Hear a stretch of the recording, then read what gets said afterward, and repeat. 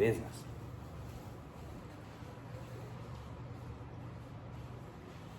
All right. Hopefully the sound works. If not, then this is all in vain. That's No. So, anyways, we'll just roll. So,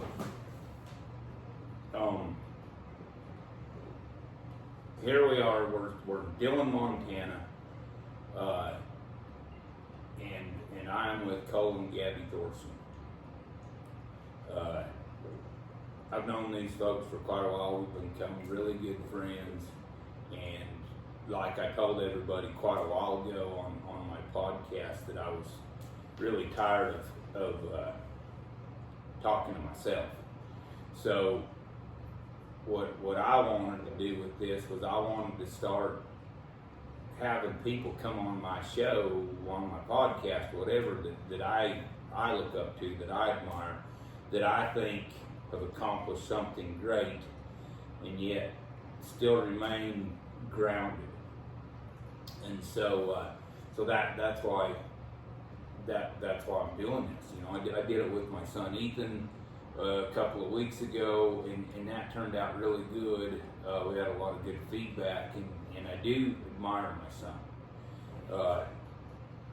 So I actually look up to him in a lot of ways. So I've always thought that every man should want his children to become better than him, and I think I dang sure accomplished that one thing, if nothing else in life.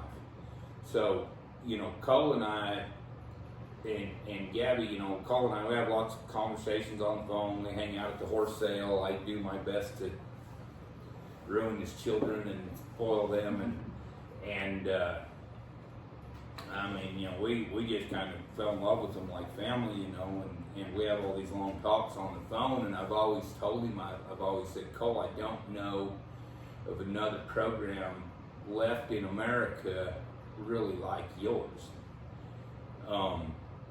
So we're going to talk about his horse program. We're going to talk about what drives him. We're going to talk about all the things that he does. And then, to me, people overcomplicate this horse deal. And so here we are in Montana, and one thing I'm gonna be, because this is how I am. I usually can't talk to anybody without offending somebody else. So I'm not meaning to offend anybody, but this is what I've observed here in Montana. And I've been to Montana a billion times, and been all through this country, and cowboyed in this country, and showed horses in this country, and been to horse sales. And one thing I'm going to tell you about this is the raw, rugged, natural, godlike state that still exists here today. And what you see is I mean, we couldn't drive more than 4 or 5 miles, which I know to y'all it's a lot, but to him, these are our neighbors up here. You don't go to the train station, you don't shoot your neighbors, you don't blow things up, you don't punch everybody, you don't have a bunkhouse full of guys that just want to do all these things that are not realistic or in harmony with the Ten Commandments. People help their neighbors, they face their neighbors and go the opposite direction and fence. They shake each other's hands, they make each other soup and bread when they're sick, their kids play together, they gather cattle together, they brand together, they ship calves together. They might swap around studs with their neighbors, and this guy might breed to his and he might breed to his. They might trade horses, it's actually so wonderful. And so, it's not what you see in Hollywood. It's this country will produce enough drama on its own. You don't need to go looking for fights. Life's going to give you enough of them on its own. And that's what I see. And I'm just being real here, because these people, they do depend on each other. But because the country's so hard, I mean, I left Texas with 80-degree weather, 18-inch tall grass, blue bonnets, and Indian paintbrush everywhere. And of course, I get here to Montana and we went to horse show and had a great time. And we come up here and the mountains are still covered in snow. The ridges still got snow on the north sides. The grass is barely starting. I don't know if we hit 50 degrees yesterday because we bounced around yesterday. And here it is, that was April 21st, here today, April 22nd. So, nature and God is hard enough on these people. It keeps them humble, and they don't have to look for drama because it'll present itself every day. So, with that being said, I told you I'm tired of listening to myself talk, and here I am. I think going back to the drama deal, I think somebody that is always basking in the drama doesn't have enough to do. Absolutely. They look for a bunch of BS, you know what I mean? Everything from social media to creating it to looking for it. So,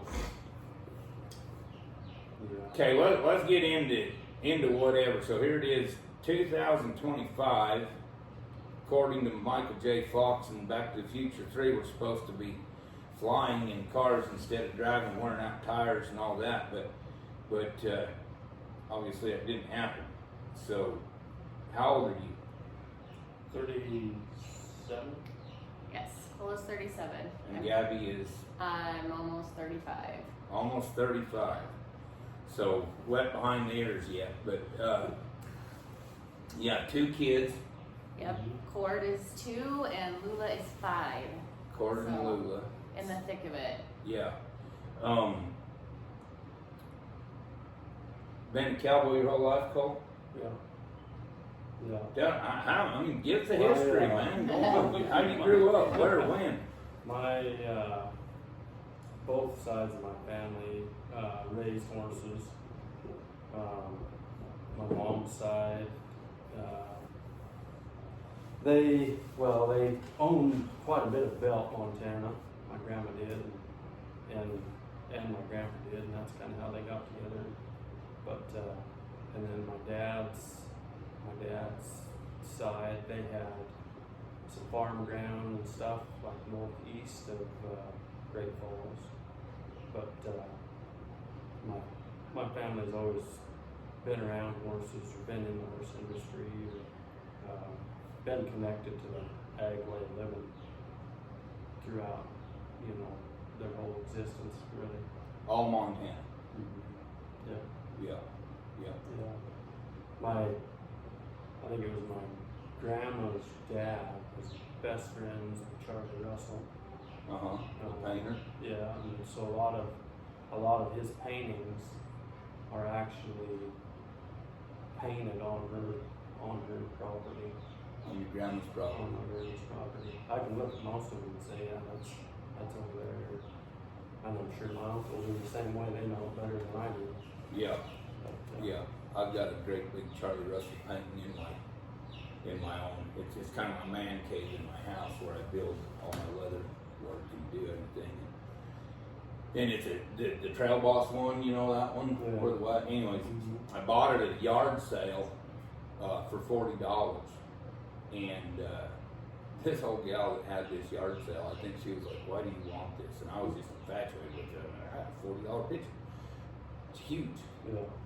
And my wife redone the frame on it, made it kind of antique-y looking. However, women are capable of stuff that men can't. I mean, we're like a cross between a Sasquatch and an ogre.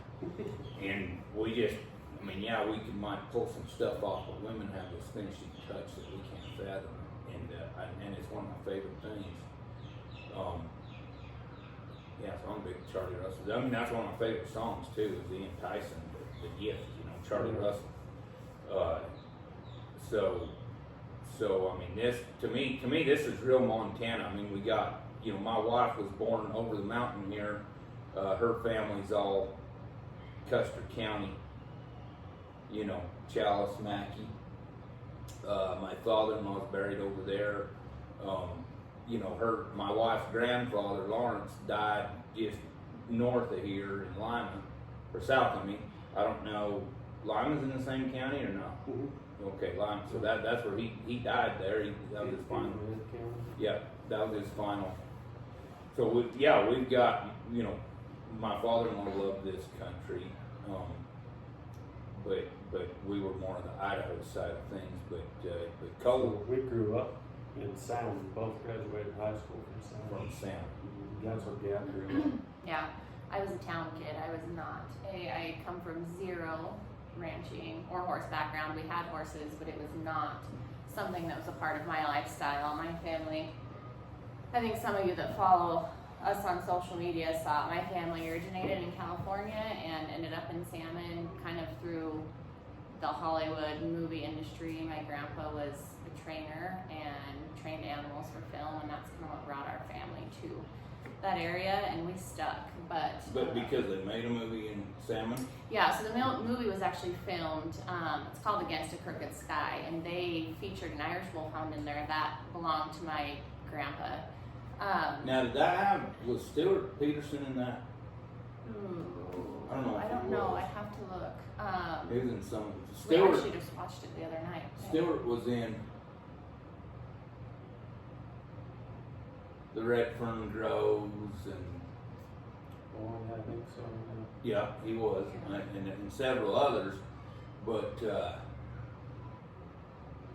I think he was. But Stuart grew up in Cokeville, Wyoming, and my mom's sister, Kelly, the youngest girl, married Stuart's cousin, Wayne, and my cousin, Riley Peterson, this is way off subject, but this is how my podcast rolls. We take detours.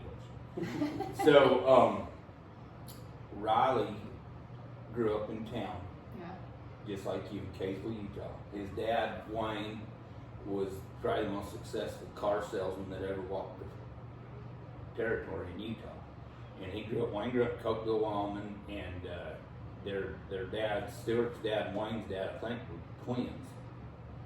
And Stuart got in the movie making industry a little bit when he was a kid, and so Stuart's boy Landon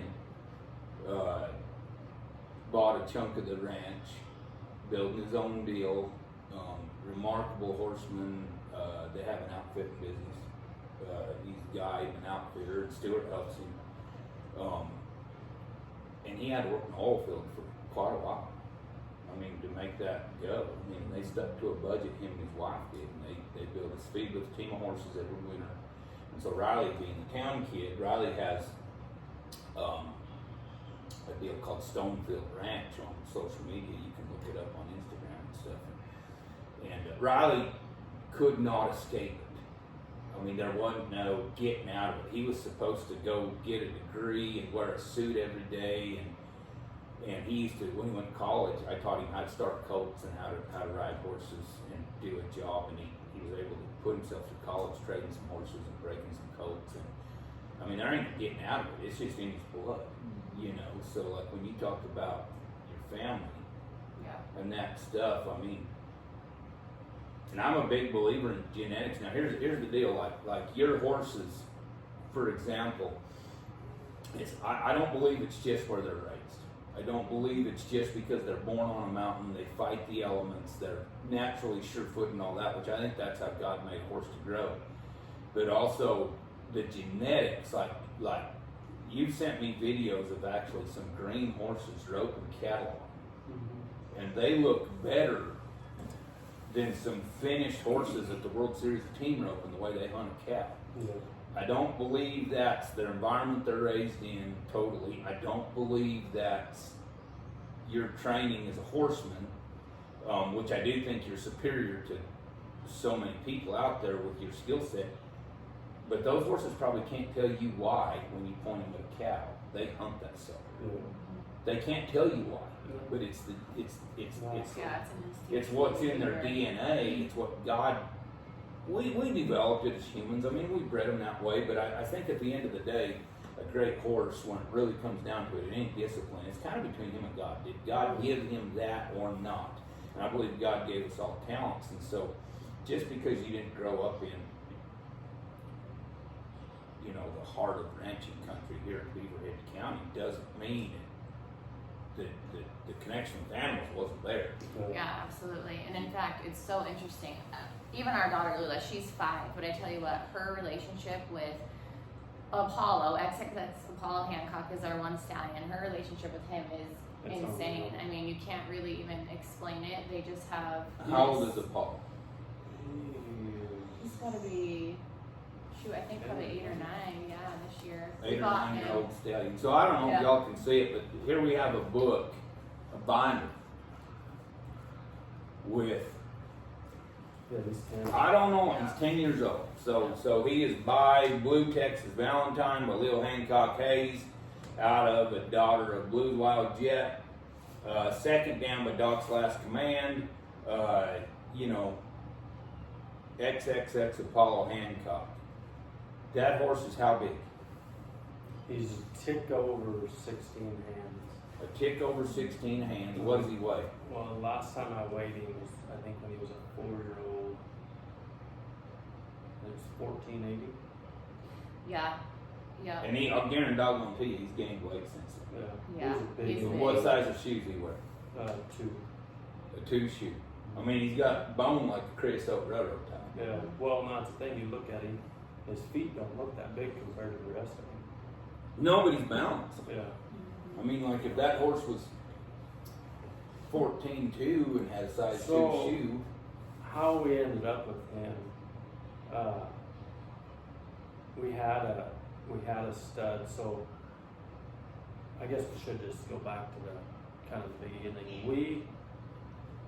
When we first come into this country, I was day working and whatnot, and kind of started to develop some shoeing clients, and I had one really good gelding, and everybody that saw him wanted him. He was a big bay horse called the Bagpipes,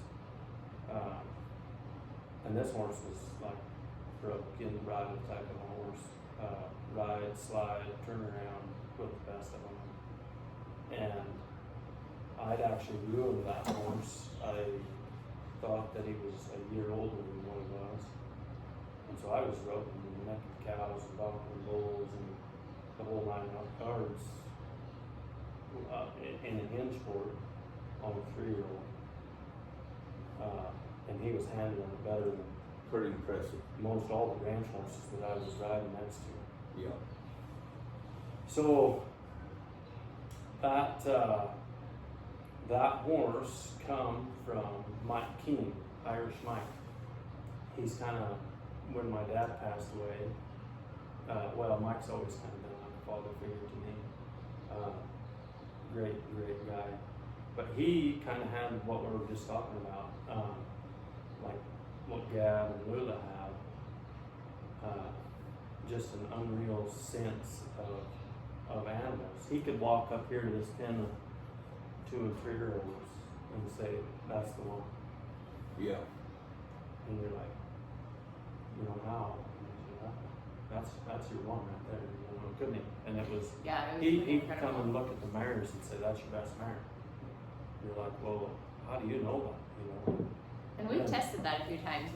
We've almost made some mistakes and sold some Oh, mares, and yeah. he's like, don't sell those You know, mares. so And the mares. we've tried to, and for whatever reason, they didn't sell. And Yeah. 10 years Yeah, later, one of they're those still best- with us. Our And, best mares. yeah.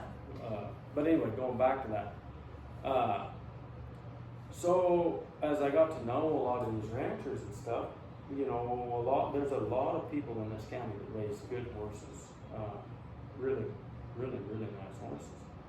And so I would ask them, "Hey, do you have any 2 or 3-year-olds, for sale? I wanted to ride, buy 2 or 3 of them and ride them for 2 or 3 years and make geldings out of them and finish them and sell them and, have that as part of my income."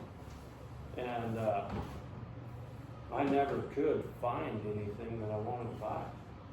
They take me out and show me something, and gosh dang, I just don't.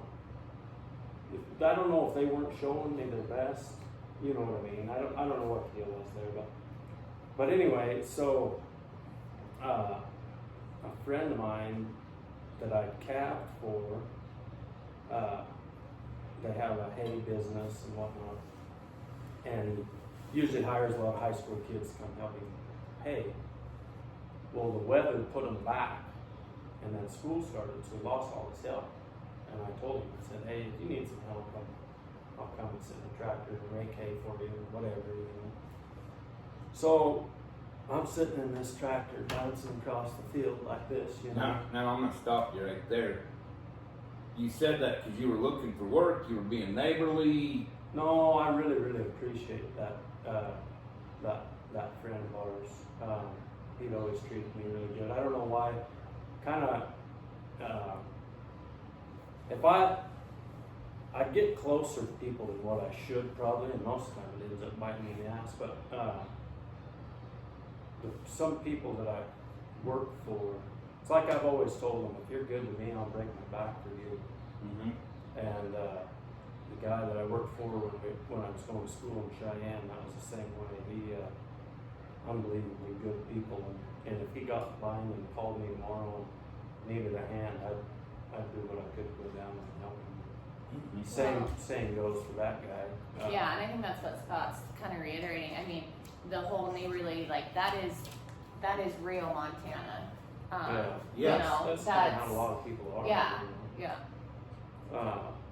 So anyway, Mike calls me, and I had built Mike a set of corrals when I was first kind of rodeoing, and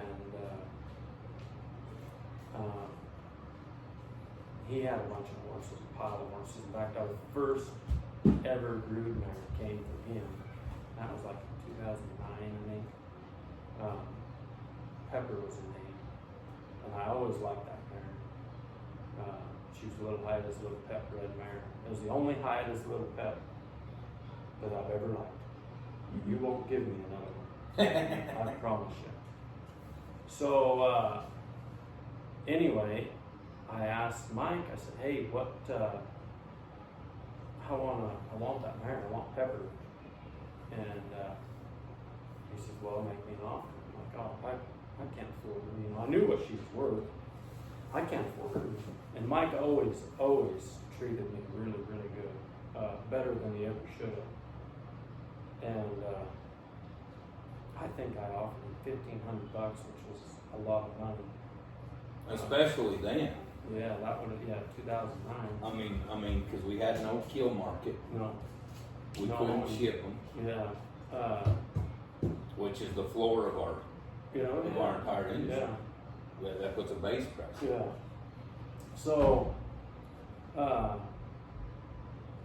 he says, "Yeah, that's fine." I said, "Well, I don't have it." And he says, "Well, pay me as you can." And so anyway, she has a strawberry roan stud colt on her side with flaxen mane and tail. And this is a good looking little son. He was out of a high rolling Matt's Ronin stamp son. Which, for those of you that don't know, the Hiram Roni kind of bloodline, it's a Montana bred horse, and they are pretty incredible. We have a handful of them, and they are big and strong, and they make incredibly nice rope horses. They're good mothers. They're good. Well, and I remember, Bill Parker. He's got a picture of Hiram Roni in his office. He does, and I mean, Bill's been gone since June of 2016, and I remember multiple times when we would have a horse come through the horse sale Billings that went back to High Rolling. He'd stop the sale. He would, and he would tell everybody, for those of you that don't understand this is High Rolling. Bill always said it was one of the greatest horses, if not possibly the greatest horse that ever walked through the state of Montana, that ever, the legacy, because you could win a cutting on them, you could win a barrel racing on them, you could win a roping on them, you could go put your kids on them. Good horses. They did everything. They're real Montana stock horses. Yeah. Because that, regardless of what happens in Bozeman or the beautiful parts of Missoula or whatever, Montana still is a ranching state. Agriculture, I don't know how many, I actually looked it up, I don't know how many cows. But basically what I understand is about your program, which is what I relate to, is everything that you breed revolves around handling cattle. Oh, yeah. Yeah. Because that's how you make a living. Oh, yeah. Yeah. No, we dang sure keep that in mind when we make our crosses as to something that we want to ride, you know what I mean? Yeah, there's never, in our program, you never get to the end of the year, the end of weaning season, and there's just not a point that we're like, oh, we're going to short sale these colts because we need to just get rid of them, we need to sell them. I mean, no, we'll keep them and ride them. And Well, that's the thing, everybody, you know, we've had people say, oh yeah, it's November, you probably want to get rid of them. Hell no. No, we're that much closer to me riding this horse. Yeah, If anything, I'm gonna ask more for it. yeah, I don't raise them for fun. I mean, I do raise them for fun. I love it. It's what. But what I'm getting at is some people.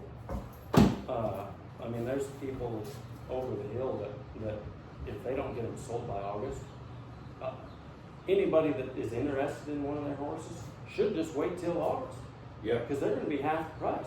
yeah, You know what I mean? yeah, And I mean, it don't take a fool very long to get that figured out. That you know, they know how to buy it, to know how to buy one from them. right. And a few $100s worth of hay isn't going to scare you off of keeping. Oh yeah, no. Like I see that in this industry all the time that people say, well, I don't want to have to feed him through the winter, and I've seen people. And that's worth something. And that's something Yeah. that somebody doesn't realize. You don't want to buy them in October. You think you're going to come and buy them cheaper in April? Yeah. That's not the case. Yeah, and usually the price of them goes up because I've seen people do that. Like I've seen fall sales go down in price because wintertime comes, things slow down, people worry about other things, and so they could buy. I'm just going to throw out a number here. They could buy a $20,000 gelding in the fall that could possibly top one of them fall sales, and come spring he's going to cost them 40. Yeah. And you're telling me that you couldn't have bought him 3 tons of hay to get him through the winter for, let's just throw out a number, $200 a ton, that's $600. You know, so you're upside down $19,400 there because you don't want to feed one, and then like you said, you get that much closer to throwing a leg over them. Which one thing that, I mean, I think you folks are like us. Yeah, it's a business, but at the same time, this is what's crazy to me is it is a business. It is how we make our living. And me and you are so bad because we're so quick to drop the ball over passion. But at the same time, our work is our hobby. Mm-hmm. Well, that's the thing. Even she gets mad, or has brought it up in the past that it's just fun and games. It's just fun and games. Well, yeah. If I don't like what I'm doing, I'm probably not going to keep doing it. You know what I mean? Yeah. You know, like day working. I like doing it. I like making our horses, and I like, you know what I mean. If it was something I didn't like or didn't like going to, I wouldn't be going. Yeah. You know what I mean? And there's days that things sure. I mean, shoot, I've been out there 6 weeks ago, and it was 40 below, and winds freezing my eyelids shut, and then it was legitimately miserable. Yeah. But, And and that's the thing, you know, Cole and I kind of knock heads on this subject a little bit. It is so good for our horses, and I completely agree with that. And Cole is always, he's so just old school traditional cowboy, and that's never going to go away. And there's a lot to be said about that. There's a lot to be respected about that. It is hard in today's society. Yes, day wages have gone up, but in my opinion, it really doesn't pay. it's a life for a young single kid, and it works great for a young single kid. But you bring a family into the world, you bring businesses into the world, and it truly has to be more of a hobby. As far as making a living doing it for us, I don't know. Well, by the time you gotta have like out here in the driveway, you got a day working rig. Yeah. I mean, you got your big trailer, your big truck, and then you got your day working rig. You know, little pipe trailer. You buy the little pipe trailer, you buy the truck, you put the diesel in it, you wear the tires out, and nobody understands also that when you're out there gathering cattle for a ranch and you're making a couple of $100 a day, you might cripple one of them $40,000 buildings. I've done it. You've done it. Yeah. Cost you $40,000 to make 200. Thursday before we were going to sell the horse on Saturday. Yeah. Yeah.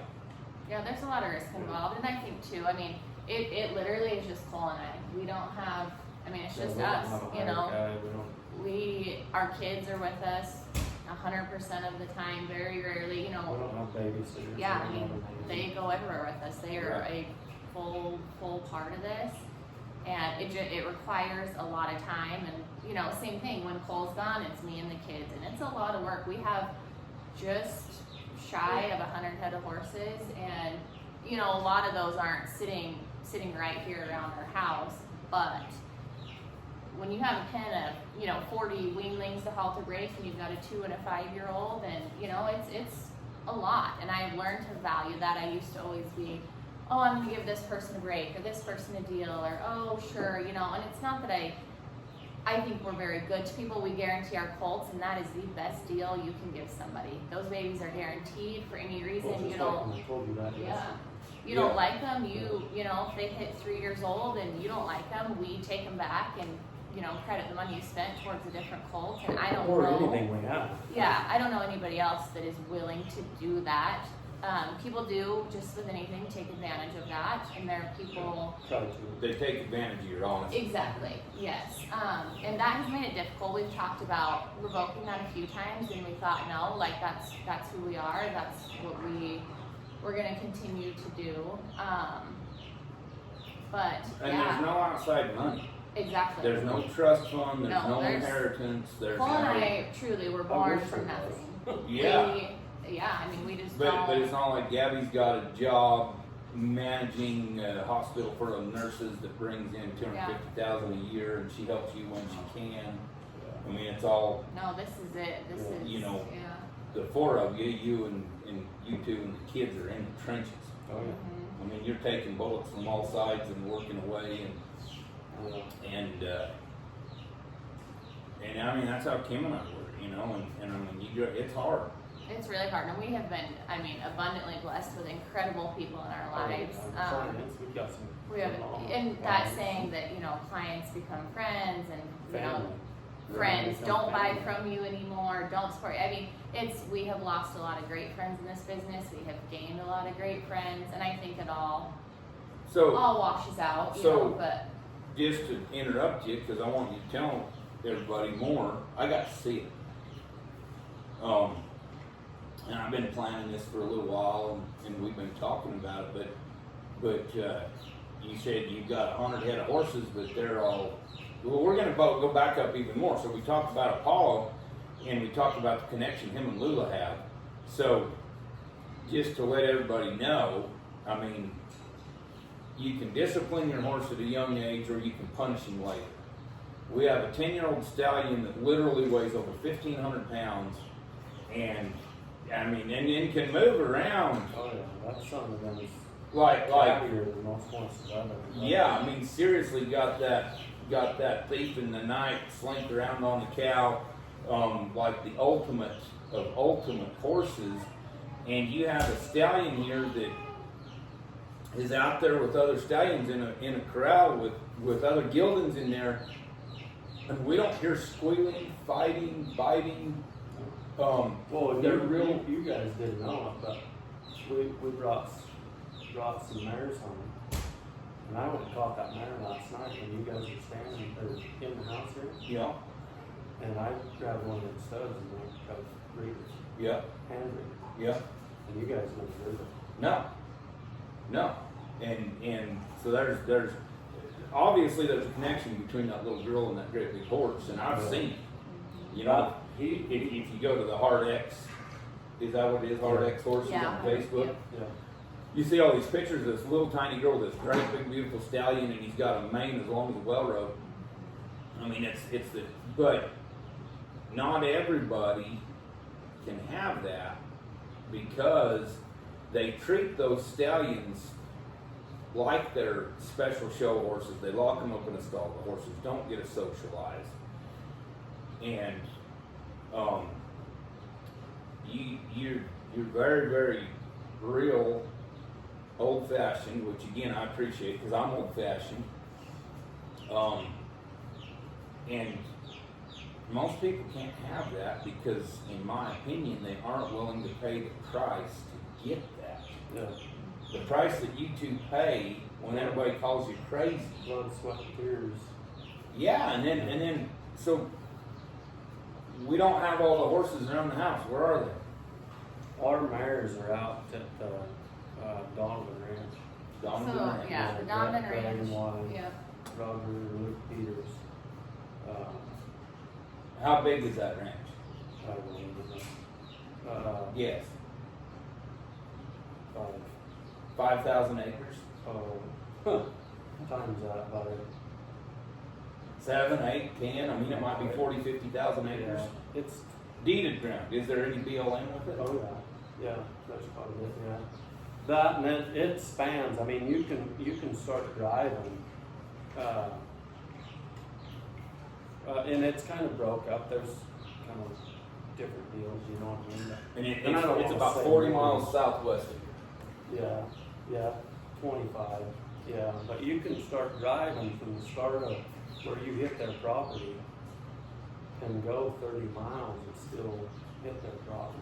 Yeah. You can go southwest, you can go south and then go through the mountains, and then there's another whole big ranch that belongs to them. And then, So how did you, I mean, because you work, to me it's not a lease, it's a partnership. You've Yeah, worked for kinda, this ranch a long time. yeah, I started day working for them and just kind of became friends with them, and I respect them and appreciate them Yeah, beyond measure. Yeah, we owe them Oh. a lot of our livelihood. I mean, we work hard, but truly they have allowed us to And create something that is Yeah. really, really irreplaceable. I mean, talking about nobody, being old school and people not doing things the way we do it. I mean, that. They did a article in Western Horseman on there. They used to have a bunch of horses and run up that first meadow we went to yesterday. Uh-huh. That's where all them mares went or ran, and they did an article. Western Horseman did an article, and then what was that? I can't remember. You can go online and still Google that article. And they, if I'm speaking correctly here, Roger used to kind of breed those Kansas Badger bloodlines. So again, old school. You hardly ever see any of them anymore. They're pretty much Non-existent. kind of gone now. But yeah, and we watched these videos. Was it yesterday or the day before? Anyway, the Donovan Ranch. If you go on YouTube and Google them, there's 5 different segments or videos right where we gather and sort into old wooden corrals. It's 100 years ago, they were doing the exact thing we're doing now, and I love that. I think it's a cool part of history. There's nothing quite like going out there and seeing this place that, it totally just takes you back in time. There's nothing like it. I always tell people when they... So it's 100 years ago, it's in the 20s, right? Yes. Yep, and we trail when we gather and sort our babies. We trail right down the same road that they used to trail down. So these babies and these babies are born on the mountain. Yep, they're born on the mountain. We do know, when we start foaling, we go out there. We try to be out there a couple days a week, but when we are done foaling, we go out maybe once a week. We go out, we whistle our mares in. Foal's got them all trained to come to a whistle, so they'll be half a mile off. Which in itself is incredible that he can go out there and whistle and holler and those. Because I saw him those horses string off the mountain and come out of those draws and just come to that whistle. Yeah. And so no foaling cameras, no stalls, nothing. We let them be, and you know what? Truly, knock on wood. You have all these things. I think nowadays, especially, it's hard for just human nature to not take over and control all of these environments. But there's so many times a year, UAI stuff, and we have to pinch off twins and have to do all of these things.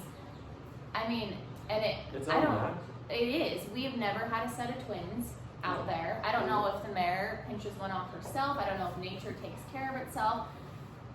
We've been at this probably 12. Probably pretty seriously 10 years. Yeah, 10, 12 years. And we've had, strange scenarios happen. We've had breech babies every now and again. I think maybe 2 in the entire time we've done this. Like, we had a range grant, had a full placards, Yeah, and she was never haltered, never touched her, nothing. I remember that. And so I had to heel her down and lay her down, and my horse held her because I tried to get that colt out. The mare had never been touched. Never been good. So, I mean, you're telling me, basically, that these horses have existed and thrived for millions of years, and you decided to roll with that, rather than try to get involved and screw it up. Yeah, so that's a friend of ours. I just got done riding a 2-year-old stud colt. She asked me the other day, she says, well, you pull them all out, don't you? And I said, yeah. And she says, well, what's your death loss? And it kind of took me back, and I kind of got to think about it. I was like, I don't even know really how to answer that, because I would just say maybe on an average, and I asked Gab the same question. I always ask her, like I'll put a number in my head, and I've already got it put in my head. And I asked her, and she said the exact same thing that I did, or what I was thinking. And it was, both of us said it, better than 85% live foals. And that's the thing. So like when we've got a couple of open mares out there. You saw them. There's 2 or 3 open mares out there. And aside from that, I'll bet you we won't lose one maybe 2 foals, unless we have wolf problems like we did last year. Unless the natural elements. And we do deal a lot in predators, and that's something. Like when people buy colts from us, there has to be a really mutual understanding. Like, hey, I can't walk out my back door and take pictures of this baby every day. It's not It takes us an hour possible. and a half just to drive there, and then another. And it's not that far away. No. An hour and a half of no traffic, Yeah. no stoplights, No cell phone service. no cell phone service, Yeah. and There's- it's in the same county. Yeah. It's There's wild been a lot country. of times when we come back to town, and they're forming search parties for us. Hasn't it? Oh It's yeah, been I 2 or 3 mean, times we and have people- family that panic. It takes so much long. Well, for example, yesterday, people come and they're thinking, oh, I'm gonna come look at these horses, and I want to spend an hour of my time. Well, I know. you're It's a spending day. you're Yeah. spending 8 hours of your time, and you better bring a lunch, because Yeah. it's not a quick easy And jaunt. that's when it's easy. Yeah. That's when no problem. No problem. I mean, we've had people come from all over the states, and there's been times that we truly will drive We up can't and we find can't our find mares. our mares. I mean, hunters sometimes leave gates open, sometimes they just happen to get out. Elk are a big thing. Yesterday we drove up there and there was a herd of elk right in with our mares and colts. I mean, it just is very natural, but there's so many benefits to that. For example, we bought some really nice mares, some new brood mares this last year, and there is still one mare out there that cannot figure out how to cross water. She hasn't grown up in the state. She hasn't been ran out in the mountains, and she still will not cross water. She's safe. She's down in the Yeah, meadow. she's got feet and she's got water, but But she won't cross the wall. Yeah, she won't go to it. She won't go she group up doesn't with know her how. She's mares, never had Yeah. to. which is a problem, because if a pack of wolves coming through, she's probably done. Okay, so the wolf deal. Like, I grew up in southeast Idaho, basically 3.5, 4 hours south of here. They released the wolves, the Clinton administration, in 1994. They go to Salmon, Idaho, which is how far from here? As crow flies, it's about 40 minutes. 40 miles as the crow flies. And then they go to Yellowstone Park and they release a bunch of wolves. Not our native wolves. Canadian gray wolf, which is basically twice the size of what we had here 200 years ago. And all these people that don't live here You know, maybe it would be different if we would release them wolves in Central Park. Maybe they'd change their mind. Oh, yeah. But, you know, it's kind of like to me saying, you know, let's create a landfill or a salvage yard or something, and try to make something neat out of it. But I don't want to wreck my backyard, so I'm going to put it in yours. Yeah. So Yeah, I just want to look at it when I have the time. when I have the time, I so wanna see it when I have they the time. throw this menace, this nuisance in your backyard. It's a demon. Is what It's it a is. demon. It literally is a demon. And so the wolf deal, here it is. Holy shit, 30 years. It's been 30 freaking years. And I mean, you tell me if I'm wrong, because I'm not very smart. But I've had a lot of dogs in my life and whatever else, and basically a wolf's still a dog.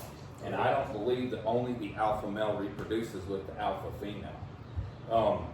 If a female's in heat, whatever male can get to her is going to breed her. Yeah. Maybe that's true, maybe that's not. That's just how I look at it. I mean, obviously you have, you know, little satellite groups or whatever, or this or that, but they reproduce at a very rapid rate. Oh, yeah. And so, Yeah, and when a wolf, they don't really discriminate. They don't say we only prey on the weak or we only prey on the they sick do. or dying. Tell me what that is. Yeah, If out of the 5 of us that are in this house right now, Yeah. which ones are the weakest? right. Our Them children. 2 kids. Yeah, exactly. Yeah, exactly. The ones with The the most innocent, future. Yes. exactly. Not the old and Yeah. dying. Mhm. Yeah. The future. Yeah.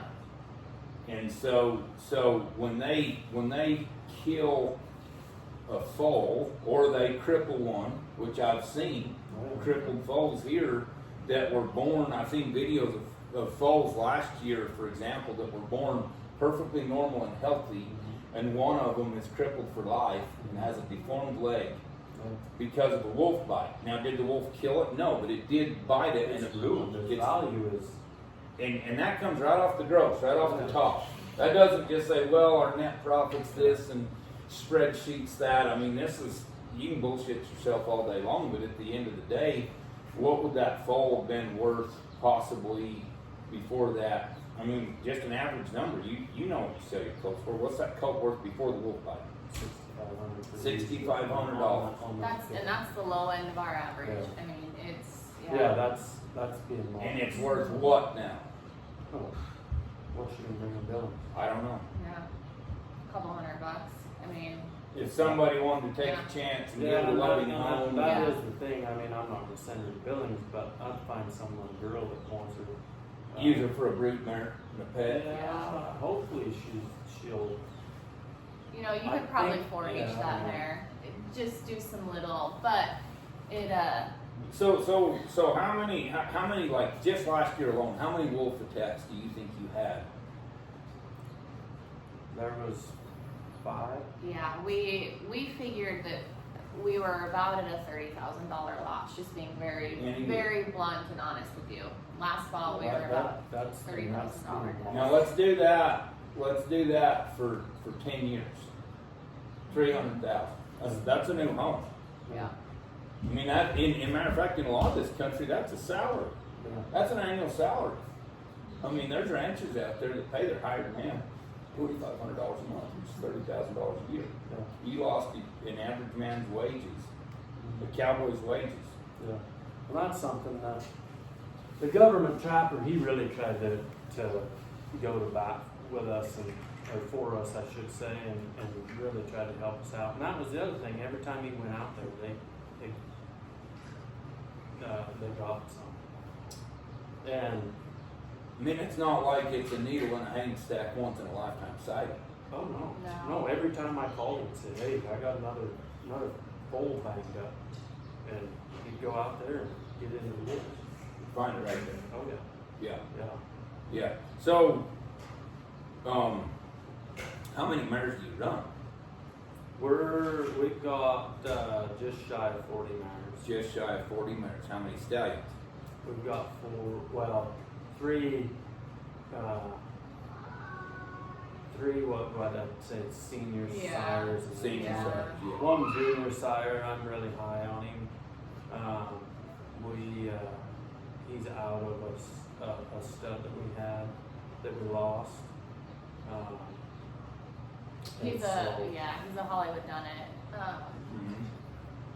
Patty's Irish Whiskey, Dr. Dynamite out of a Dr. Dynamite mare, but he is one that we Whiskey and raised. Dr. Dynamite Yeah. and that's all Montana. That's Yeah. Scotland. Yeah. That's, I know the 4.6 has got a lot of credit for having Patty's Irish Whiskey at the end of his life, but that's Montana. You know. Yep. I think he actually sold at Dillon's Livestock back in 2001, maybe. I don't know. Right there. I think he bring like 560,000. Oh, really? Yeah. Yeah. And then I thought Dr. Dynamite was one of the greatest sons of Dr. Lena that ever set foot on the earth. Maybe the greatest.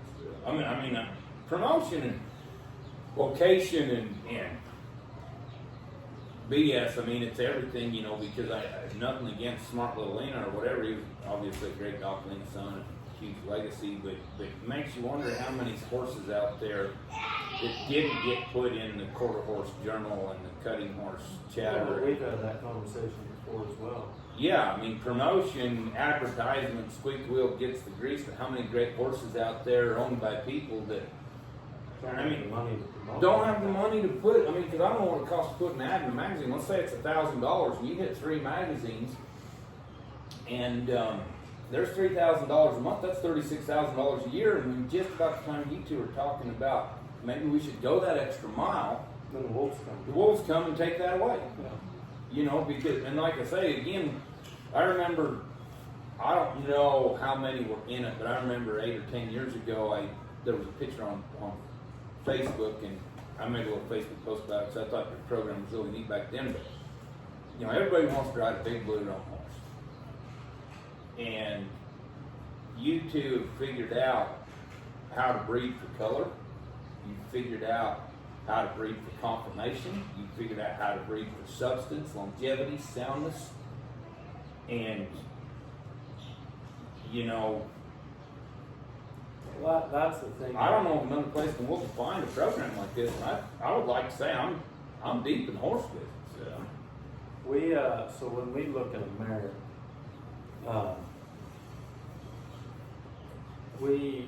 they've got to fit a five boxes on the check mark deal, and actually color is down there ways. It's not a priority. Oh no. So what are your 5 boxes? So first it'd be confirmation. Form to function. Yeah. They got to look the part. Yeah. Which is, what do you call it? Like if you just drew us a picture, an imaginary picture, what are you gonna want to see in a horse? You know, and that's kind of something to go over, because there's all shapes and sizes of horses, and it kind of seems like every one of the industry, the top leading industry, whether it be barrel horses or cutting horses or heel horses or head horses or race horse reiners, anything you kind of look at, they all have their different. Like you can look at a horse and say that's a reiner, you know what I mean, or oh that's your, I can already tell that's your one-time royalty daughter. So it, for me, and I think you'd be the same, like Apollo, he is a special individual in his own right, but you've got to have an individual like him to cross on other things that you think will make it work. So, But you don't take, like, this is what I saw when I saw Paul. I saw a beautiful head. He's flat between the eyes. He's got a great big soft eye. He doesn't have a lot of white around the eyeball. He doesn't have a whale eye. you need no white. I don't think there's any white. He's like Mr. Nightlinger, but different. Yeah, He don't have no white. yeah. That would be my personal preference. If we were going on Yeah. color, I'm not a white fan. I like a big, pretty, solid blue roan.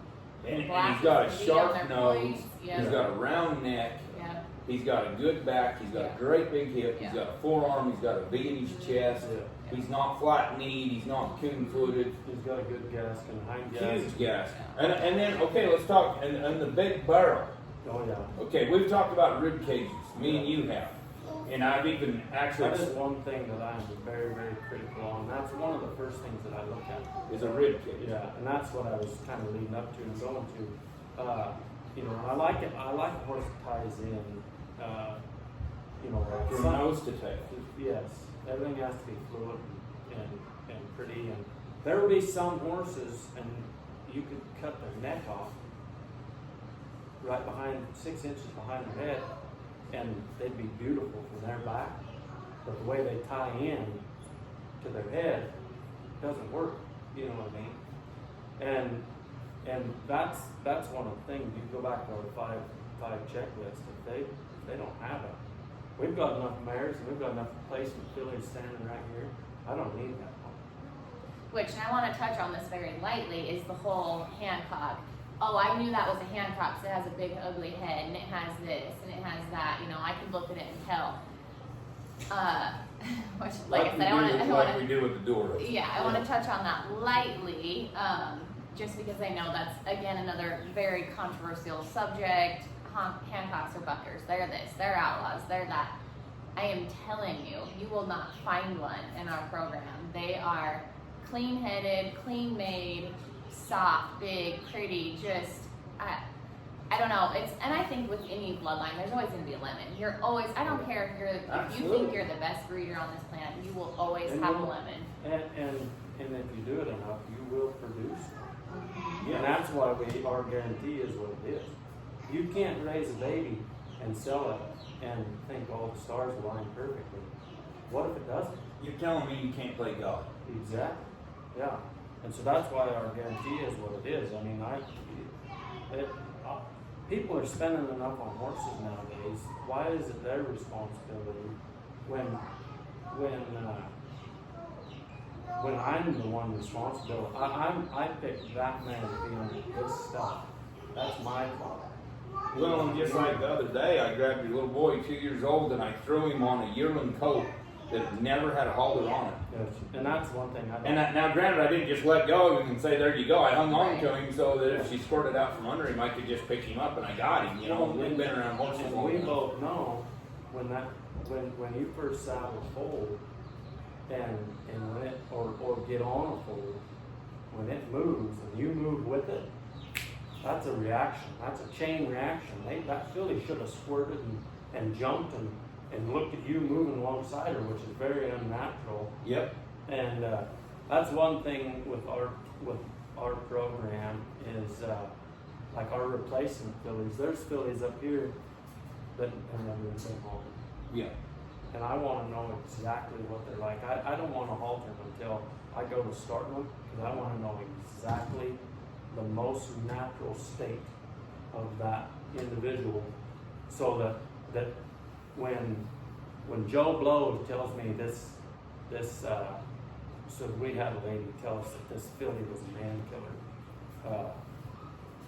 She needs to be euthanized, Mm-hmm. and which for our guarantee,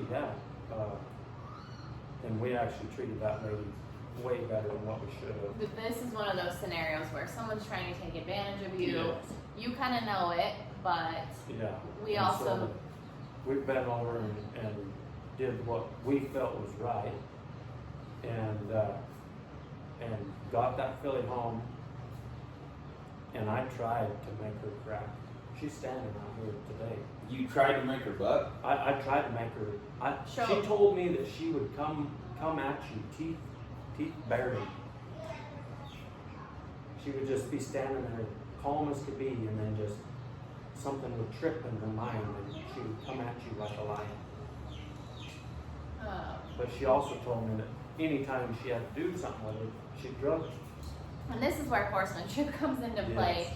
And again, this, I mean, as politely as I can say it, this is not Yellowstone. Not everybody is a cowboy, meant to be a cowboy. Like, Yeah. just because you treat- watch the show doesn't make you a yeah, cowboy. I mean, be fair to the animal, treat the animal well, go get some lessons. Like, Yeah. it's everybody, we still Oh, I mean, yeah. Cole has really, honestly, truly probably taught me most of everything I know. And we still do things differently and we kind of figure out our own way, but we still are constantly learning different methods, Oh, different yeah. ways of doing things. I don't think you're ever too old to go to a clinic or Oh, to no. go ride with someone else Somebody or brought that whatever. up the other day. He says, you should come up here to this roping clinic with me. And I says, oh yeah, I'd like to, but with us folding. He says, yeah, and you're probably too good to be doing that. I said, absolutely not. Yeah, you learn something from anybody. Yeah.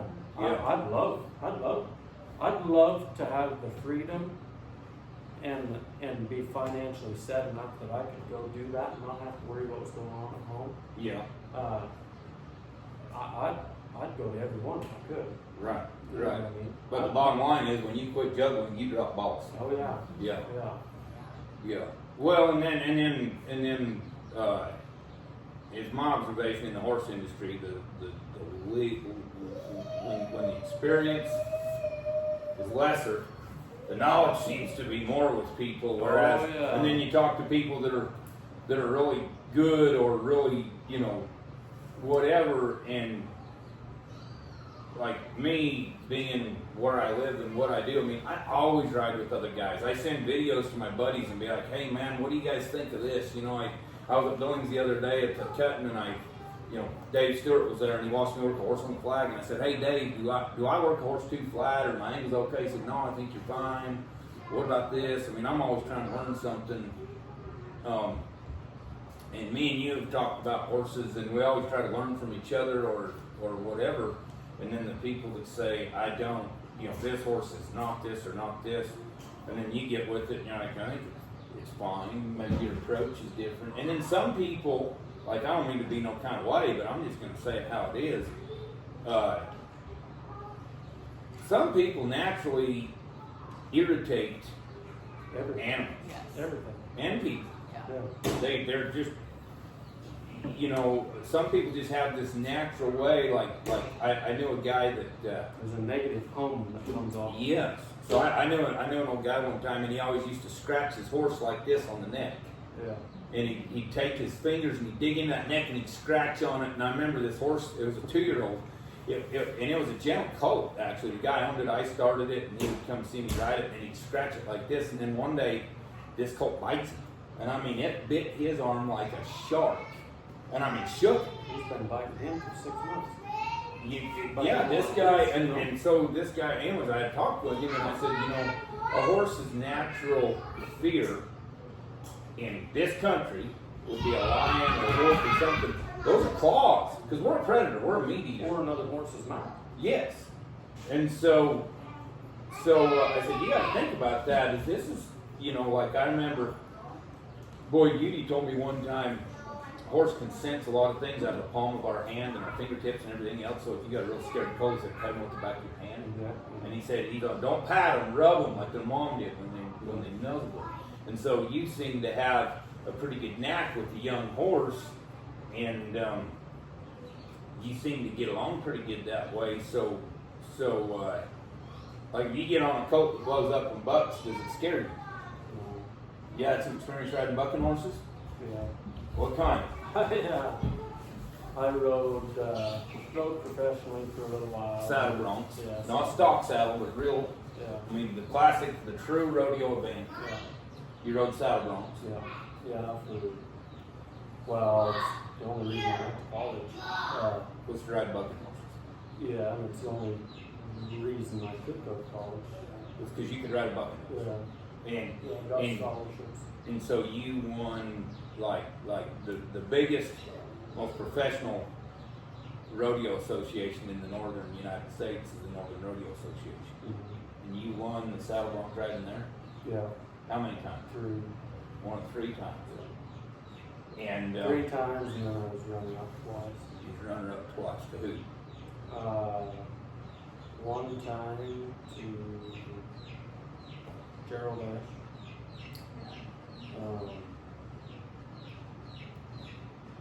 And then Tyler Friend, buddy of mine, traveling partner. Yeah.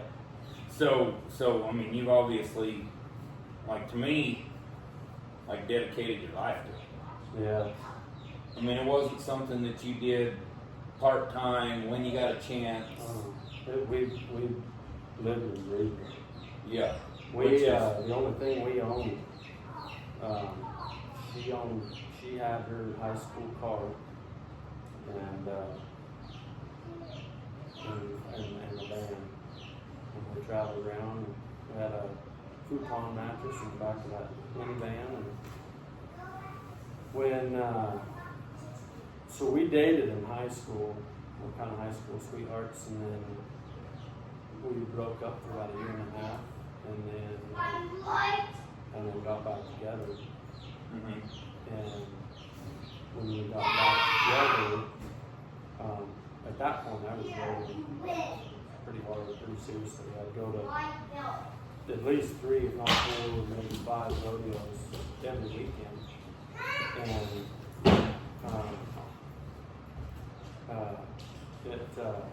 that's all we did. Well, my dad had a tack trailer, and Like sold tack out of my it. dad and stepmom, yeah, Uh-huh. and kind of had a little feed store incorporated in it, and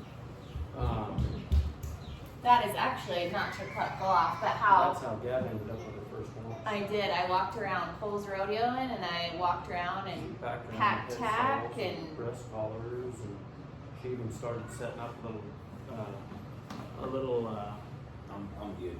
a little deal.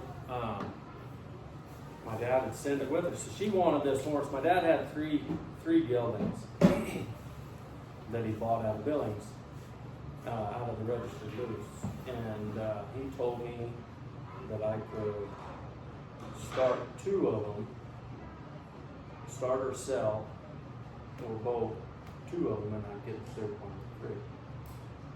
Sweat equity. Yeah. So I start old Buck Cherry out there, and I put about 3 or 4 rides on him. And then Gab falls in love with him, and she starts riding him, and then they cut a deal. So in 4 days, I'm halfway there to having me a good horse to ride. And then throughout the summer, rodeoing, especially up here in the north, rodeos don't really start or kick off until the middle of July. I mean, you have your 4th of July run, but there's more rodeos, fair rodeos, and than there is anything. County to county. Mm-hmm. Oh yeah. And so anyway, I ended up taking the other horse down to school with me, and started riding him. I'd run him quite a bit. He was a grandson of Frenchman's guy. He was a pretty nice horse, big, pretty, kind of a blaze face, gray horse. And the other one was a red dun new cash grandson. How was he bred on the bone? So anyway, there was this kid from Colorado, kind of a neat kid, and I don't know that he knew really how to ride, but he kind of had that knack that we're kind of talking about. He got on his colt, and I didn't even know about it. I was doing something else, and I look over and he's riding this colt around, and it wasn't really. I mean, I wasn't going to put Gab on that colt at that time. I mean, he was a big, strong, kind of a feely type of a colt. Anyway, so he's riding around. I'm like, holy cow, we're going to kill Gage today. He's dead, gone. He's not even in college. I don't even know what classes he was taking. I think he was taking more of the ag production classes. Miss and Shine. Yeah. Yeah.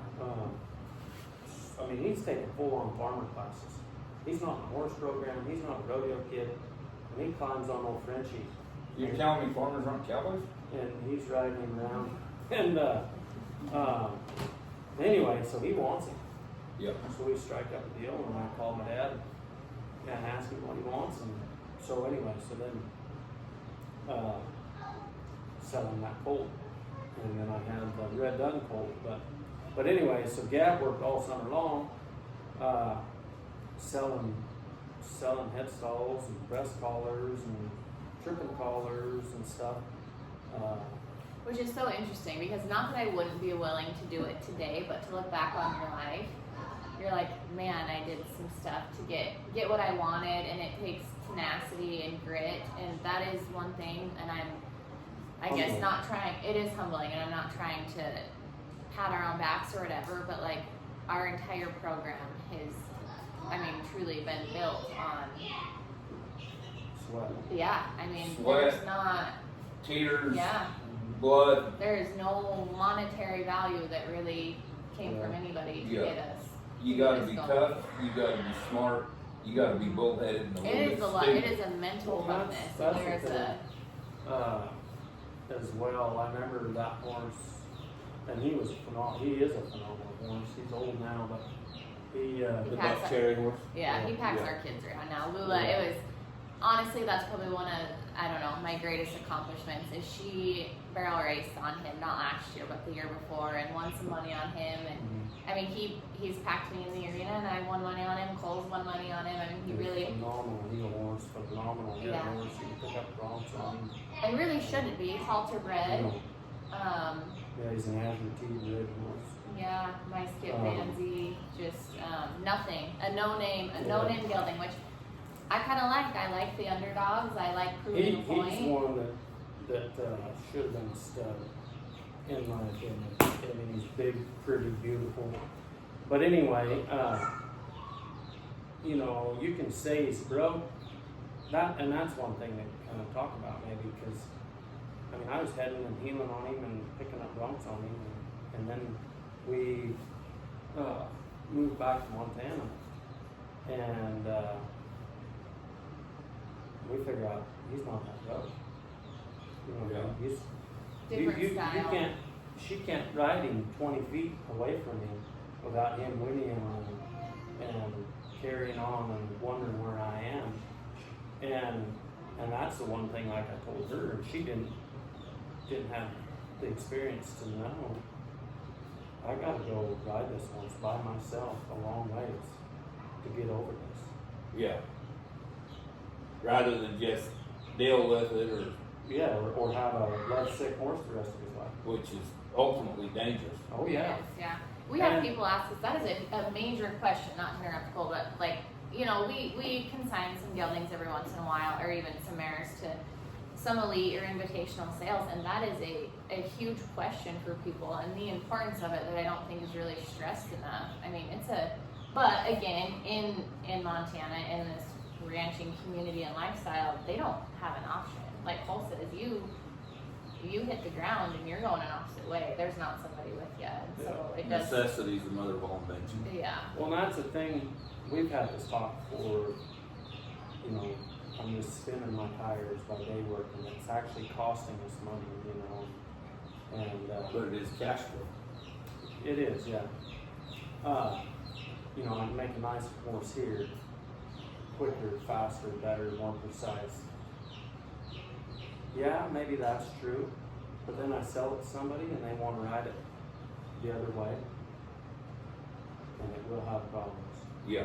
There's things that they were deal, and I'm not very good with my words.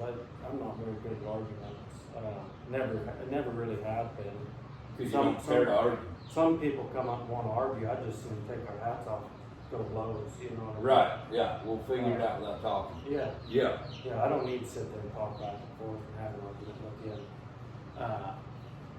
But anyway, and we've had this discussion of is it really profitable, and it's things like that if I'd have thought about that in the argument a long time ago, that's one of those deals that our horses, I know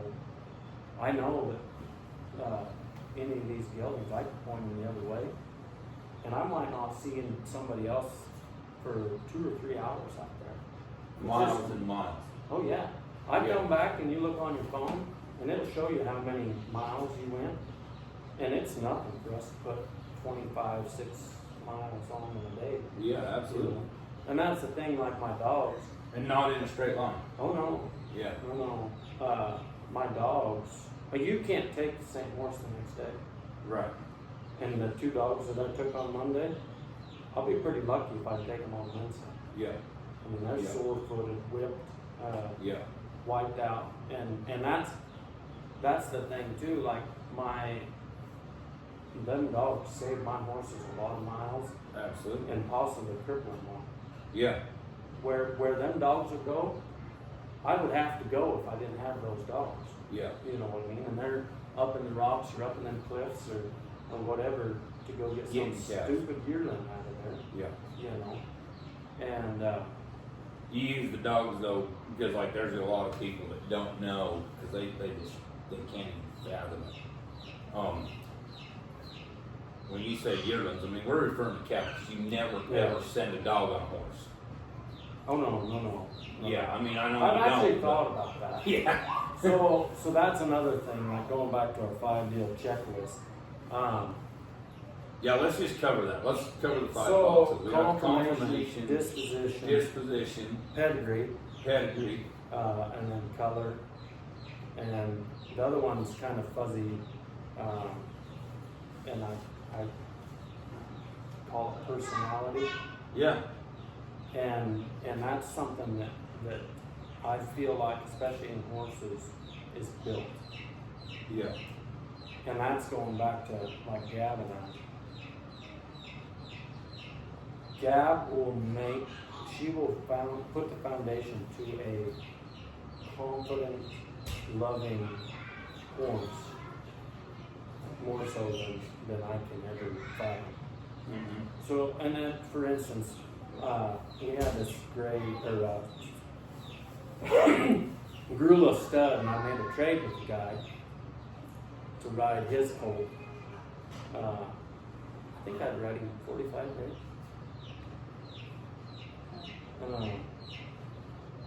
And he drives down on the road in the trailers. I mean, he's about popped tires. Horse is going crazy in the Oh trailer. yeah, like just a wingding son of a gun.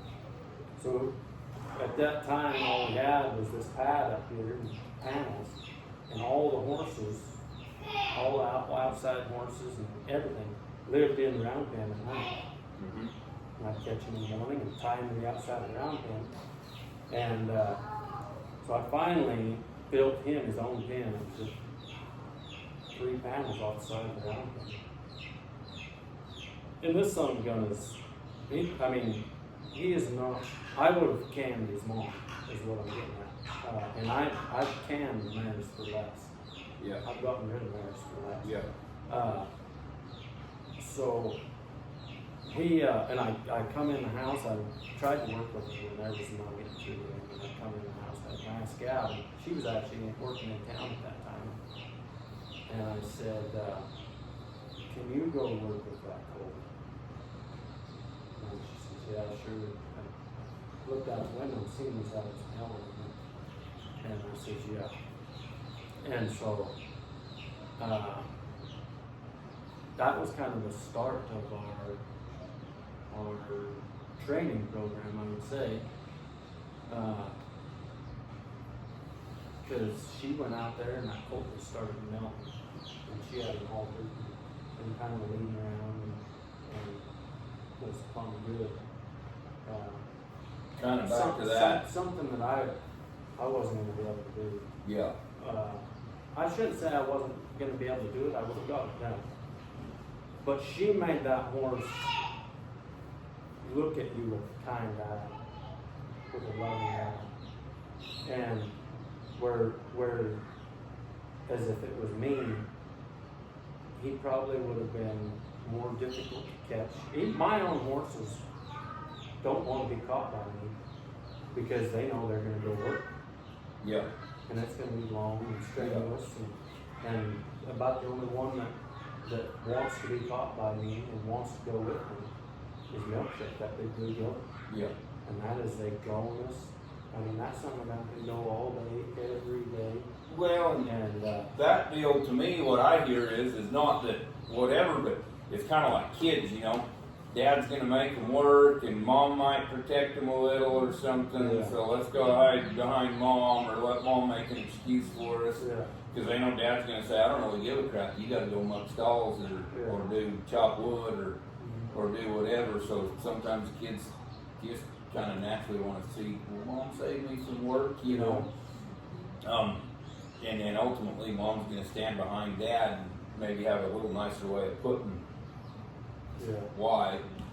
But the disposition thing, you talked about that, so something I wanna say is, when you talk about disposition, you can't just have, like, in what I see in today's world, is people are confusing good-minded with dullness. Oh yeah. So when you And have, that's a fuzzy area in itself. but you can't have this horse that's so stinking doggone. It's tough to Such have a everything plug. wrapped into Yeah, one. because that horse still has to be able to carry you 25, 6 miles, 30 miles a day. Yeah. So if he's just a deadhead, I'm not right. you can't. You'll feel like you walk farther than he did. Oh yeah. And ultimately you won't get your work done. No. No, and that's the thing. So you have to have the perfect blend. Yeah, well, and that you know, you talk about disposition and personality. Well, them two are kind of the same. To me, they're not, because like Milkshake or Apollo or most of the mares that I rode and started, or that we rode and started, that are in our group mare they're not gonna buck you off, but you can lay them down in an alleyway and pull the calves off the cows, or you can point them. By laying them down, that might mean you're not I mean, talking about you're sorting like they will lay down on a Yeah, cow. like Apollo. Yeah. That son of a gun, it's all mechanical. I don't have him as broke as what I should have. But so when I was riding, when I was working at the feedlot, and them year and a half old bulls, them poor buggers get picked on more than anybody else did. They're going to the chute every week for something. Yeah. Trick testing, freeze ram, pap testing. I mean, it's sickening what they put them bulls through. And they don't want to go. And no matter how good, and this is the time, and you know the mare, I had a little pet bred mare. And I've had some bred up son of guns. We have. And we rode them. Had another little mare, a little sorrel mare, double bred pet bred, doing small bred mare. And I'd lose cattle. I'd lose some of the bulls on them mares. Because they just push through. Oh yeah, they're not going to the barn again. And I never lost one On a pole. Yeah. Never. There's so much horse there. There's a big horse that can cover a lot of territory. Yeah.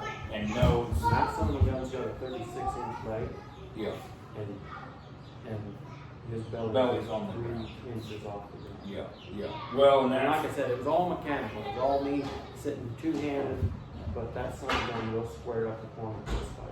But at the same time, you might help that horse, but that horse had to help you. Because I've always thought. Oh yeah, you can't do that on a date.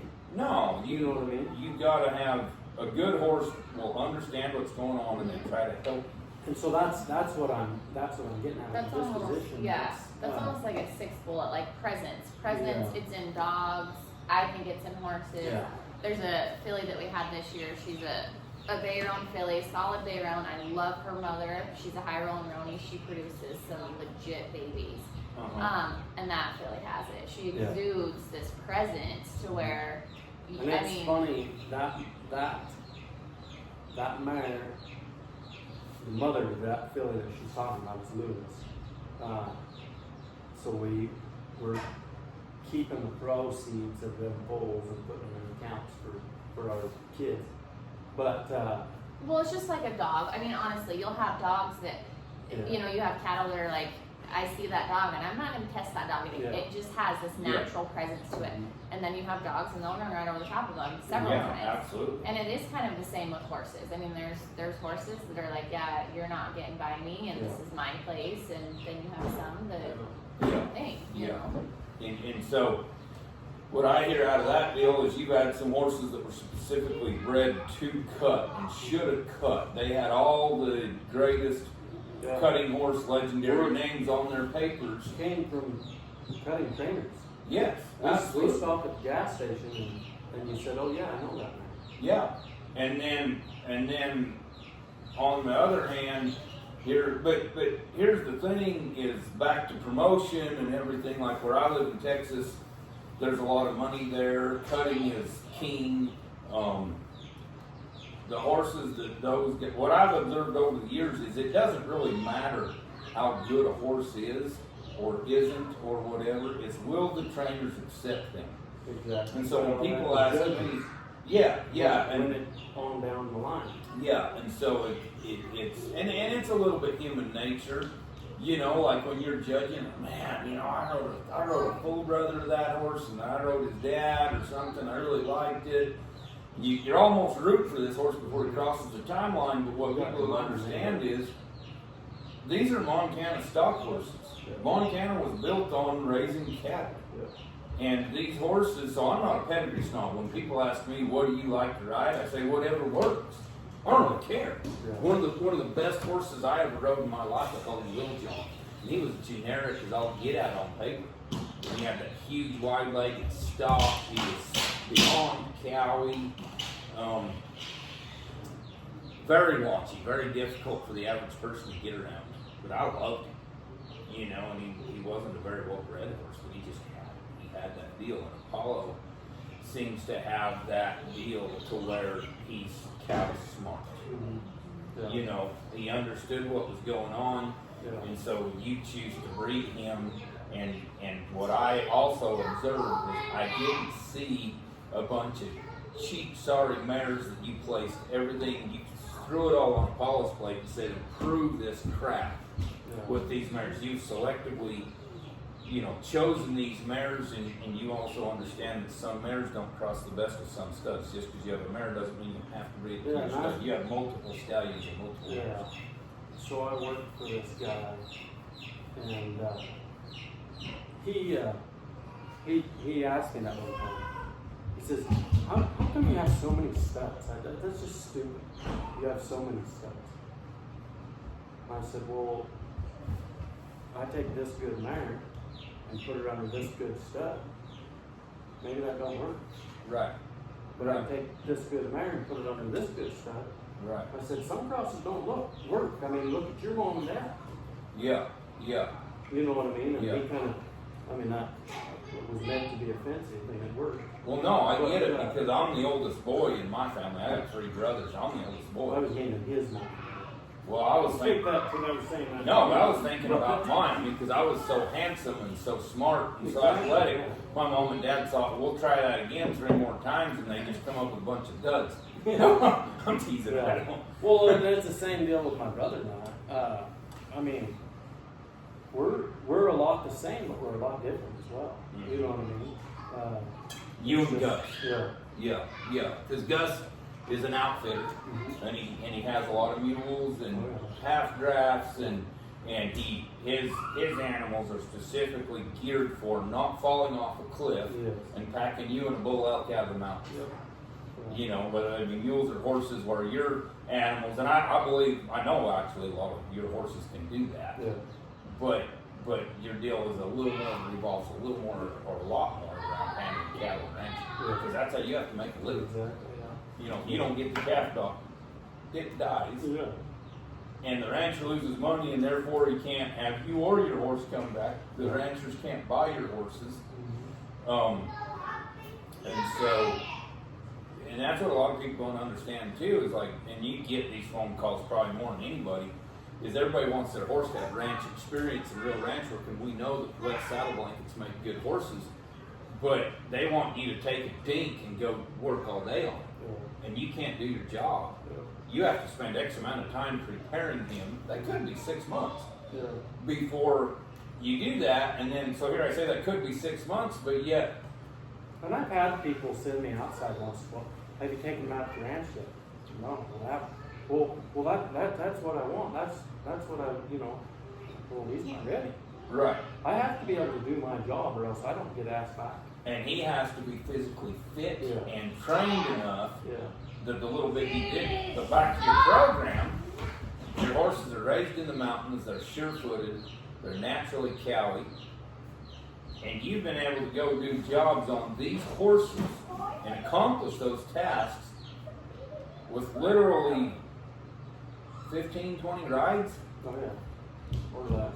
or less, because they're so specifically bred to do that. And the guy that I day work for, he's very, very good at placing every one of us on the crew where we need to be to succeed for the day on the horse that we're riding. Right, so if he says Cole's riding a green horse, Yeah. I'm gonna send 2J with you because he's riding a broker horse and you can assist each other. If you have to doctor a yearling, Yeah. J2 might run in there and head it for you so you can heal it because there's less stress Yeah. on a heel And horse.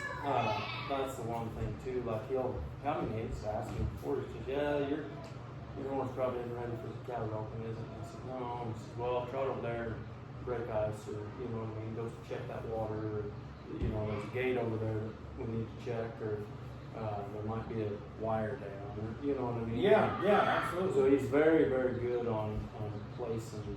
You might be checking fences instead of sorting cattle on the colt, Yeah. and then down the road you're gonna trade places. Yeah. And it prepares that horse, because that's one thing most people don't get. And here's another thing that I see, and I've experienced this. A lot of the performance bred horses today, and we're going to talk about reiners, cutters, they're very thin-heighted. Oh, yeah. Okay, so yes, we can go do all that stuff on those horses, but they're going to get galled, they're going to get sore, and it seems like the horses that you breed and the horses that I've rode that are bred like yours, they're thicker hided, Yeah. they're tougher, they're going to last longer, they're not going to soar up as fast, and you obviously selectively bred them Yeah. for that, and then like Gabby said the other day, if somebody, and it is like I'm a big fan of new things. I'm a big fan of trying something new. Swimming with sharks will never be one of them. Handling snakes will never be one of them. But you know, Gabby said if somebody will come with us and go up, take the time out of their life, which I promise everybody watching this you'll never regret. And I want you to ask yourself, how many places can you go that doesn't cost you anything to go out on a ranch that's tens of thousands of acres and see the most beautiful country God put on a map and see all these wild animals, elk and deer, and you might see wolves, you might see a bear. Skunks, yeah, we did see a wild skunk yesterday, I'll give it that. And it doesn't cost you nothing. These people are willing to take you out there for free, and you get to see all these horses in their natural environment.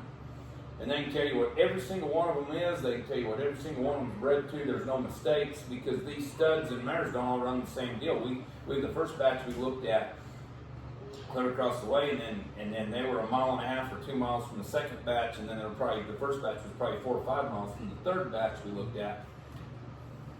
And Gabby said if they will take the time out of their life to come and see these horses where they are, what they do, they will buy them. And it's not, in my opinion, so like, this is prior to whatever. So we talked about the colt that had a wolf. You put it on social media, it went crazy viral. You obviously had your left side liberal nuts that said, why are you foaling your mares out there? And then you had your people that with a brain, people that actually think, and I'm very conservative. I'm a big Trump fan, I'm a red type, you know, capitalism, I'm a fan of all that. So I step in this corral Sunday night when I get here, and the first horse that stands out to me is this red-roan yearling stud colt. And I mean, he stuck out like a sore thumb to me. There wasn't a bad colt in the pen. He sticks out like a sore thumb, and I say, I'm a number 7 header, and if I want to go back to heading steers all the time and have something I can, because I run a lot of cattle myself and everything, if I want something that I can doctor cattle on in rough country, that can handle the elements, I can turn back at the cutting on, that I can win a lot of money heading steers on, that's what I want to ride. And then you tell me this is the one that was born and his mom defended him from the wolf, and you got a video of a wolf 6 or 8 feet from this colt trying to get him, 10 feet, 15 feet, and the mom keeps 15. I don't know, it looked like, It was, from me it to was you close, on the video. Yeah. And we got this video, and then you walk out there with no gun, you got a knife and a rock, or a club or something. You're gonna fight this wolf off with a knife and a rock if you have to save this coat. And then you take me up there and you showed it to me yesterday, and then I tell Porter last night, I says, I believe I'm gonna take that red drum coat home with me. I'm gonna buy him from you. I'm not asking you for a discount. If I'm not comfortable with the price, I'm not gonna pay it. Yeah. But you priced him, which I thought was fair. I loved where he grew up. I thought the horse has an awesome story. I talked to my friend Seth this morning on the phone, and I told Seth about it. And he says, well, you know, you got to name that colt Wolf. I said, yeah, because that was my plan, you know, and we're on the same page there. You go up, you see it, and you appreciate it, and you more understand it. And that's the type of horse that I know I can point to something and run it down and rope it, and it's not going to fall down and kill me. Yeah. Because it's not raised in a stall or Exactly. in a Yeah. quote unquote horse property So- with 5 acres. So we go to the sale, and it was a big gamble for us. We sold a gelding really good, and everything that we made on that horse went into this next horse. To this colt sire, right? No. Is that kind of, And it was a big gamble for us. So we You reinvest. Yes. Constantly Yeah, reinvest. so we flopped the ball to this next one. We made really good money on the first one, so we're gonna really try and slingshot her on the second. You don't sell a nice So gelding anyway. for 50 to 60,000 and then just go shopping. Exactly, yeah. Yeah, Yeah. you So- reinvest. I'm riding at one of them big sales, and this horse, I rode the bear on this horse. And well, I'm walking along, and there was a manhole right there. And that horse looks at that manhole, and one of the guys that was working, putting on whatever the sale, says, "Oh boy, that one needs to see some stuff, doesn't it?" And I kind of just smiled, and I stopped. So we're at this point, we're about 20 feet away, and I turned around and said, "You know what? I think I know how you meant that to be, but I appreciate that he knows what he's walking on, He pays attention. because he's saving my life by doing that." Yes. He might be a little like cock his head and look at something. Because he's never seen it. Yeah. And I said, this horse, And he doesn't know what's under it. yes, this horse is paying attention to where his next step is. Uh-huh. And I told him, I just soon have him that way. And back to that disposition thing, he's not just so dull and dead and dumb that he would literally walk Exactly. off a cliff. Yeah. And I've had him, I've rode him. One of my very best friends, they sent me a bunch of horses. And no kidding, I tested it on this son of a gun. And I rode him right into a tree. That horse was that dumb. No kidding, rode him right into a tree and wipes his nose and oh, jeez.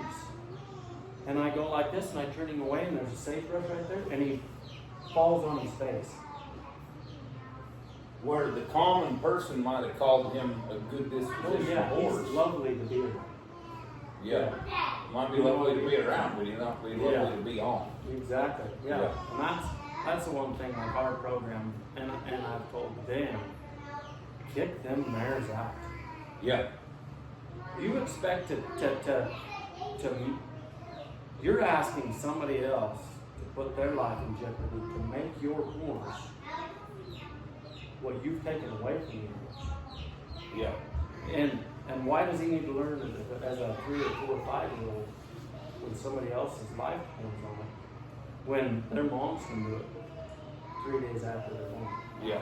that's something that I did mention to Scott the other day. If people will allow us 6 months worth of time, that is truly, really all it takes. That's about the time when we wean. These babies are usually around 6 months old and we pull them off their mothers. But in that amount of time, they know how to cross water. They know how to navigate through sagebrush. They have self-preservation. There's so many things that can be taught that we cannot teach them. Yeah. And so people will just allow that small window. It pays off so tremendously in the long run.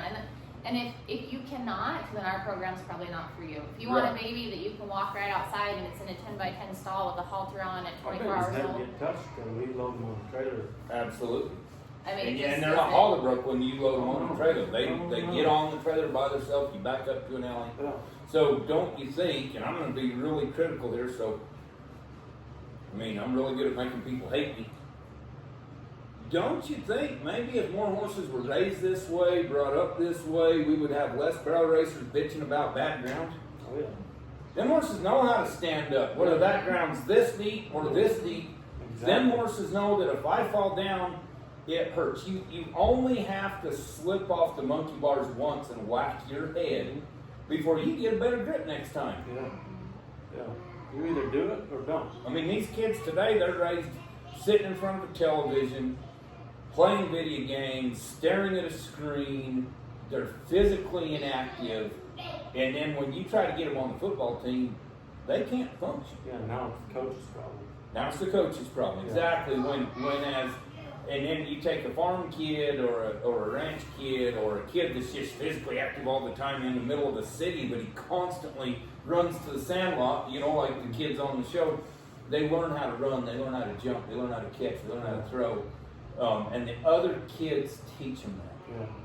Yeah. Dad playing ball with the boy or whatever. And so, same deal with these horses. When we raise them in a stall, when we raise them, what I get a kick out of is Kent Criggs told me one time, he said, Texas has exploded. And Montana, Idaho, Utah, Wyoming, maybe not Wyoming. Everybody wants to be this way. They want to buy 10 acres. They want to have 3 longhorn cows, a border collie dog, a gentle horse, and they're calling it a ranch. They got a dually truck with a 2-horse trailer and a great big archway ranch entrance into there, and they're calling it a ranch. They don't even have a gooseneck ball in the bucket. Right. And then the bad thing is these realtors are calling this horse property. Yeah. And now they have a ranch, so why not have 4 or 5 mares, and why not have your own stud? And that stud is always kept in a stall. He squeals and hollers. He's dangerous. He bites. He kicks. Because when he goes out there with them brood mares and you just kick him out, he will service every one of those mares when it's her time. And when it's not, it ain't happening. Yeah. Because she will crucify him. Yeah, so when we have... And it makes a better stud. Oh yeah, yeah, for sure. That's why he doesn't squeal and holler and all that, because he's had to sit now. He had to be by Mama over there. Yeah. We were very, very fortunate. One of our first studs was an own son Hollywood gun. Now he loved a large mare. All reining. Yeah. Yeah. Yeah. And why did you pick him? well, it's kind of a funny story. We had a bay mare. You didn't want Spirit? No, serious. Come on. We had a bay mare. She was Shirley a Pepto daughter, and she was really good mare. We had a 3-year-old. So she come from Irish Mike. We bought.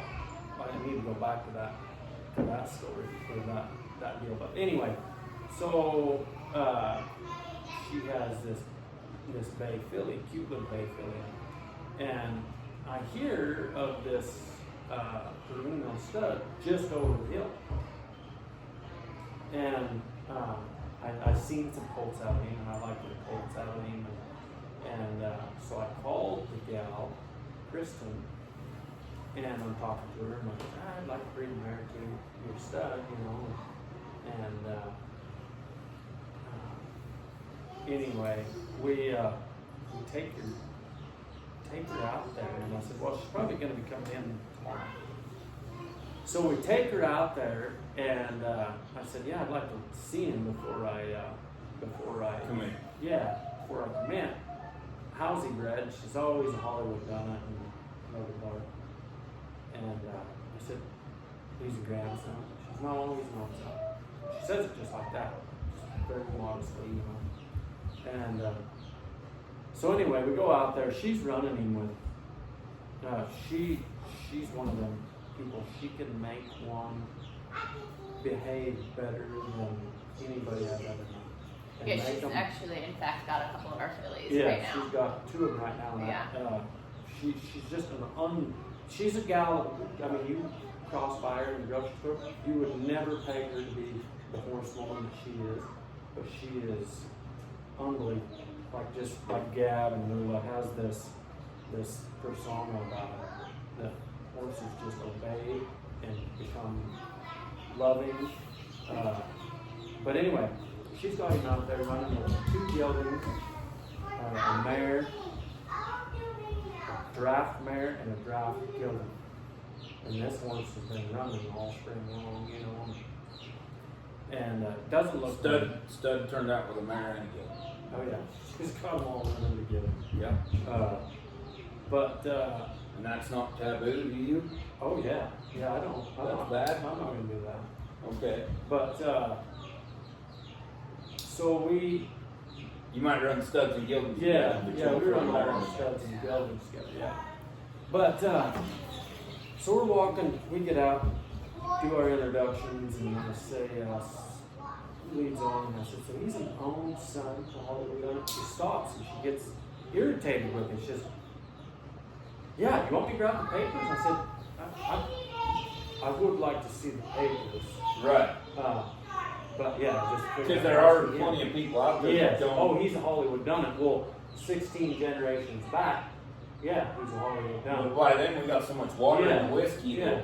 So like for example, I'm gonna flip this open right here. I just flipped a paper, and we have this horse is by Pepe's Party Time, by FL Party Boy, by Pepe Stormy Fox. Mother is by Casino Superstar, who's by Lowry Star. How many people out there can, and I've been around a lot of Lowry Stars, rode them, worked them, good rope horses. How many people out there would look at this paper and go, that's a Lowry Star? Quite a few. That's one horse. Yeah. One horse. Whole deal. 3 generations back. So the way I put it is we got this great big glass here, and we take Lowry Star, which you're telling me this horse is a Lowry Star.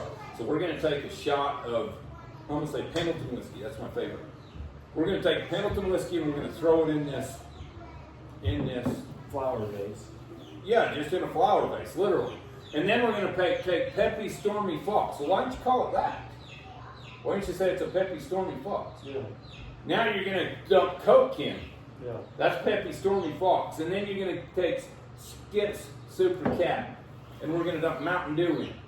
And then we're going to take Casino Superstar and we're going to dump water in. And then we're going to take Son of a Pepe and we're going to dump milk in. And you're still telling me that you've got Pendleton whiskey? That you're still... So that's where, when you have to, because there's so many people out there, you've been around it because your dad owned a sale barn. You've been around the horse industry your whole life. When you say, what is this? And they say it's a Hollywood Done It. You've heard that how many times in your life? I don't Hollywood even, Done It isn't on the paper. Yeah, and most of the time, like, and you're probably the same way. You can.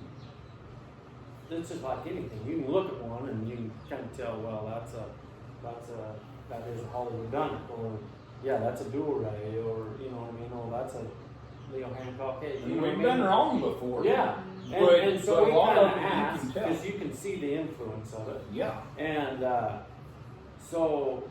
but anyway, so we pull in there, and Gab's standing behind Kristen going like this, like we are not leaving our good mackerel. Yeah, I was not a horse. He was. And then she hadn't seen the papers at this time, so she went in, and, well, she had her little daughter going and grabbed the papers and brought it out, and so I pulled the papers. And so anyway, I kind of looked at Gab and just ignore her, you know. Typical. And so we end up leaving our mare there. I think at night we've got a buddy down in Cheyenne, very, very good horseman. He's unreal with a horse or a dog or anything but women, really. I call him, I get on the phone with him, dude, we just bred this mare to an old son of Hollywood Done Done It. Out of Dog Rugged Life. Yeah. And he's like, no kidding. So we're jacked up, you know, and Gab's mad. And Why do you want to leave the horse there, Gabby? I mean, honestly, it wasn't even about the environment really at all. I mean, I knew the mare would take care of herself, but she had just gotten him back from Yeah. somewhere. I can't remember where. yeah, that's right. Besides the point, but he was very thin and he was long. Yeah. He was kind of a long Hollywood done it, kind of He's a typical rainer, small like little just guy. you don't need little. And the only thing about that He horse was is in if his you worst he was in his worst clothing, state. He was. that he could have been. Yeah, I mean, to me, I just looked at him and I was like, he's hideous. That literally was my first thought. I'm like, that stud is hideous. Regardless of how he's bred, you didn't care. Yeah, no, I that's exactly right. I mean, I think papers take you so far, but besides that stud But really they're was still so an much more individual. than that. Yeah. Exactly. So we drive past there. And you don't get any service out there. So we drive past there and we pull in, knock on the door, and Kristen's there. Oh yeah, just wanted to check on her married baby. Oh yeah, he's been breeding her. And yeah, come on out. Let's go see him. And I've been playing with your baby, and which I loved. So anyway, we go out there, and her 3 or 4-year-old daughter, Madison, is riding Dunny around. That's the stud. Bareback. Yeah. With nothing on his head. Yeah. In through the grass. Everywhere. I'm like, what is going on here, you know? I'm Yeah. like, is this normal? She said, oh yeah, he'll take care of it. I'm like, huh. So then, come back, she calls me a few days later, hey, I think your mare's done breeding, you know. She says to me, she says, well, would you be interested in leasing me? Like, forever. I'm like, well, yeah, I would. What are you thinking? She says, well, Why would you want to lease a hideous horse? well, Your I wife didn't says know it's what. hideous. I didn't know what to think, and so I said, "Well, what are you thinking? Like, what's?" And I'm thinking, well, 10,000 a year for the rest of his life, whatever. You know what I mean? I'm like, gosh, man, I want to make this happen, but I don't know what she's thinking. You know, she says, "Well, what about if you guys just take him and call him yours and put him in your name, and if I ever want to breed anything again, I can't." Yes, ma'am. You can breed 2, or 3, or 10, Yeah. whatever. So anyway, she basically just gives him to us. So, I'm going to cut you off there. I'm going to go back to this hideous thing. Do you think that the reason he was hideous was maybe because of the way he was kept? Was he not Yeah. being fed well? That, and I mean, hate to say that, not yeah, and he because needed your his, friend, but he needed nutrition his- is a big thing. yeah, and he needed his teeth done. And that's something that she knew. She told us he needs his teeth done regularly. Yeah, I mean, Kristen Oh, is yeah. very well versed Yeah. in that. Yeah, this was not Kristen's The deal. product of her, yeah. I mean, Like he I said, really I- just got home. Yeah, he had just got home. Like, But yes, that was absolutely it. Yeah. To look at something when it's thin and been running out, and especially a stud when they've been around Yeah. in a mare, it's literally They're gonna for- lose weight. Yeah, and that, exactly. Yeah. oh yeah, They're working. Yeah. oh yeah. And, Yeah. and it's more work than just going out there and jumping a mare. I mean, Yeah, these them studs, they work oh hard. yeah, they protect their mares, they gather their mares up, they herd their mares like a border collie, and that was one thing about Dunny. And Dunny would cross on anything. He was a And producer. so we weren't worried at that time. So a lot of the disposition went out the window when we had Gabby. It got put to the side. We got some new cast red mares and As far as quirky- the mare's temperament, Yes. he Yeah. was kind of a cleanup stud. Yeah, He- you could take a You can take Yeah. on a bad-minded Yeah. mare. Yes, yeah, and you could take one that wanted the buck. You could take a mare that wanted the buck and put it on him or under him, and you'd have a phenomenal baby. Yeah. Which we also do not do, by Yeah. the way. Well, but And it's so, just so going to that, when we lost him, when he finally passed away, we got rid of 6 mares. quite a few mares that we used to put under Because him. you just didn't have nothing to cross them. Well, and Of those 6, I at should that Yeah. time, yeah. those Yeah. 6 probably wouldn't have crossed well with the others, but Yeah. see, because we've got that. Ethan's got a filly that call her Crazy Alice, and I'll be honest with you, she was a bronc. We raised her. We rode her mother. I showed her mother. I won 15 checks out of 17 shows on that mare. Mother was a great-minded mare. We bred her to one smart peppy that we owned, and this filly was a bronc. And then she hurt herself because she was a dink. Ethan was saddling her one day when she was a 2-year-old. He rode her some. She was very talented. She hangs back, throws herself into the fence, and where she was tied up, and just splits her leg wide open. And she's sound now, but we just quit riding her. And then Ethan says, I'm going to breed her. And everybody out there says, don't ever breed a crazy horse, which I agree. But And that's some people's motto. Well, they don't work, that's the truth. yeah, exactly. But we knew that if we would have stuck it out with that filly, she would have trained up to cut. If she just wasn't for the common everyday person. Yes. And there was a lot of genetics there that was sentimental, And so we breed her to our stud, Alley Cat, which we've always thought puts a phenomenal mind on them. And Alley Cat really cleans those colts up. And Ethan sold 3 or 4 colts out of her. And they all go, or 5 colts maybe, and they all go to people that love them. They train easy, they do. Now, I probably would not breed Just in that. I wouldn't breed that mare to just anything, but we knew Alley Cat produced. Alley Cat was so good-minded. And we knew that mare, and Ethan said, I said, well, she might produce a bunch of broncs, and we knew we could get by them. We had trouble with one smart Pepe's offspring because everybody wanted to breed to a son of Pepe Sand Badger, and he was out of One Time Soon, the mother of One Time Pepto. Once people figured out how bronky them colts were, it was hard for me to sell them. I could get by them, Yeah. I could train them, but I would stick it out with them. Yeah. They would spend, we would ride them 2-3 times a day sometimes. They'd spend all night tied up to the fence with the saddle on, work them first thing the next morning. Sometimes I had to be a little old-fashioned to get them broke. But having those good minds on them colts, that stud helped, Yeah. was a big deal. And you had that with your Hollywood Dunk stuff. Yeah. So we've got not a ton, but a handful of daughters by Not him as that many we're as I'd breeding like. now. You'd like to have more than those Yeah. for that brain. It was power. funny though, he was so gosh dang weird. We, in every And he was a Carmelo, yeah, a and Perlino. Carmelo. So he Done produced, with a copy of them. so he produced color. Yeah.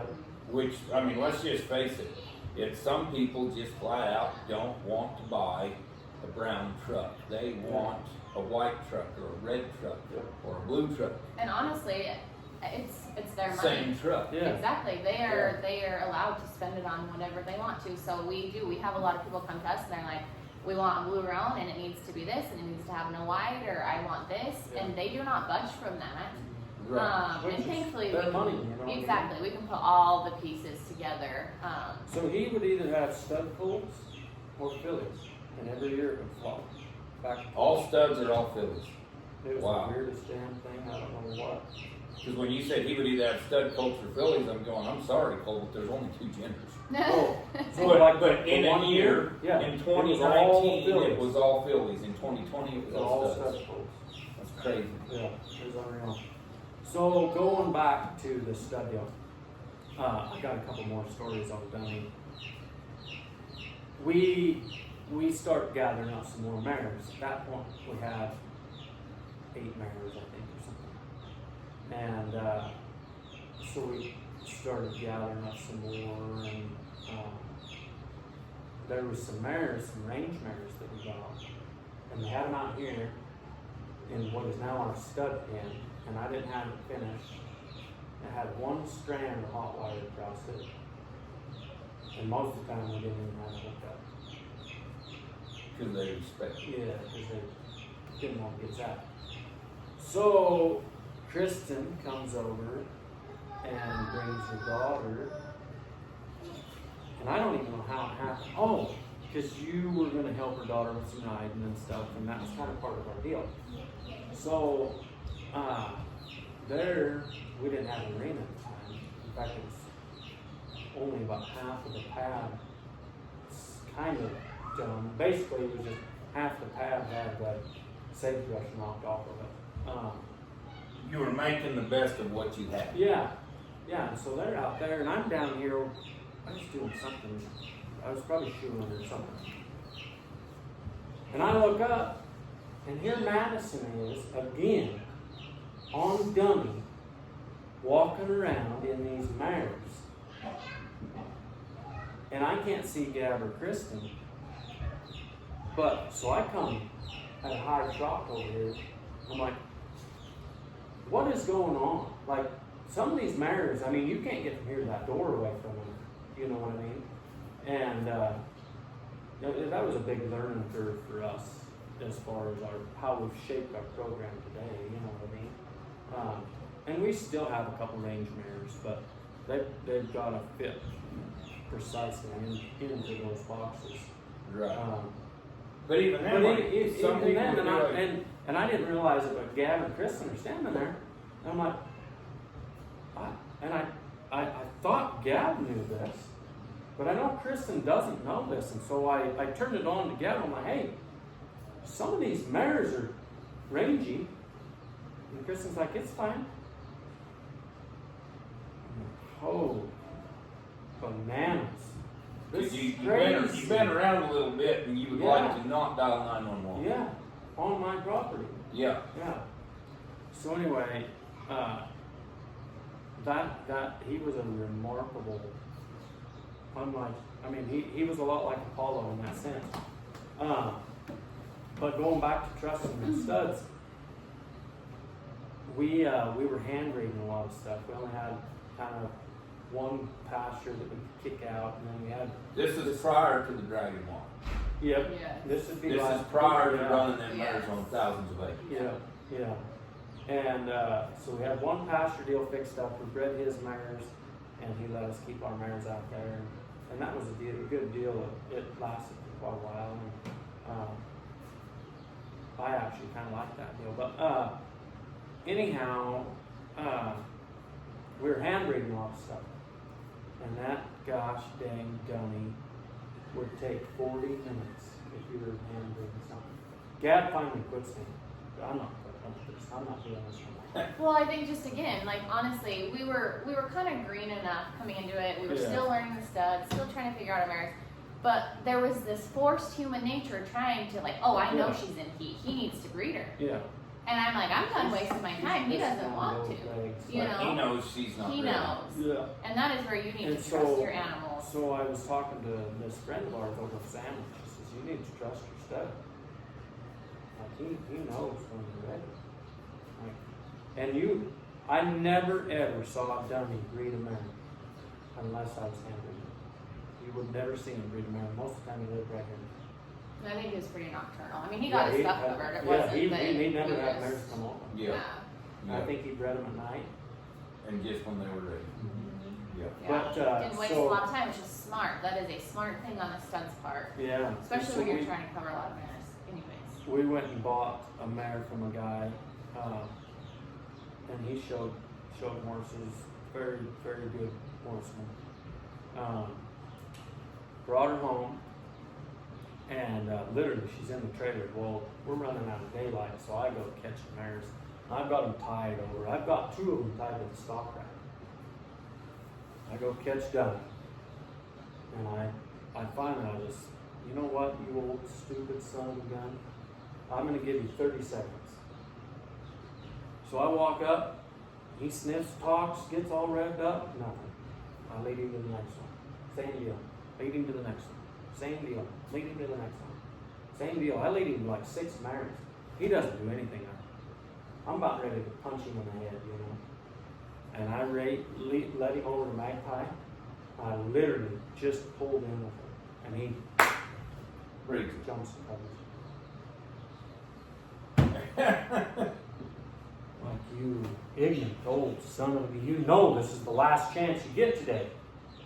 So that, you know what I mean? You know I'm walking down the line, she's the last one. So then I was laying in bed, I'm like, gosh,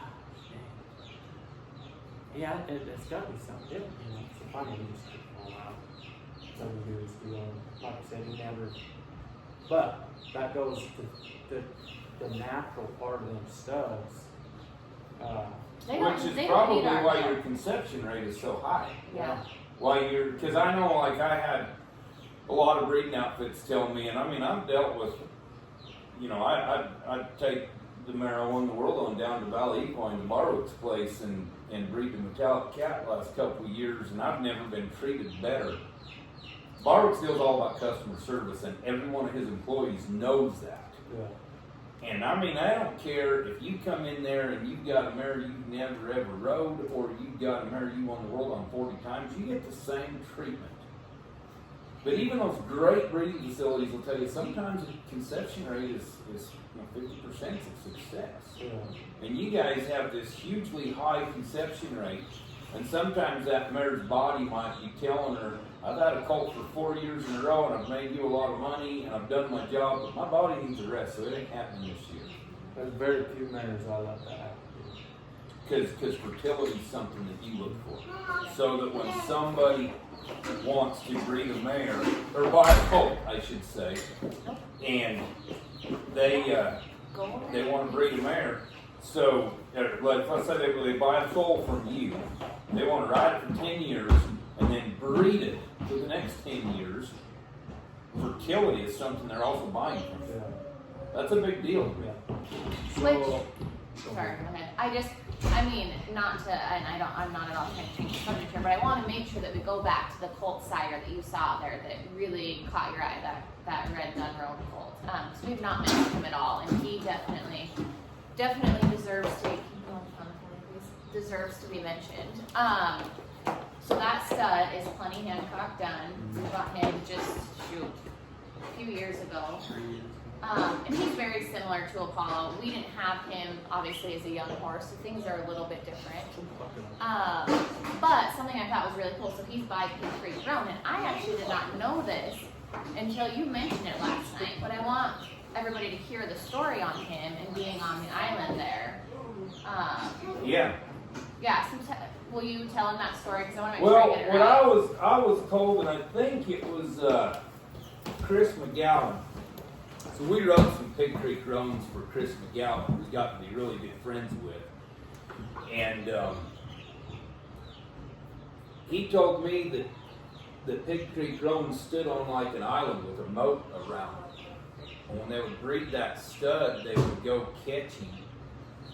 And I really hope this is true, because Chris isn't a liar. He's a very honest man. He's a wonderful family man. He's a wonderful horse guy. So I really hope this is true. Or maybe it was a different stud, but I'm pretty sure it was Pig Creek Grown. They'd go catch him on this little island that had a moat around it, had a bridge across it. They would catch the stud. They would walk across the bridge, and the stud would swim across the moat. They would catch him. They would breed a mare, turn around, take him back, lead him back across there, and turn him back loose on his own little island. Yeah. Which was really cool to me. It is cool. Because everybody has their own way of handling it, but kind of like the range mare deal, I remember that y'all had a mare that come off of, I don't know if it was off of Leachman's or what, but you said this mare's never had a halter on her. She came from Leachman's, yeah. And she never will. She was the daughter of Gooseberry, one of, honestly, probably the last living daughters of Gooseberry, and we finally did put her down last fall, I guess. Because she was really old, and it was her time. Yep, and a day early is better than a month late. Yes. But yeah, she had never worn a halter. She'd always been an age mare, and I actually really respected that, and I never had any desire to put one on her. She came into grain with all the other ones. She was her own being. She had phenomenal colts, but she was her own. And one of Leachman's, I think when he had his deal, his saying or his little claim to fame was born to be free, not wild. And there's a lot to be said about that. She always produced an incredible stud colt for us. We had one filly out of her and it died. And so we never did get to retain anything out of her, no fillies anyway. But yeah, I mean, honestly, you'd go to walk up to her and touch her on the neck. She was pinning her ears back at you. She was saying, no, this is my space, this is... Yeah, exactly. She was respectful, but you respected her, and she respected us, and we knew that, you know, you don't go up and rub all over this mare, but her colts were incredible. Yeah, yeah. Well, I like that born to be free, not wild, because, again, that's one of the things that attracted me to y'all's program so long ago was, you know, I never forget that picture, all them blue roan colts standing around that big feeder that were yearlings. And I'm not kidding, if anybody can imagine this. I've never seen so many true blue roans without brown hair on, with hips the size of a waffle fry cook. I mean, we're talking beautiful from top to bottom, with the color, with the big, long, shaggy manes and tails, and raised naturally. And then when they go to a trainer or, you know, anybody, they get to do their deal. And what I love about that, because we buy a lot of colts out of like the Western Bloodstock sale every year, which is like the premier cutting, the who's is who's, the what's of that world. And I'll be 100% honest with you. That's a great sale run by the most professional staff I've ever been around. But some of them colts, they can only sell what they see at that time in front of them, okay? But some of them colts have been handled so much, they're a little unruly, and you gotta go home and they don't have that self-preservation factor because they've been raised in a padded stall, in a little paddock. They can't have a nick on them, they gotta be slick and shiny in December. And you take them home, and quite a few of them, you got to whack them off of you and say, get away from me. I don't want you on top of me. Yeah. And then I get a colt from, like these colts that you people raise, it's natural. And whatever that horse becomes is on you. Yeah, absolutely. Yeah. That's your deal. Whatever if it becomes good or bad or whatever, this is and I've always said, if you really want to be a good horseman, I believe that everybody once in their life should literally adopt and train a wild Mustang. And I've done that a lot. And I've had some dang good Mustangs with no pedigrees behind them. They were good horses. But it's natural. The natural horseman in you needs to come out. Sticking a bigger bridle on him, jerking his ass into the ground all the time isn't really necessarily going to get you anywhere. Going at him like a bear maul in a garbage can isn't going to get you anywhere. You got to become a horseman. Yeah. And when I get a colt from y'all, that the colt comes to me, and whatever he becomes is my deal. Yeah. If I make him wild, if I make him bad, the first touch he's going to have. But yet at the same time, when you say born to be wild, not free, or free, not wild, is so evident in your program, because I stepped into a corral right here at your place, full of colts that have never had a halter on them, and some of them might stand off a little bit, but the majority of them I walk right up and rub them all over. And those ones that stand off a little bit, give me 5 minutes and I'll be petting them all over, because they are born to be free, not wild, and they do have that in there. I know that when I saddle that horse up and I want to go, like, I've got to go rope a bull somewhere, I've got a horse big enough to do it, and sure-footed enough, because most people don't understand that. But when you see an opening and you go hauling ass through there, and you've got sagebrush 4 feet tall or a batch of cactus. You've got 40 feet to not you don't always have time to think. You don't have time to steer your horses around it. You don't have. There's no concept of time when you're doing things like that. It's just right. It takes as long as it takes, but at the same time, you might trail one for a mile, and when you get that opening in that shot, you got to take it, and you can't worry about that horse falling down. Because you've got to catch it. Like every year when we wean calves, we usually have some out there that we can't find, or we do find and we can't get them in. And we have to go rope every one of them and drag them in the trailer. And I want to be mounted on a horse good enough to do that. Yeah. And this horse knows how to handle himself and place his feet. Or when I saddle him up and I ride into the thoroughfare, the headwaters of the Yellowstone River, it's a 38-mile ride to my camp from Turpin Meadows. I want to ride one that will get me there in the same day, and with enough daylight left to pitch my tent and build my camp.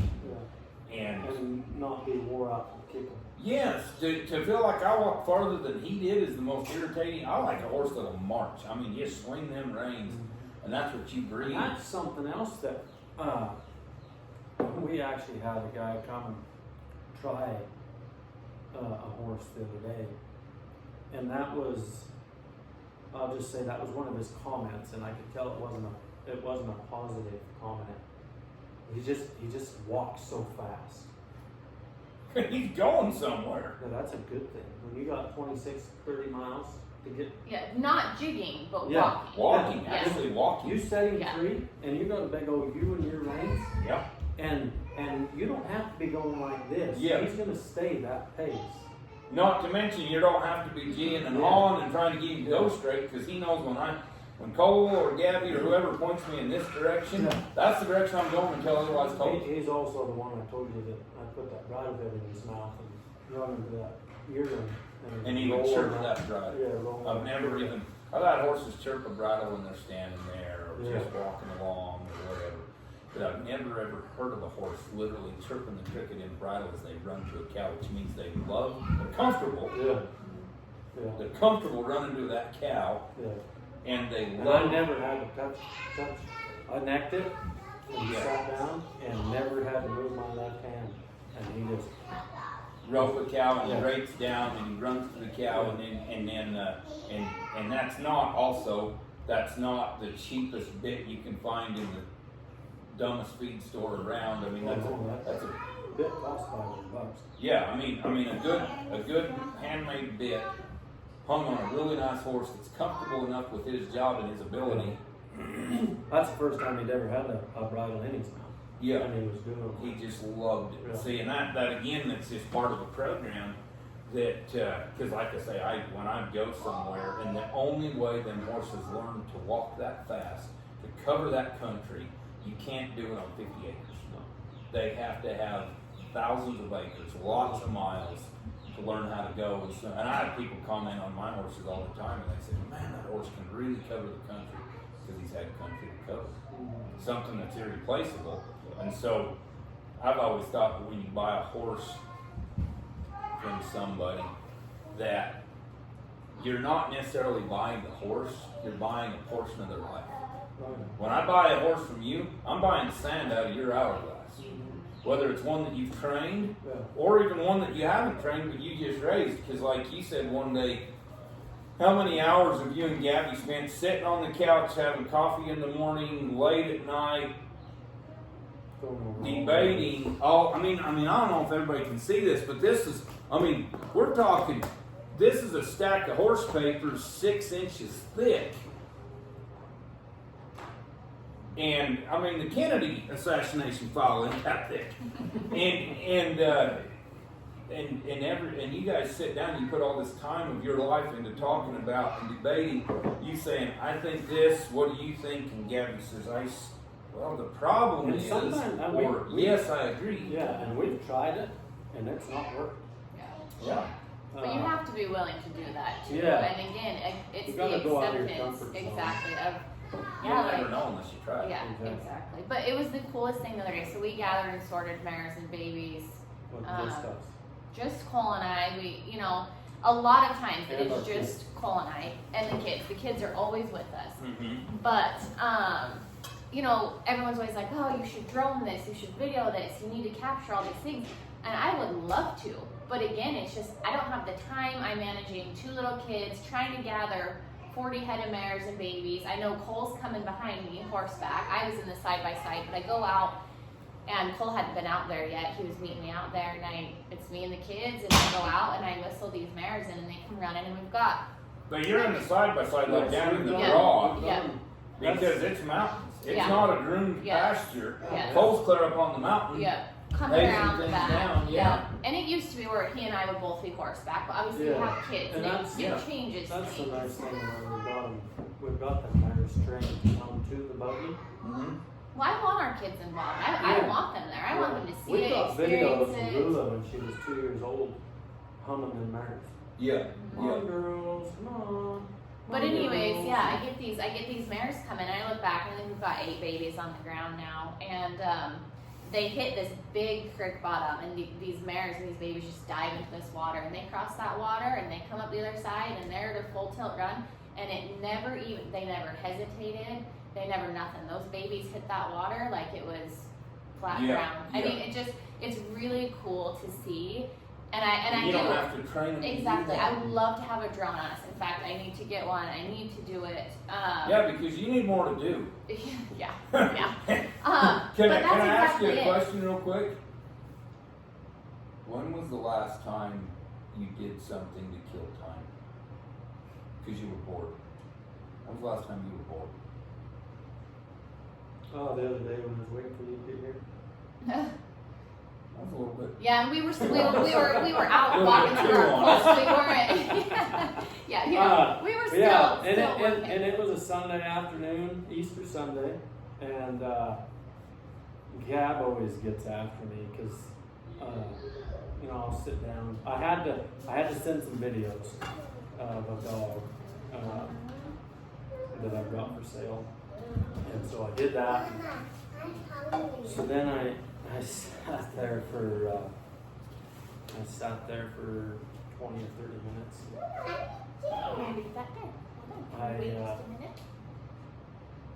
I thought, well, there's got to be something I can do. There's always something you can do, And Yeah. so I went out and worked on my ring.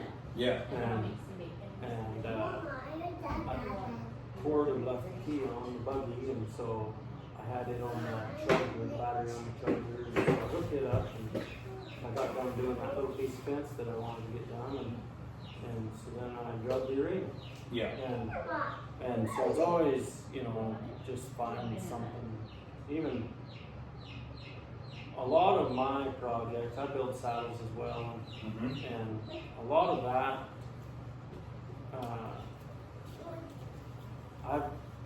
so casing leather, I like to case that leather overnight. And so you gotta plan that. You gotta know what the next day holds. And I've left leather in the bag to where the whole bag can't get it open. I mean, it's molded, welded shut with molds, And so that's one thing. Is every day I try and plan ahead of, what I mean. Yeah. And most of the time my week is planned, So you can Sunday accomplish afternoon, so that I can try and get done the maximum amount of what I have planned for. And you guys, you talk about the kids, and here's my deal with this podcast. I want everybody watching it to feel like they're sitting right here at this kitchen table where the meals are ate, the prayers are said. I don't want the kids off with the babysitters. It's not like you're watching Channel 8 News. We got kids running around in the background playing around. This is a family. This is real life. Our kids are involved. Me and Kim were the same way. Still are the same way. I want people to feel like they're sitting here in this house having this conversation with us. We're allowing the world to come into your home, your castle. And you have kids running around and playing, and it's fun, and it's and that's your future, and that's these young colts are our future, and our kids. And I say this about junior rodeos. I say this about the youth in the cutting and 4-H. That's our future. And when your 4-H classes, when your junior rodeo classes, when your youth classes in the NCHA or the NRCHA, when they have high school rodeos, when they have minimal entries, your future's gone. Let those kids get involved. Let those kids be here with us. Let those kids see what's going on and involve them. Don't just hand them a donut and set them back in the back room and say, that's we're going to go. That's the one thing that's my pet peeve, and you've witnessed it. If we're sitting at the sale barn watching the sale, and kids all the way around there sitting on a phone. They have to have a crutch. They have to have something to have them there. You know what I mean? Get them involved in the sale. Yeah. I mean, I've seen Lula get so excited when a little tiny pony comes through the loose sale, and it's a baby, it's a, you know, because she loves horses. Yeah. She's not just, and I mean, we all do it. We all might say, you know, show our kid a picture I've done it with your kids. Mm-hmm. I've been sitting there and they're squirming around and they're tired of sitting still, and they're supposed to be that way. Yeah. They're not supposed to sit there like a bump on a log. And I'll show, I remember over the years showing Lula elk videos on my phone because she loves it. Wild animals, horses, cows, dogs, whatever. And you're right. I mean, it's you know, get them Well, that's involved. like the other day, when it was just, thankfully Luke showed up and kind of helped us, and that was a big help. He kind of watched the kids for a minute. While you sorted and While we gathered that one. yeah. But for the most part, our kids were over by the creek, crawling across that jack fence, Mm-hmm. jumping on rocks through the creek. So Pretending to catch fish. They have these little makeshift fishing poles and not and get their just. shoes wet. And I look over there, and both of them are on some of that jack fence, walking across it like this. Mm-hmm. You know, I mean, you don't teach that at school. Mm-hmm. You know what I mean? Especially not now where they have these padded playgrounds. Right. You fall off, you whack your head. Yeah. You're either going to learn how to have better balance or maybe not crawl up there anymore. Yeah. And Yeah. they're running up and down, load and shoot, and They just Playing the around life. and horses Yeah. and cows and Yeah. It has Yeah. offered us so much more than just it is so much more than just a reading program. Yeah. It has offered It's a us. lifestyle. It yeah, is. they get dirty. Yeah, They exactly. They build an immune system. They connect with like I'm a little bit weird, but I'm a big fan of. Have you ever studied grounding? yeah. Like putting your bare hands and feet on Mhm. the earth. My kids hate shoes. Yeah, exactly. So like to me, it's all. This is what I think that people. One of my biggest pet peeves is I had a guy reach out to me one day. He asked me where to sell his horse for the most money. I said, gosh, I don't know. I mean, there's a lot of great sales and this and that. He goes, well, you know what it's like. I'm just a single dad trying to make it. And it pissed me off so bad. Because I was like, maybe the reason that you're single is because you looked at your wife as a paycheck instead of as a partner. And I'm just like you, I'm fairly biblical. My wife's had to work in town when we were younger, literally to pay the light bill. But as things got older and we took that plunge and it all came down to me. It's mom's job. Dad brings home the bacon, mom cooks it type of deal. But I don't like that, and so everybody looks at your lifestyle, my lifestyle, everything we do. Gosh, I'd like to be that way. Well, maybe you're going to have one good family pickup truck and then a couple old beaters to put around in. Maybe if mom didn't have to drive an Escalade and dad didn't have to drive a Denali, and you didn't have to have all this added bullshit because it's so nice, and then everybody creates this life that they need a vacation from. And with us, it's just like, and I mean us, like you and me and all the people in this world, that it's just what we do. Yeah. We take our kids. I remember when Porter was a year old, fall of 2012. I had 2 fraternity horses and one really good derby horse I was showing at the cow horse deals. Porter had to be on a horse with me.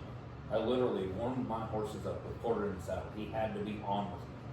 I'm at Idaho at the Idaho fraternity, and I got to go show my derby horse.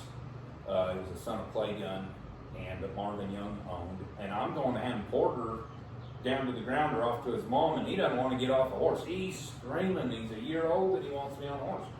Teddy Robinson walks up to me on his horse. He says, here, hand him to me. Teddy loves kids. He's obviously been down that road. He takes Porter, sets him on the horse, rides around with him while I go make my run. you know, that's the type of people that are involved in this industry from coast to coast and border to border. And I don't want the kids locked up somewhere. I love the kids running up and saying, Mama this or Mama this, or your kids come in and Lila's got a little bear outfit on.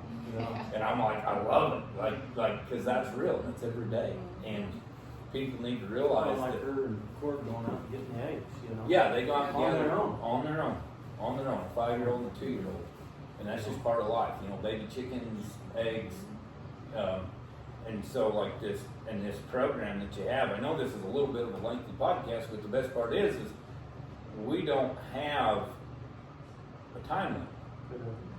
You know, it's like the old Indians always said, it takes as long as it takes. Because an Indian, when he went to get food, he didn't say, I got 20 minutes to get this at the grocery store. Yeah. He might disappear for 3 days and come home with an elk. He might come home with a rabbit too.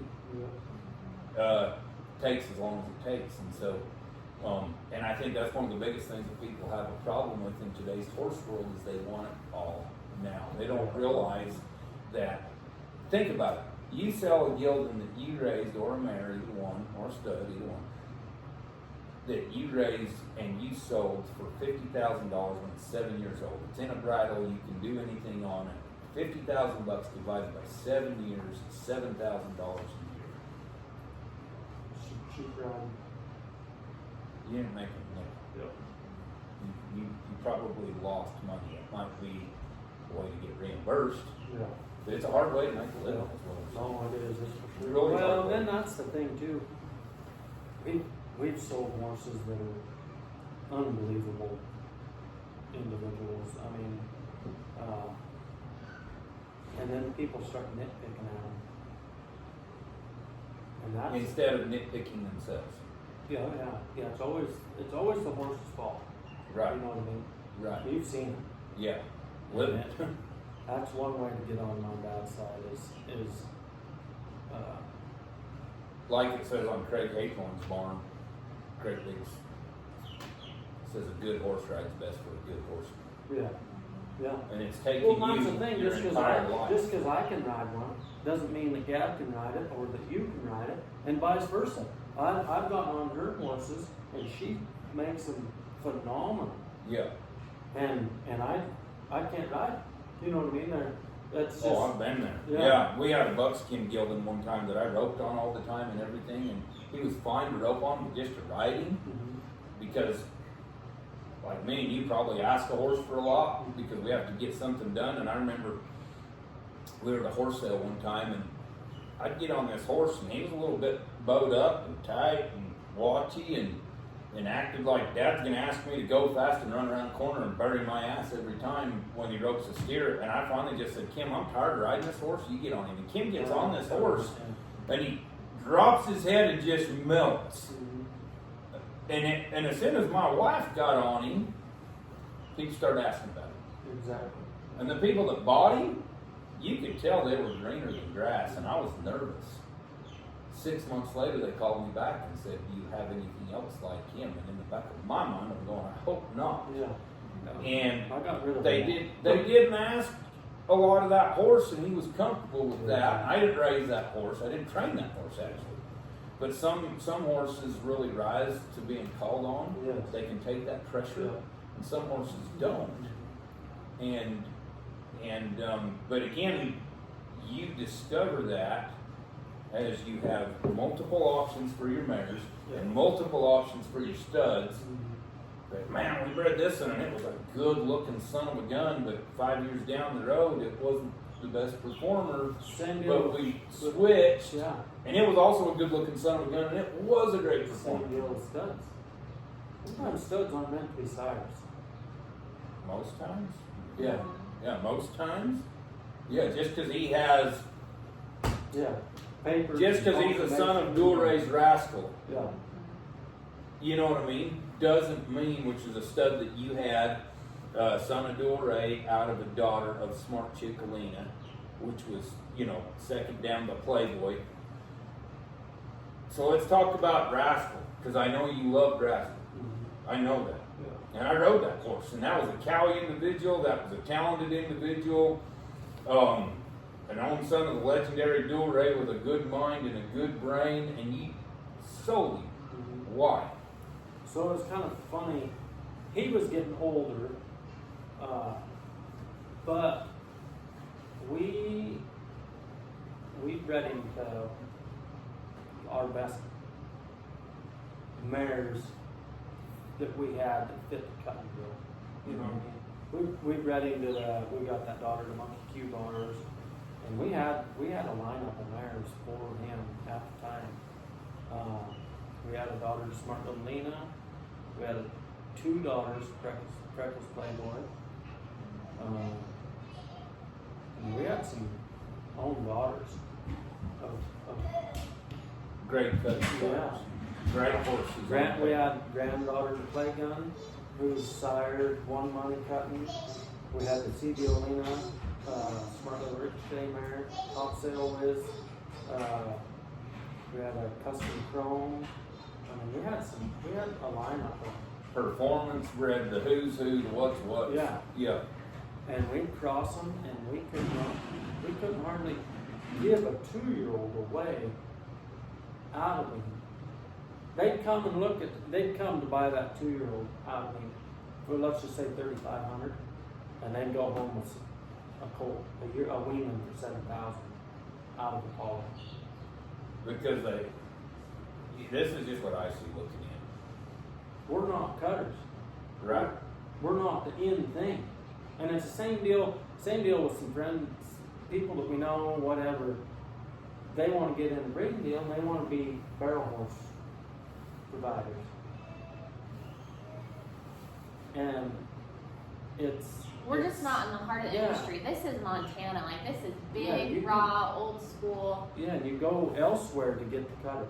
You go Yeah. down to Texas. You go to Oklahoma. Woodstock sale. Yeah. Yeah, you go, that's where you go. Yeah. And you don't come up to Dillon, Montana to buy a cutting horse. Right. And then they see that you have a very well bred horse. Yeah. But when you're standing in the heart of Montana, And there's a big, pretty blue roan standing next to it. Yeah, there's a weanling. Small little sorrel. Weanling that's standing over the top of a 2-year-old. right. I think that the environment No. is Captures so people. overwhelming. Yeah. The raw, rugged nature, the beauty, the atmosphere, the weather, the everything, and they don't come to Dillon, Montana to buy a piece of Texas. They come to Dillon, Montana, and when they buy one from you, they're literally buying a piece of Montana. Yeah, they are buying a piece of history. Like I said, those horses run on the same ground the horses were born and raised on 100 years ago, and I mean, it's pretty cool. Very It's cool. a neat. But it's Montana. Yeah. I mean, what you're telling me is, at the end of the day, no matter what you call it, the swan is never going to be a duck. Correct, yeah. You know, I mean, it might be a beautiful swan, and this might be a beautiful duck. Mhm. They both fly, they both go in the water. But at the end of the day, when they come here, yeah, they might see a nice cutting prospect. And like you said, they don't come to Dillon to buy a cutting horse. They go to Fort Worth.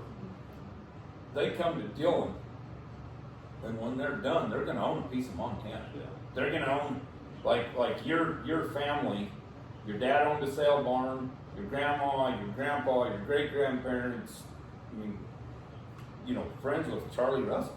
Yeah. I mean, settled Montana. You know, did all that. Yeah. And for all we know, and I mean, I don't mean like that we don't know, for all we know, in a literal sense, these horses trace clear back to the ones that the Indians chased the buffalo on. Yeah.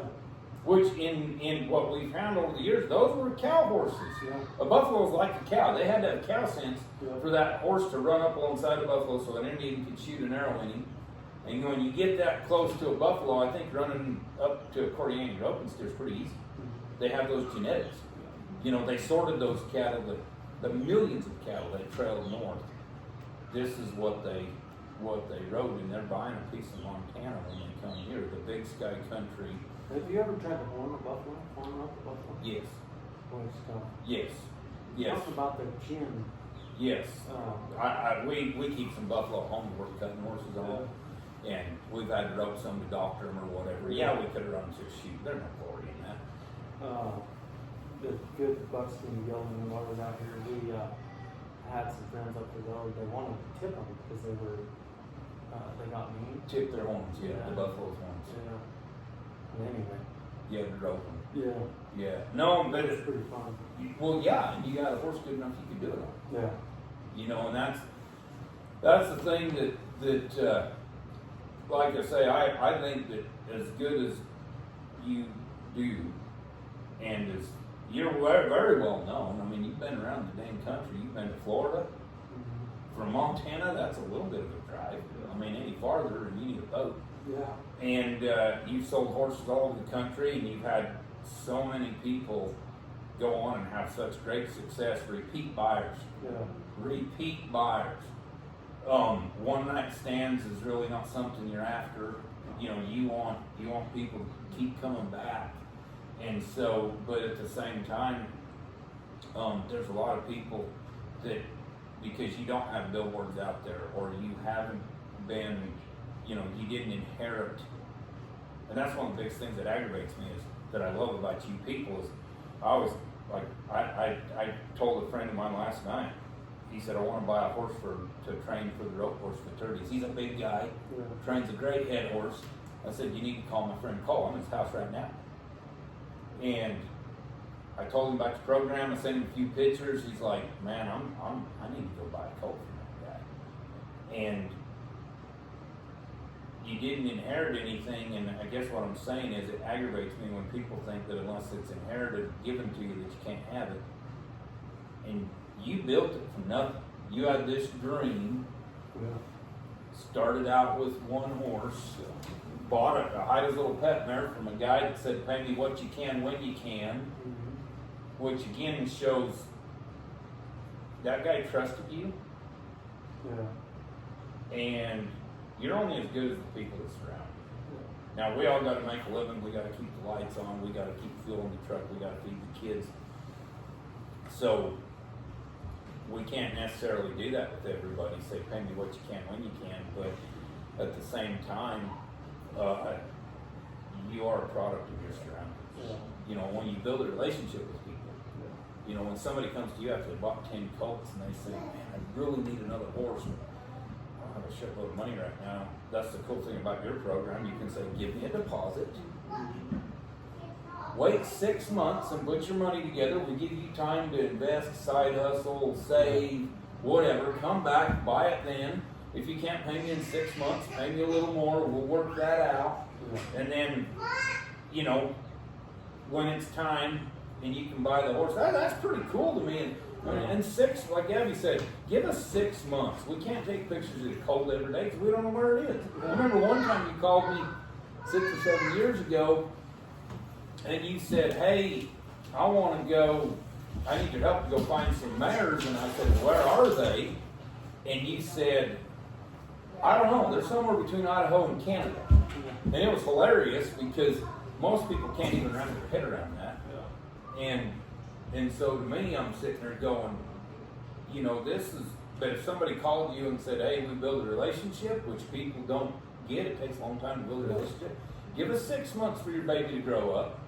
If you come here and it's mangled, you don't own it. You'll get your money back, or you can trade it into another one if it's just a small deposit, you know. Sorry your colt got hurt, or bit by a wolf, or killed by a wolf, and you're being honest. You don't just say, shucks, sorry. And it's tough. That's one thing. Them phone calls that I had to make last fall, those were, and especially not only one, but to do it repeatedly was damn tough. Because you care. Well, I can't do anything about it. No, but I'm you doing care. all that I can to try and keep these colts out of harm's way. But the thing about it is that you can only do so much in this, and that's the one thing that's so humbling about this lifestyle and industry and everything is you realize how little control you actually have. Right. Well, and here's the other thing people don't understand. They think that they're protecting their horse by putting it in a stall.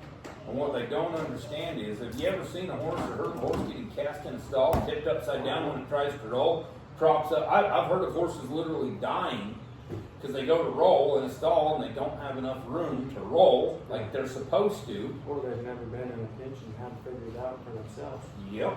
And then they lay there propped up against the stall, and the weight of their guts suffocates their lungs and kills them. Yeah. And like you said, they've never been in a situation because somebody's always there to save them. Yeah. And they're animals. And sometimes what me and you've talked about this a lot of times, what people don't understand today is everybody wants to blame somebody. Oh yeah. And what they forget is God has a plan. Me and you talked about this 1,000 times, and I don't know of a rancher that doesn't believe in God. Yeah. God has a plan. Sometimes He takes our best horse from us before it's time. Yeah. But I'm going to go and ask you something else, and I don't know the answer is. Do you deal with colic problems in those horses turned out on the mountain? Yeah. Never. No. And in my opinion, movement is lubrication. And when they're always moving and their guts are moving, and You'd be surprised how much them mares actually move in a day. So we'll show up, I'll be out there day working, well, that pasture across the road, I'll be able to see where that mares are. And we'll be in the trails bagging or shipping yearlings or whatever, and I'll watch them mares figure eight that deal 2 or 3 times in a day. Gosh, dang, covering the country. Oh yeah. They're always moving. And see, nowadays for millions of years, those horses grazed all day and went to water once or twice a day. Nowadays, we lock them up. They don't have the movement. We feed them all they can eat. We feed them twice a day, and then we water them constantly. I'm not saying they should go without water, but those horses aren't stupid. They know when they're thirsty. They'll go get a drink. Yeah. But a lot of the issues that people deal with today, in my opinion, are man-made. Oh yeah. They're man-made problems. Them horses, like we had a horse actually colic. It was one of my own. It was in a stall, show horse, the whole 9 yards. I took it to the vet. He says, I don't think it's a surgery deal, but there is a lot of impaction. There's a lot of uncomfort, not a lot of gut movement. He said, you want to just leave it here and we'll watch it overnight? I said, no, I'll take care of it. I took that mare home and I turned her out. And she was running across the pasture behind the house, great big pasture. She's running across the pasture. She would stop and roll and get up and run. She was uncomfortable. She was in pain. And you know what I said? Everybody's going to cuss me for this. I said, well, I don't see that doing colic surgery is going to be profitable for me on this deal. I can't afford it. If it's God's deal, the next morning I go out there and she's standing there eating. Yeah. And I watched her poop. And everything's working because she got to run around and figure it out on her own. And I just went, I caused that. And I've had a few horses that I showed, and they went to the horse shows in the wintertime, hairy. And the reason being is I couldn't keep them in a barn because they were prone to colic. Their body couldn't take it. But when I turned them out, they were fine. So I just said, that horse has to be turned out. Yeah. And you don't deal with those issues. No. And then, like you shoe a lot of horses. So I would say that you're very well versed or even an expert with hoof care. And what do you do about your mares like hoof care? How often do you trim them? Yeah. You don't trim them. They run on the mountain and wear their feet naturally. And then, again, soundness issues, correct? Yeah, no. I mean, even my own saddle horses, I don't hardly shoe them. Yeah. Unless you're forced. Yeah, unless they get sore-footed, then I'll shoe them. And it's something I kind of take pride in as far as our program goes. Like, we sold a little gray horse here a week ago. And I put his second set of shoes on 3 weeks before it sold. He was 6? 6? 5. 5, yeah. So in a 5-year span, Mm-hmm. he had Nice. 2 sets of shoes. Yeah. And He a friend of x-rayed ours the cleanest, yeah, also to note on that. That a horse, friend of ours was interested in him yeah. and wanted us to go get x-rays on him and took him in, and he was clean as a whistle. Clean as a whistle. Yeah. So, like another thing that I think on your deal is, and I'm being literal here. If those horses are not born sound, if they're born crooked-legged, bad travelers, need corrective shoeing and all that taken care of, and corrective trimming and all that, really they're going to end up wolf bait or lion bait. They're not going to survive. Okay? Your horses are born with good feet. Moms and dads have good feet, good bone, good structure. They're going to stay sound. They're not going to need corrective. Yeah. It's just there. No, It's just something you develop. That's the thing, and I'm not saying the whole corrective deal, but a lot of that stuff, in my opinion, is a gimmick. There's a guy that showed up here and couldn't shoe a leg. I mean, he could physically shoe, but I wasn't going to ask him to shoe one of my horses. Absolutely. And so now his way of getting business is he learned the lingo. Mm-hmm. Center of the apex and this and that, blah blah blah. And it's like, how many chains do you got to jerk in order to get business? Because and like I said, his shoeing was far from even appropriate. Right. You know what I mean? It was. And for the most part, you probably shoe what's in front. Oh yeah. People ask me to come and shoot for him, and oh, he needs this and needs that, and blah blah blah. I've got clients, and it's kind of funny. They rotate through what's their best one. You know what I mean? And I mean, I'll shoot own sons or daughters to dash the fan, just like I do any other ranch horse. Mm-hmm. And they go and they kick their ass. Mm-hmm. I mean, they spank them. Mm-hmm. On horses that are shoed just like any other ordinary horse. Yeah. And then you go somewhere else. I went down to Arizona for a little while. Well, you got to get extremely creative down there. Yeah. For all the stuff that's needed on one. And anyway, a lot of that to me is just a gimmick. Same deal, like I'll go back to whatever horse is their favorite at the time. We got to do something special to it. Mm-hmm. Until we do it long enough that it becomes sore. Mm-hmm. And then we got to give it a break, and we got to go start doing it to this one, who's 100% sound, because I've been shoeing him like a typical ranch horse. And I was the same way. Don't get me wrong. I when I first come into this country, my shoeing was rough. And there's an old boy here. He knows more about a horse's foot than most people. So, like, I gotta step over it for a second. So I want you to look at them, and I want you to tell them what you see from the foot to the shoulder, just on the front foot, what you think is ideal. Oh, angles. Talk about angles and feet, because there's people who want to cut the heels off, there's people who want to stand up. Tell them about it. And that's something that Roy really stressed to me, is the angle of the shoulder needs to match the angle of the pastern and the angle of the foot. And that's where I believe people going over all this nonsense that, they're just trying to out-talk everybody else. Like Roy always stressed, shoe to the horse, shoe to the foot. Well, and I think that comes into play. Like, we recently had x-rayed a horse, one that we had purchased, and that horse as, was he 5 or 6? He was 7. Yeah. 7-year-old was already showing signs of navicular. And he was sound. He was sound. But through the x-ray. And we would have never known anything had we not had him x-rayed, but we chose to x-ray him. And, we sat there and chatted with our vet quite a bit, who was also incredible, very old school, very black and white. And he said, a lot of this is a product of feet care and how your horses are shod and people scrunching up their feet and that's the thing too, like Roy always told me to leave expansion, and that was one problem that I did have, is I always tried to hide that shoe. Prime example is a horse that I've been shoeing since he was a 3-year-old. had horrible feet, especially on the back. And that horse legitimately would, I mean, you'd have to stretch out a knot.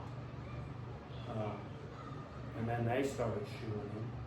And I went back out there to shoe him. And they had him in a double walk. And they're hiding the shoes.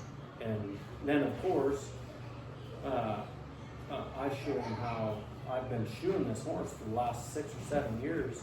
And he's been 100% sound. And now a shoe comes off. And that's my fault. I shot him for 6 or 7 years, and he's been sound, and his feet have been great. And then they have me, their shoes, they start shoeing, and then they shoe, they have me come back and shoe because they can't shoe. And I'm the problem. It's like you look over the history of that, and it just shows you how ignorant and ungrateful people are. And they have to blame some. Oh yeah, and they have to Well, blame that's somebody. themselves. Yeah, oh yeah. Yeah, it's always somebody else, you know. And when me and you have looked at it, it's like we talk about shoeing, and my great-grandfather toted his anvil across the plains from England.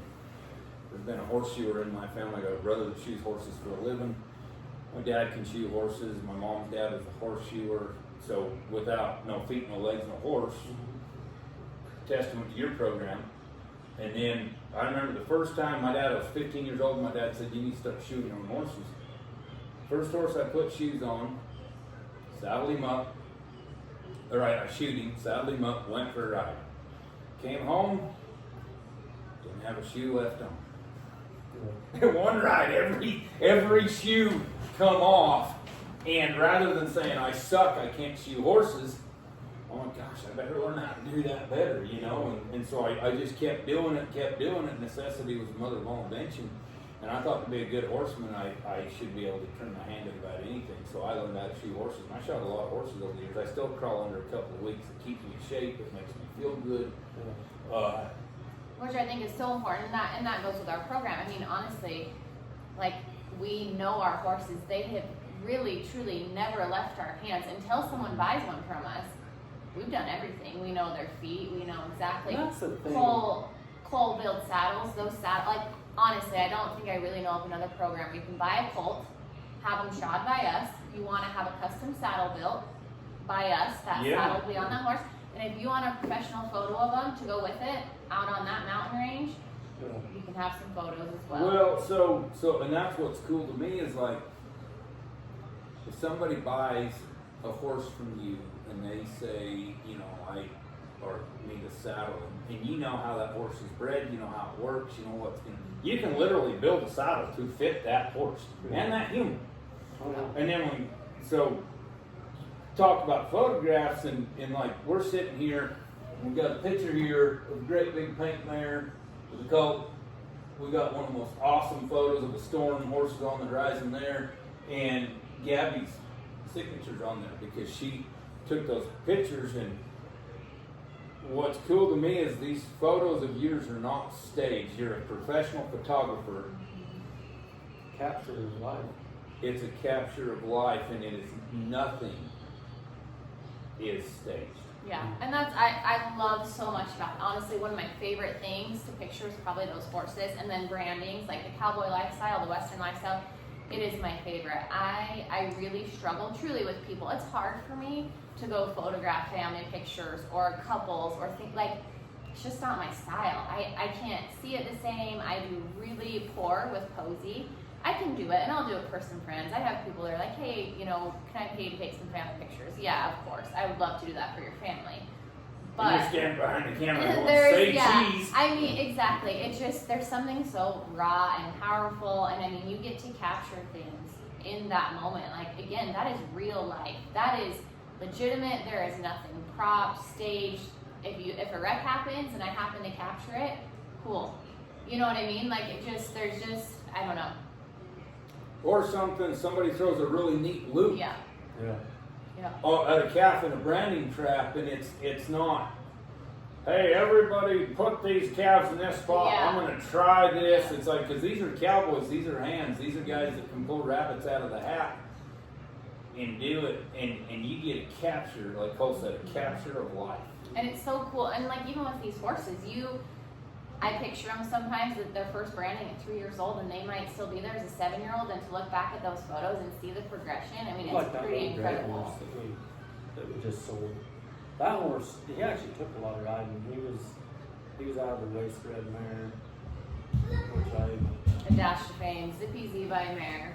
I don't really appreciate those. But anyway, he took some riding,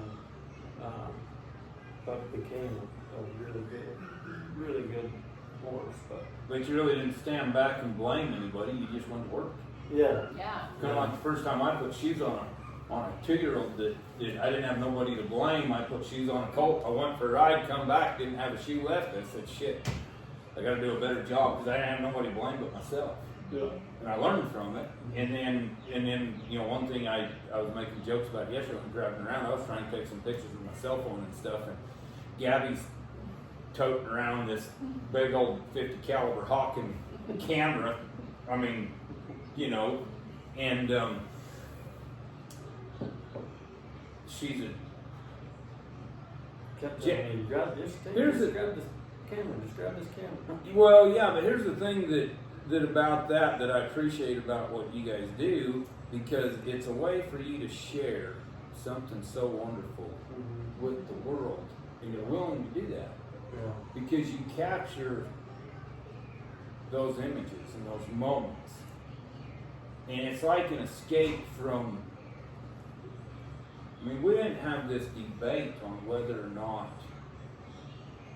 Ford was better than Chevy or we didn't care about who's going to win the Super Bowl or whatever. We're just out there doing our deal. I'm not saying there's anything wrong with whatever. I don't know anything about sports.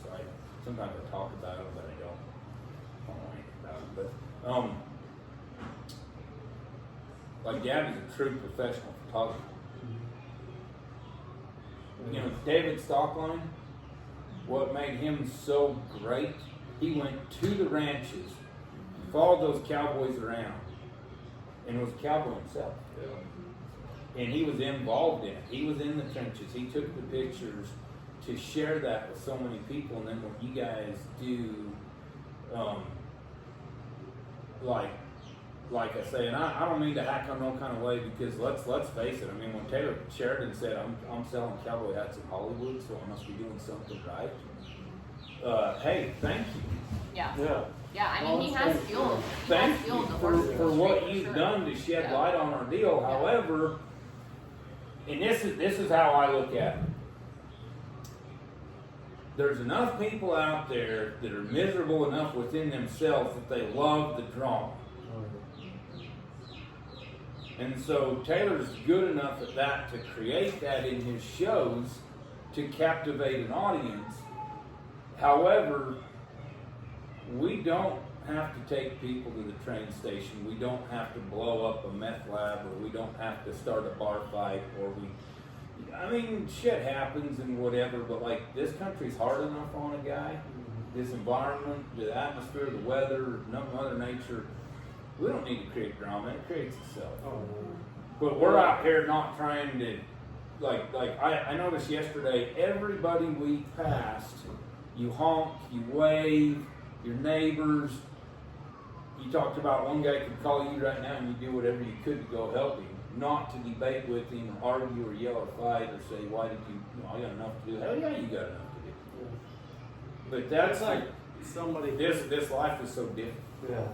Somebody, and that's, I can value what old timers tell me, you know what I mean? When everybody says it goes fast. And anymore, like, I try and spend time with these kids, and I won't ever apologize about it. I was thinking about that the other day, because I got asked to go to work, and I said, no, we're Easter egg hunting. Yeah. And I'll never apologize for spending time with my kids. Right. And it's the same deal today. Like, the kids, we're sitting there just having a bullshit session.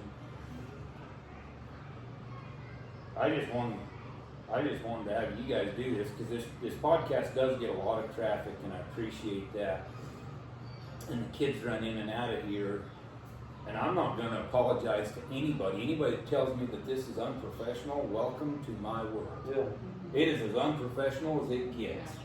I will never ever I'll apologize to disagree. anybody. This is pretty professional for us. I was, Well, truly, I was you know what I thinking, mean. I'm It's surprised a my cup kids of haven't coffee. been crying, Yeah. but they're off having fun, and it's a, No, I'm never gonna apologize to anybody for them running in and mom having to step away for 2 seconds and be mom. Cole having to step away for 2 seconds and be dad.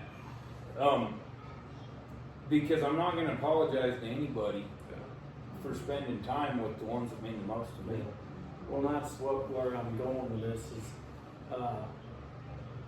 I had kind of brought up having some people come over and help us gather and sort, because it is an experience, and like it's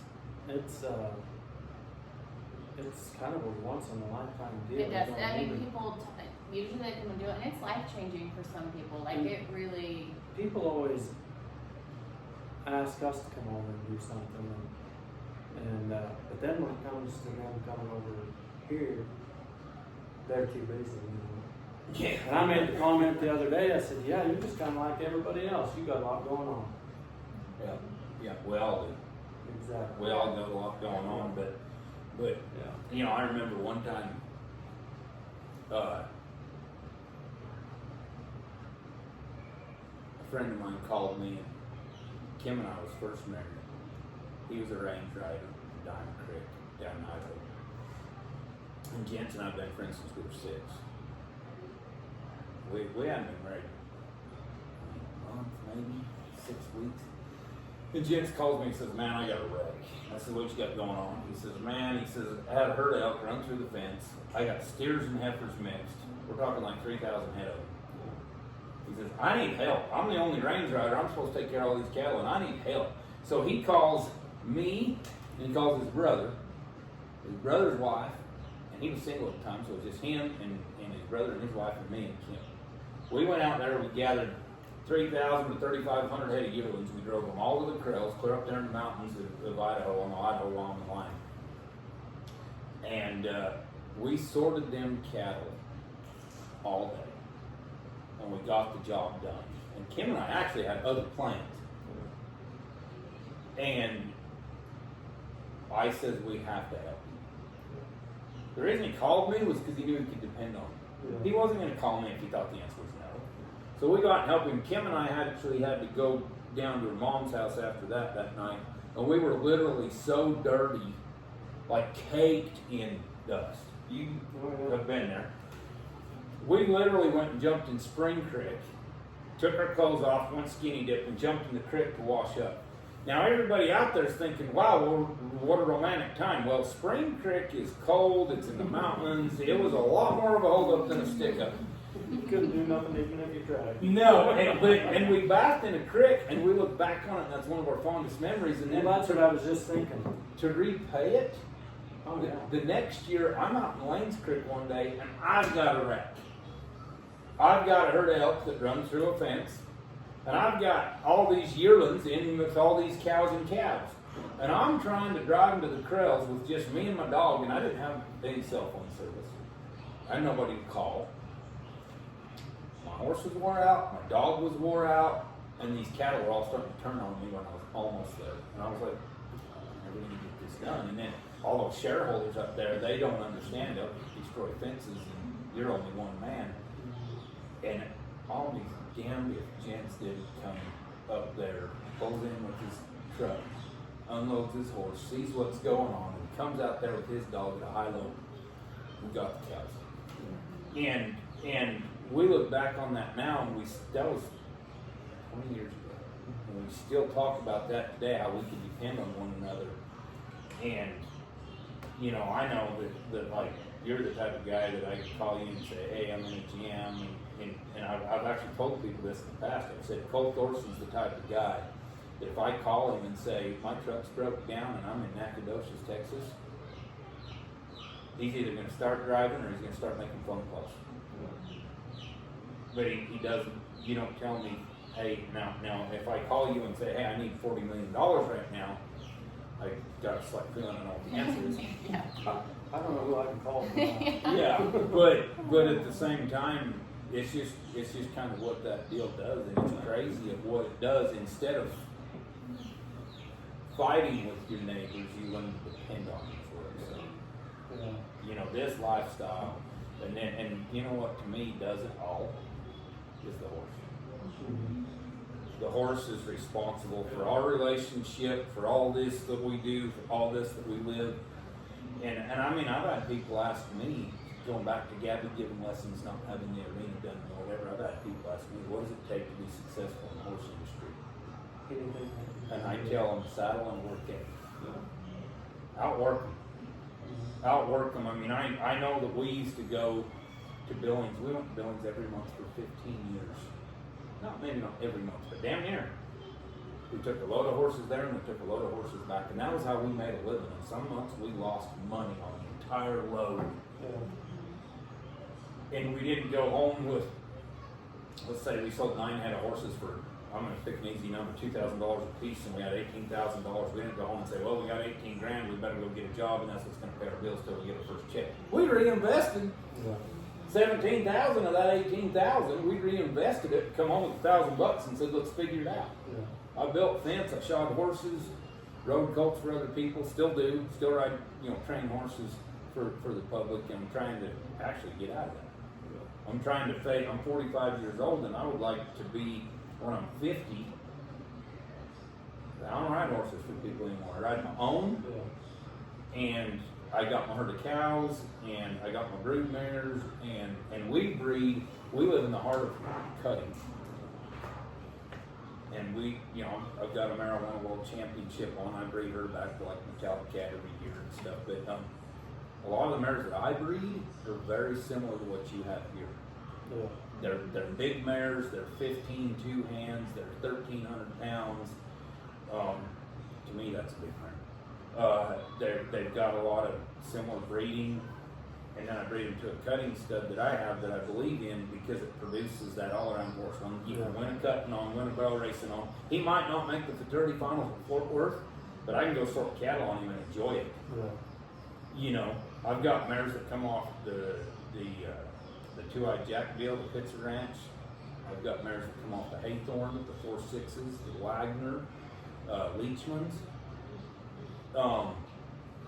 I remember Bill Parker told me one time that when they gathered the big bunch of Leachmans, they had 1,100 horses in set corrals. 1,100 horses, born to be free, not wild. Can you imagine what that looked like? Oh, that's cool. I mean, and that's Montana. And so maybe you don't have 1,100 head, but you got 100 head, which I know people that have 3 horses and say they take all my time. Magnify that by 30, and to me, it's not just like, well, you don't just breed for a great big horse. You don't just breed No, that's for an athletic horse. You don't just breed for a cowie horse. Your horses are literally bred For everything. for everything. That's what we're trying to do. We're trying to create an individual that Joe Blow that rode 40 times can get on and enjoy it, or you and I can go and Do a job. Dr. Bull. Yeah. Well, I was talking to Cole about this the other night because we have some clients and friends of ours that actually just moved out to Montana from Michigan. They have actually that colt that's pictured there in that photo. He's 3 now? 2. 2. And they put their first ride on him the other night, and he handled it incredible. And I was telling Cole, I don't care necessarily how each person does their first ride. Everybody's first ride for their style is all different, but I care how that animal handles it. Yeah, and that is that's a good way to something put it. that, I mean, we have horses that hit all sorts of clientele. They don't just hit one. Sort of. You have not targeted one group. Well, So and that's what I've literally, that's been our model from the beginning. Like we want to raise one that will fit anybody and everybody. yeah. Well, and just like having these kids running around, we just can't have it. I'm not willing to lose lose my child. I know that things happen. I know, again, we Horses cannot are control horses. everything. You just can't, and there's going to be wrecks and things that happen, but we don't put up with stuff. No. You know, we don't give a whole lot of chances anymore. It's But back to that self-preservation thing, we talked about the mare that never had a halter on, and you out of respect, not out of laziness or not out of neglect. It was out of, I don't think people realize that. That was out of respect for that mare. Yeah, 20 years old, I wasn't putting a halter on her. She never had a halter on. She raised some nice babies. She had the breeding, but it was not out of neglect or laziness. It was out of respect. You come into this world never been haltered, and I respect you enough. It's gonna go out that way. I touched on her 2 times. Once, we were up there draining them just like we did yesterday, and she comes over the back of the buggy, and I was able to just go like that, and I went to do it again. She was in the back. She pinned her ears and she let Cole know, hey, you don't need to touch me. You were smart enough to know, hey. But I love She said mares no. like that too. In fact, she pulled out behind the house one day. It was probably the first year I think we had her. Cole was gone that day, and I could tell something is wrong with that colt. And I kind of get up there close enough, and its intestines kind of ended up coming out with the umbilical cord, and I knew that that baby wasn't going to make it. But Again, an act of God. Yeah, It's exactly. not anybody's fault. Exactly. And I'm trying to get close enough to see, and I mean, I'll be dang. Truly, if I didn't have to pick up a 2x4 to protect myself, because she was not letting me near it. And when it comes to predators, I mean, I totally respected that. I appreciated that. Yeah. But at that time, you were a predator. Exactly. She didn't know that you were wanting to help the baby. Exactly. She wanted to protect the baby. Mhm. You wanted Yeah, and so things like that, I mean, a lot of people are like, oh, I would never have an aggressive mare around, or oh, why would you guys, you know what I mean? But those things nature. are natural, and Well, it has and to be then, there. and then too, though, we talk about the horses that look, the horses that pay attention. This Those is a horses product- are not going to let those kids under them. This is a product of the stall baby versus out there. The stall baby's How going to many- let how it, you many get under times? it before it finally goes, oh shit, there's something under me, and then they're going to come undone. How many times have you been run over by a stall baby? Way more time. Because I've it's never been too run over by a close. ranch Yeah. colt. Because it's too close, Yeah. and something behind it spooks it. And it had nowhere to go to it. That I've would never never been- happen with one of them mares. No, I've never had been run over by a ranch colt. That is the dead honest truth. Those mares, if you watched when I was draining them yesterday, there was a couple of them mares that I paid attention to. Yeah. Those were, I guarantee, stall babies. Mm-hmm. It's the same. And we're going to refer to stall babies as even the ones that people say, my horse isn't in a stall. No, but it is in a 20 by 20 pen and has never left it in its Yeah, entire you go and existence. you pet it every day, and Yeah. I'm not saying that And that's a bad thing. like some people don't have a different opportunity. I'm not saying they shouldn't own a horse because of it, but there are still important aspects to that component, Natural you know, that you dog-made. need. Yeah. Yeah. Yeah. And that's what, again, Kim's got a mare that just had a colt 10 days ago by Rodeo Resort figure, and it's out of the one smart peppy mare that we raised, and I'm not kidding you. We roped on her mama and talked an aisle sale with her, and her mama to this day is the best head horse I've ever rode. That mare, I tried to train her to cut, didn't work out. We were gonna rope on her. For some reason, when you pull the rope out, you're heading for Mexico. We could not fix her. She was scared of the rope. Yeah. I mean, we tried everything. We used to just tie her up and have the kid rope the dummy right there, and she just went crazy. Yeah. Finally, I just said, I'm scared of snakes. I don't like snakes. I'm not going to pick a snake up. Maybe she views that rope as a snake. I don't know, but she didn't like it. Kim went to run barrels on her, on everything on her. That mare was sorry to catch. Her mother was a phenomenal rope horse. That mare was bad to shoe. Her mother was great to shoe. Kim won a crap load of money on her. That mare, and then she has a colt, and that colt, literally the day it was born, would follow Kim around. Yeah. It was That's how born there Dunny- at home. That's how Dunny babies were. That's how these Apollo babies are. That's Yeah. how these hog babies are. Yeah, and then like that's Kim's mare, and she kept her close to the house so she could watch her and all this, and she's gonna air her back to streaking to fame this week. But a lot of my ranch colts are like yours. They're born outside. People say, well, what was that colt like when it was born? Did it stumble when it got up, or was it sure-footed? I said, I have no idea. I wasn't there. 3 days later, this mare comes in, and you're like, oh, look, the Haythorn mare had a colt. They come in the water, and well, oh, look, that one had, that's our program. Yeah. And people ask us the same thing. I've had people say, are these colts hog broke? Have they had their feet trimmed? Nope. Whatever you do to it's on you. That's one thing too. I honestly, we go back and forth on this. I honestly believe that the people that come and pick up their colts that are not halter broke always tend to have more success than the ones that when we do it. And I think it's because they bond with They that. build a relationship with the horse. Yeah. Yeah. And it's no different. It's like Moon. You did ride him. Yeah. She never rode him before 2 days before we sold it. I was the only. Well, I take that back. I'd had a couple of my buddies get on and ride him for 10 or 20 minutes. Yeah, but you train. Yeah. Yeah.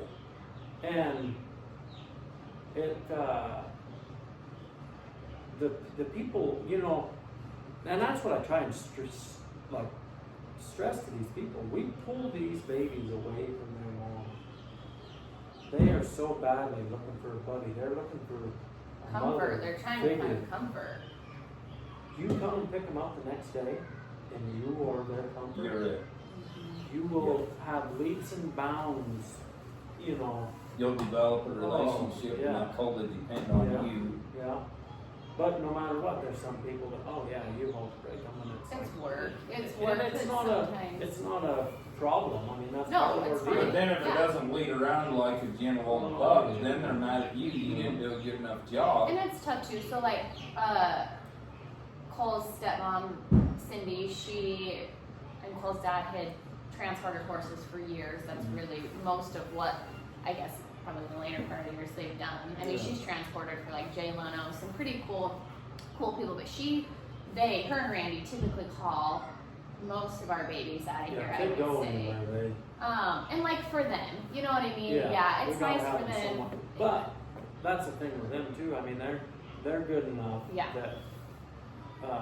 They're not just They a don't have to hauler. be They're these little horses. kids. Oh yeah, Exactly. They're not just a Yeah. hauler. They're horses. Cindy's phenomenal horseman. I mean, she can read one, and she can get one to do something Right. with minimal effort, which is nice, you know what I mean? And that's the thing. I mean, there'll be times we go to wean and we can't find our mares. Yeah. And Cindy's coming on Wednesday, and it'll be Monday when we get that colt pulled off.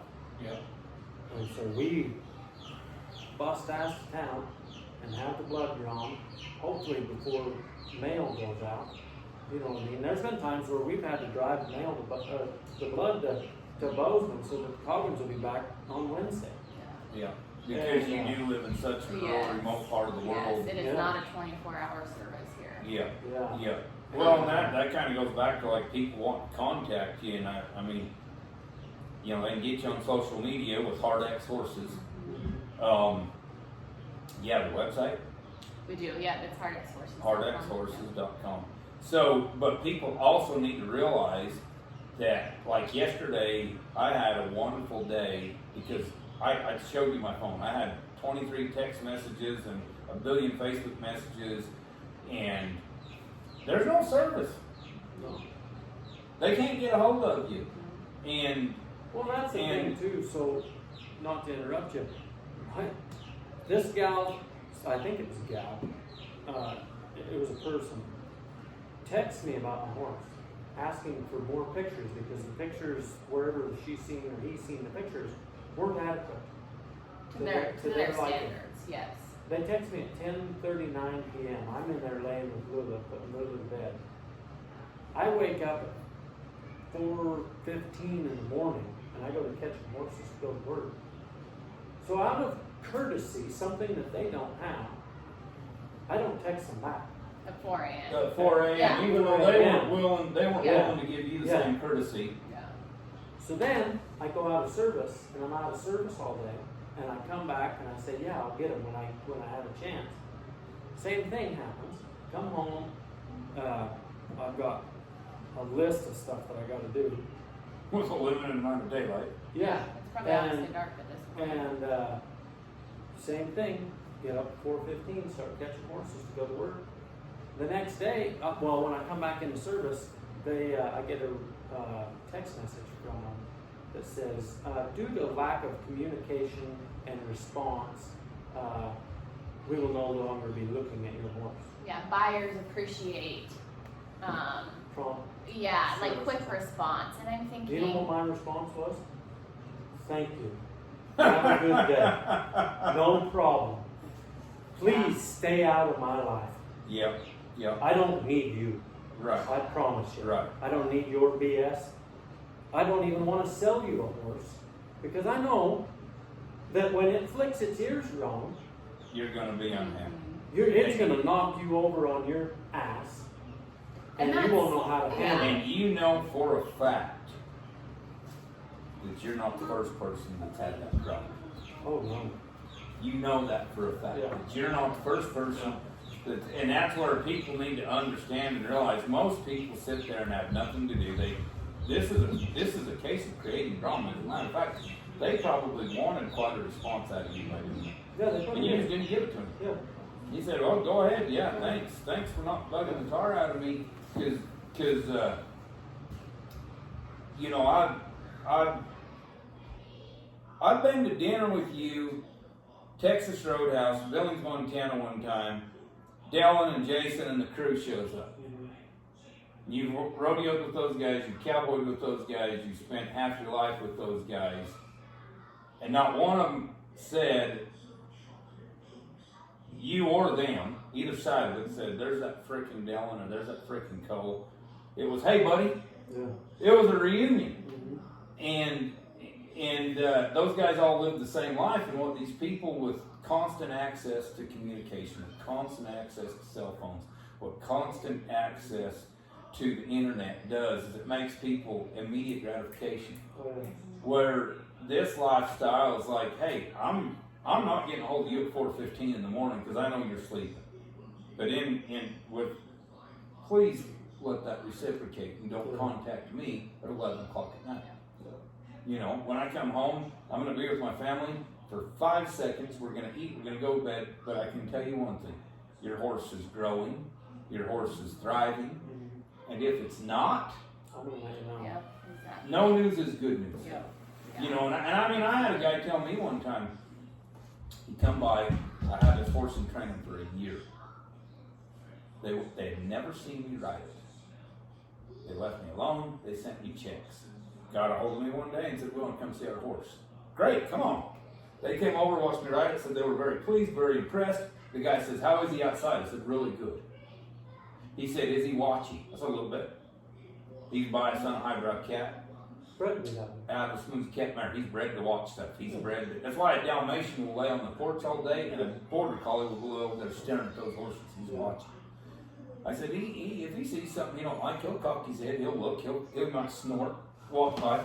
Well, this guy says, "I can't deal with that." I said, "Well, he ain't a bronc. He won't buck you off, he won't run off, he won't sell out on you." He says, "I want a horse so gentle that I can fill a cup of coffee 3/4 full and ride through a hurricane and nothing bothers him." Go buy another set. Exactly.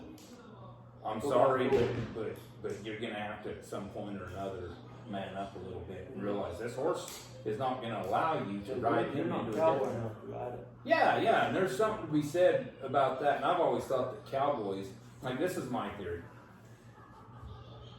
Every kid in America, whether you're born in San Francisco, Chicago, New York, Houston, Dallas, Fort Worth, Billings, Bozeman, Dillon, Pocatello, Cheyenne, Every kid in America, no matter what he becomes at one time or another, even if it's for 5 minutes, he has thought about being a cowboy.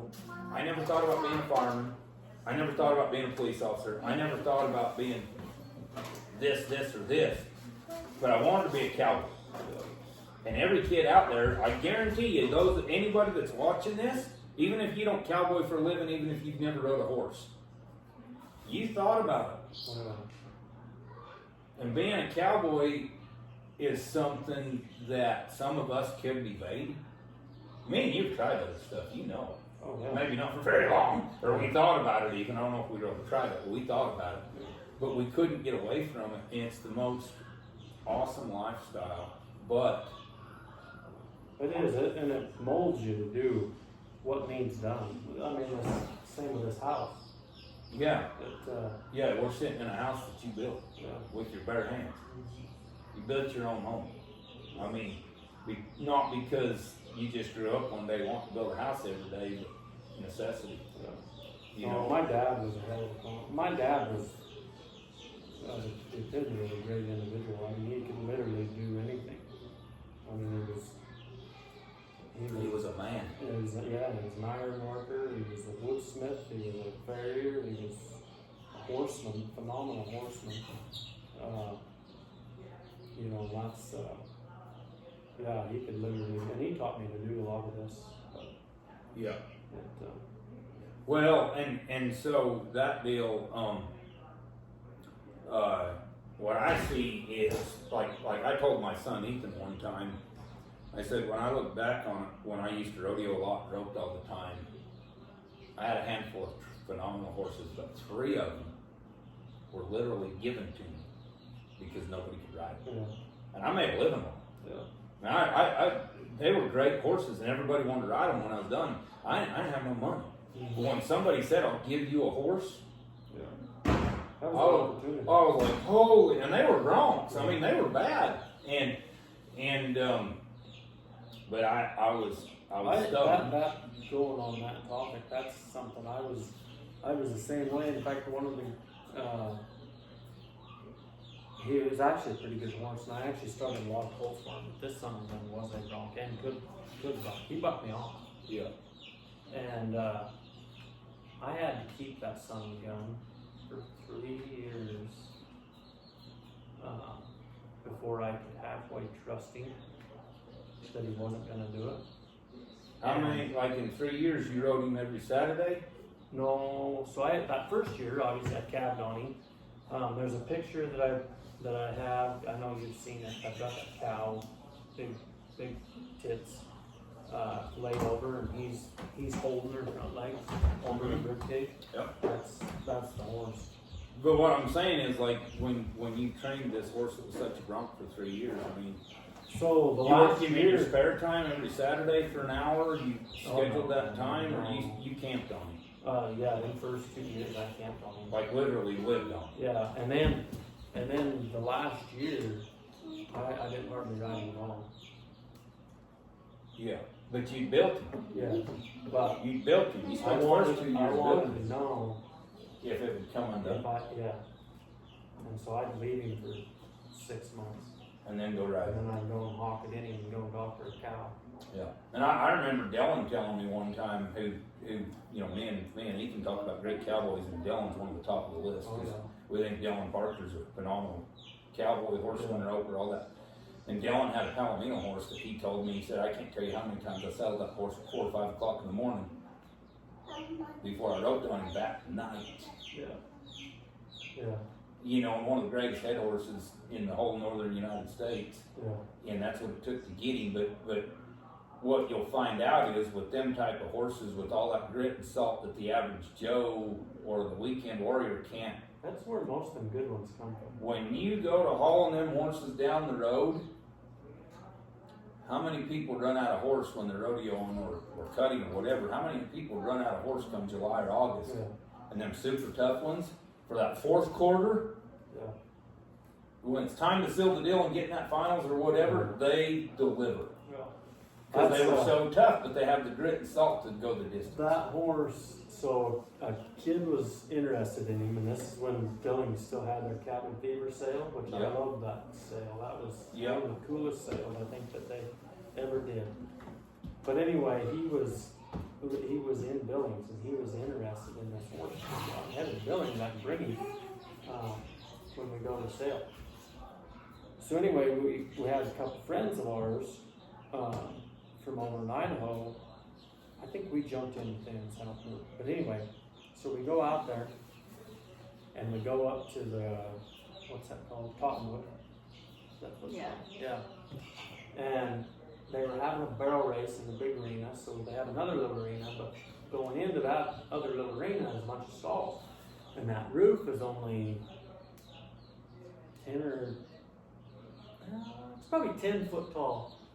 And that might be shorter than that, actually. So anyway, I get on him and I'm walking him down this hill, and I thought, gosh, dang. And this is the first time I rode that horse in 4 months. I said, and I told this kid, I said, if he's gonna buck, he's gonna do it here. And I told the kid the whole story, like, this horse was a bronc. I mean, that's how I ended up with him. And of course, being a bronc rider, everybody called me, you know what I mean? But so anyway, I'm riding down these stalls, and I thought, this son of a bitch is gonna shove my head through this deal, and that's gonna how I'm gonna end. This is what's gonna kill me, you know. We get down there, and it was the funniest deal. So I ride him around, lope him around, you know, and I'm not doing anything special. So he comes and gets on him. He goes to ride him around, and I finally told Gabby, I said, I gotta go with the truck.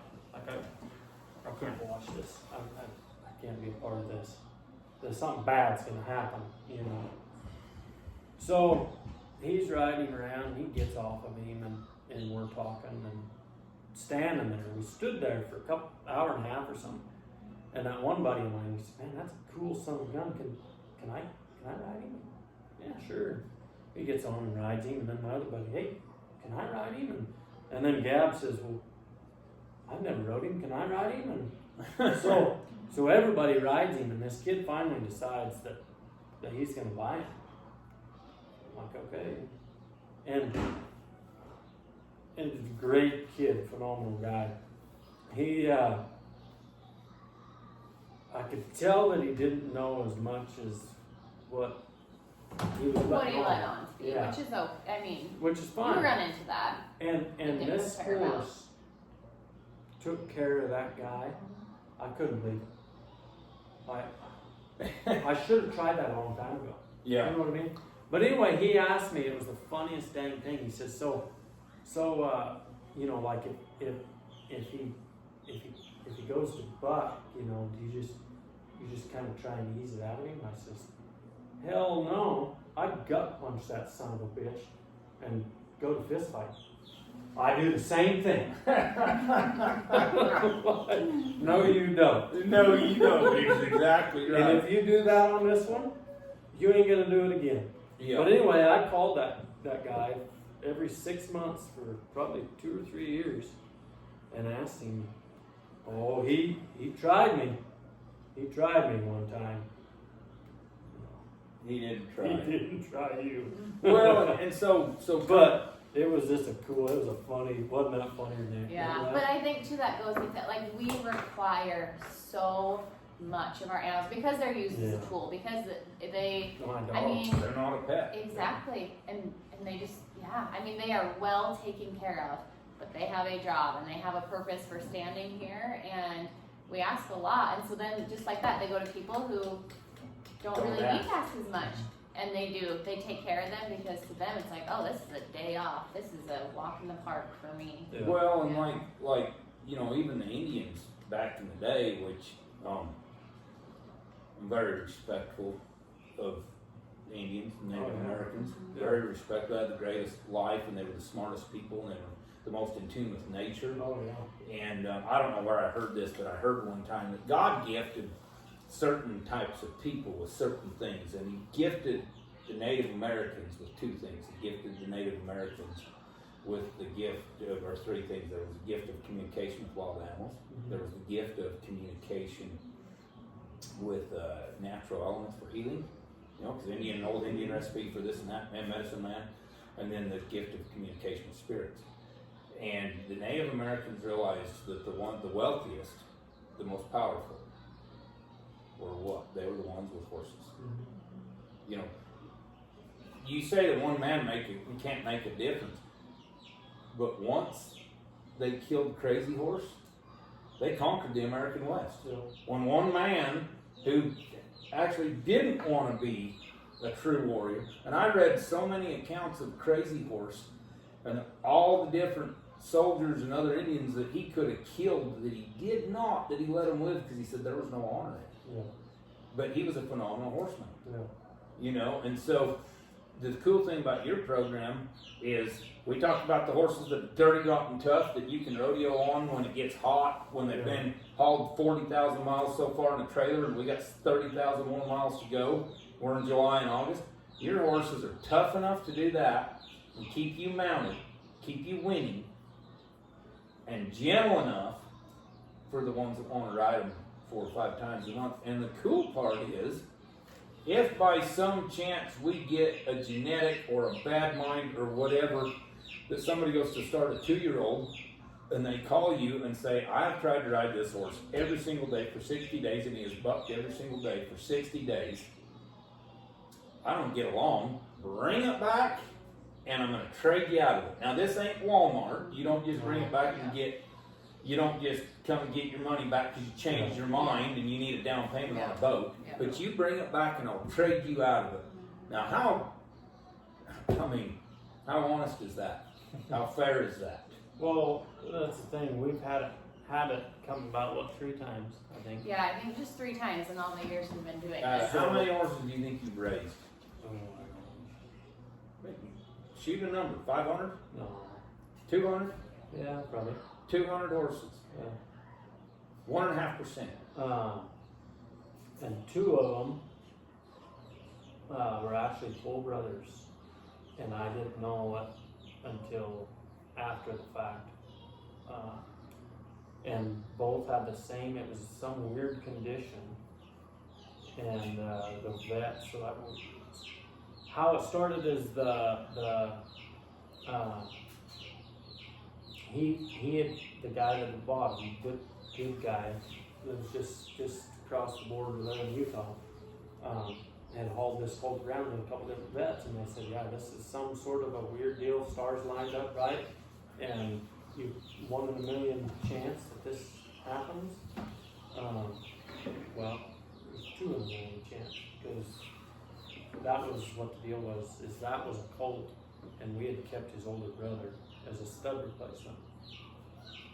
And then somebody came in and bought that colt, and kind of the same deal, he had hauled him in. So I told him, yeah, bring him back, pick out a different one. We had a couple picked out, one that I was going to keep as a stud replacement, and another one that we not really tried to sell. And I gave him the option of either one. Yeah, you didn't bring it back and say, well, you know, you didn't just say, well, this is all you get. Yeah, no. He had an option. And then, and that's the thing. He could pick. Or you could take him up on the mountain and you could say, hey, there's a whole bunch of colts there. Yeah, or there's a mare standing there that's cost this much money and you spent this much. And Fair trade. Credit towards. They're not going to bring back a $6,500 colt that didn't work out and say, well, it didn't work out. I want a polo. We've had people try it. We've had people try it. Oh yeah. Yeah. Like, no, that's not quite. You don't pick our lowest value and then think you're going to And back to like the picture taking deal, and referring to David Stockline, he had this deal, and I know it sounds really dumb and gay, but it said Code of the West, and it had 10 things. And one of the things that stuck out to me was be tough but fair. Yeah. And even as dumb as it sounds, I mean, like you think about Lonesome Dove, where he has Newt drive the cattle to Fort Benton and sell them to the U.S. Army, and Captain tells him, Newt, I depend on you to do a fair deal to both parties and bring the money back here. a fair deal to both parties. You know, you're considerate of other people, you want them to ride your horses with pride, and yet you still are not going, you can't allow people to take advantage of it. Well, that's exactly right. I mean, you go and you get your colt hurt or your horse gets in a wreck or whatever. You run them through the That barbed wire doesn't fence. count. You know what I mean? That's not our fault. But if somebody calls you and says, man, this thing just bucks every single day, and then they might bring it back and they might have been going about it the wrong way, and you might say, well, take this and then you make the deal and then you take that colt out here and you put him in your round pen, and you're like, well, there's nothing wrong with him. But what people don't understand is you are a very good horseman that's done this for a long, long time. And I've never heard anybody refer to anything like Gabby did when she said, there's a million different ways to start a colt. We're not here to critique your ways of starting a colt. We're here to hope your first ride goes good. I'm like, wow. I've never heard that because, and like we used to do a colt starting clinic, me and my boys did in Sheridan, and we'd start 15 or 16 head and we'd ride them all in 3 days. Not once. Every horse got rid. And what we wanted to show everybody was how some horses, even similarly bred, started differently. Same approach, same program. Some of them colts we started riding in a 50-foot round pen in 3 days, and some of them horses were loping out in the big arena, swinging ropes on them and doing stuff. Because they all, just like kids, you know. But I also think that some of the most, and I'm not kidding you, this really, it would blow your mind at how many people I've actually come across that were multimillionaires in the horse industry that did not even have high school educations. They dropped out. They were dropped out. And they were successful, but they had to go do what God made them do. Sometimes the toughest horses end up being the best ones. Sometimes the easiest horses end up being nothing. And you've experienced that, I've experienced that. Sometimes the toughest students in school, because they don't sit down and obey during reading time, they cause, you know, disturbances to the class. They can't hold still, they're blah, blah, blah. That was me. Yeah, me too. But that same guy that never could hold still, that always paid attention to what was going on outside, whether it be the guy mowing the yard or a bird or a dog or whatever, he might have been the guy that paid attention to everything and saved his buddies in Iraq when he was fighting for his country. Because he paid attention. He couldn't just pay attention to what was going on in front of him. And the same goes for these horses. You might get upset because that horse isn't dropping his head walking down the trail stupidly as ever, like you referred to the horse that walked into a tree. This horse might pay attention, but what he's going to do is save you from a wreck. From a broken leg or he's going to save something hung up. Yes. When you finally get some life into that. Yes. You're walking a horse through some tall grass and all of a sudden he stops and he won't go forward and you're mad at him. And he cocks his head and, you know, puts his ears forward and you don't realize there's an old down fence in that grass. You couldn't see, but he could sense. And so that's where self-preservation. That's one thing too, like within our in utero program, we sell a lot of our babies in the belly, and we try and stress those people to pick out, you know, 3 mares to fit what they're after. Yeah. You know what I mean? And just like this gal that you ask them what they want to do. Yeah. Like, what's your end goal? What's your end result? Like, we want horses to work. We want, the only call that we get from you is a success story. Yeah. You know what I mean? Yeah. And so we try and guide somebody. Same deal. And I've told people before at sales and whatnot, they'll come up and they'll start asking me about my horse. And I'll tell them, I'm sorry, but this horse is not going to fit you. This is not what you're after. We had 4 horses in salmon one year, and some people from Sheridan came up and they wanted this older gelding we had, and that's a whole nother different story. But anyway, I told him, I said, yeah, you don't want that one. You want this 6-year-old I've got right here. Yeah, age, he may be younger. Yeah. But He's better. yeah. Oh yeah. He's better. And that's another thing a lot of people don't realize is you know, We've had 3-year-olds that I trust with anybody. Yeah. Sometimes older isn't always better, and sometimes younger. And obviously, the learn together never works. But and then to me, like one of the cool things about your deal is too, kind of back to the picture taking deal, photography, whatever Gabby's doing. You can go buy a horse. Not only do you get the horse, you get the papers, but you get a picture of this thing in the most beautiful mountain being raised As a baby. as a baby. You can put it on your wall. Yeah. You can have that horse for a long time, knowing that's the coolest thing, that this is where he was raised. And that stuff means stuff to people. It you know what does. I mean? Like those friends of ours, this is kind of a famous picture. Both these pictures are famous, but Yeah. another friend of mine that I rodeoed with, he was here. He does a bunch of traveling. And hopefully we get to see him twice a year. Sometimes it's just once, but they were here and they were talking to these folks, and they had initially bought these horses for hunting. Yeah. Just trail riding, hunting, and just enjoy them, which is fun. Great. Yeah. Yeah. And so anyway, I remember Harold asking. He says, "Well, what's your end goal with these horses?" And we'd had dinner, and we'd been sitting there for a while, and we had a couple brews, and he says, I really just want to try and recreate that picture when he's grown up.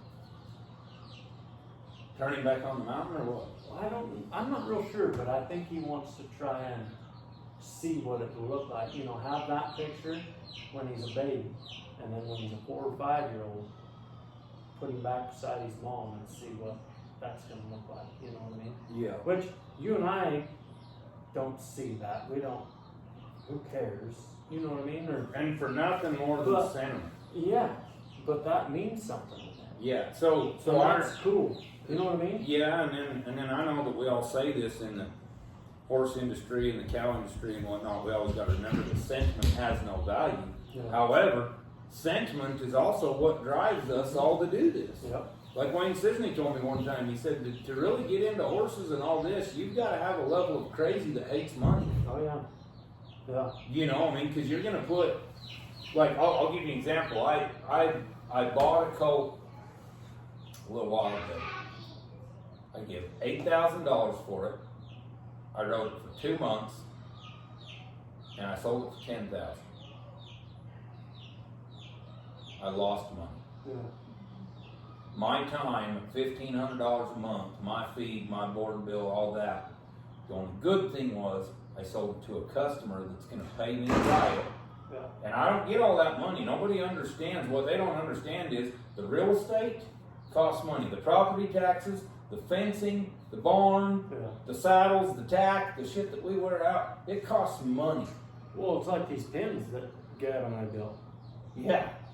How many times have I had to rebuild them? Oh my gosh, every year really we have to maintain. It's just maintenance, but Maintenance. we've had. It's not necessarily that you're rebuilding, you're maintaining it. Yeah. Exactly. And same with that arena. We went for a lot of years without an arena. Yeah. And we worked very, very hard to get that done, to get it built. Cole really has done most of the building on it. And how many colts do you got to ride to pay for that thing? That's exactly right. And we have had so many people, oh, can we come use your arena? Oh, can we come use your arena? I feel like I'm a pretty giving person, and it's not, you're welcome to, but hey, there might be a weekend we're gone, and I might need you to come to our arena, but can you peek around and make sure our animals are okay? You know what I mean? And that becomes a problem, because heaven forbid. Yeah, they want to come use the arena, but they don't want to walk around.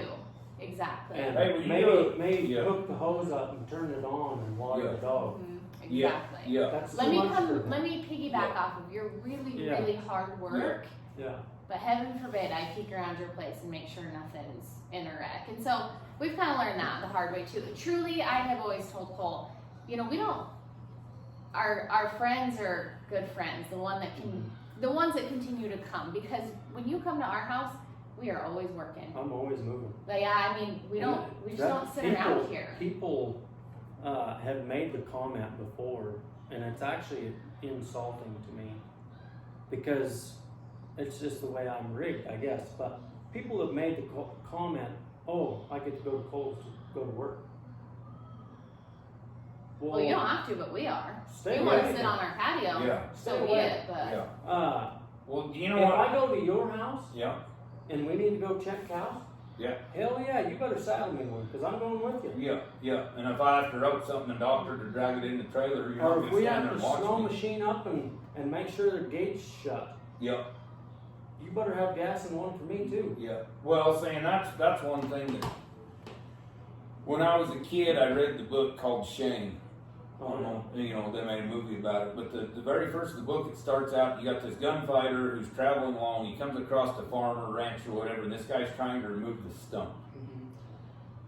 Gunfighter takes off his belt, steps off his horse, works alongside the farmer, and they remove the stump from the ground. And it talks about in that book how when two men work together, it builds a bond.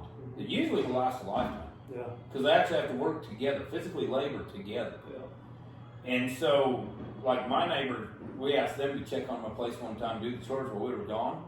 And my neighbor called me and said, hey, you had a heifer calving. I got it run into the chute. I got the calf pulled.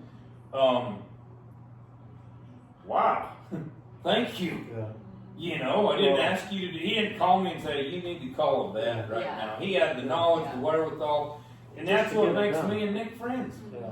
No, we're neighbors, sure, but we're friends. Yeah. And if somebody says, hey, can I come use your arena?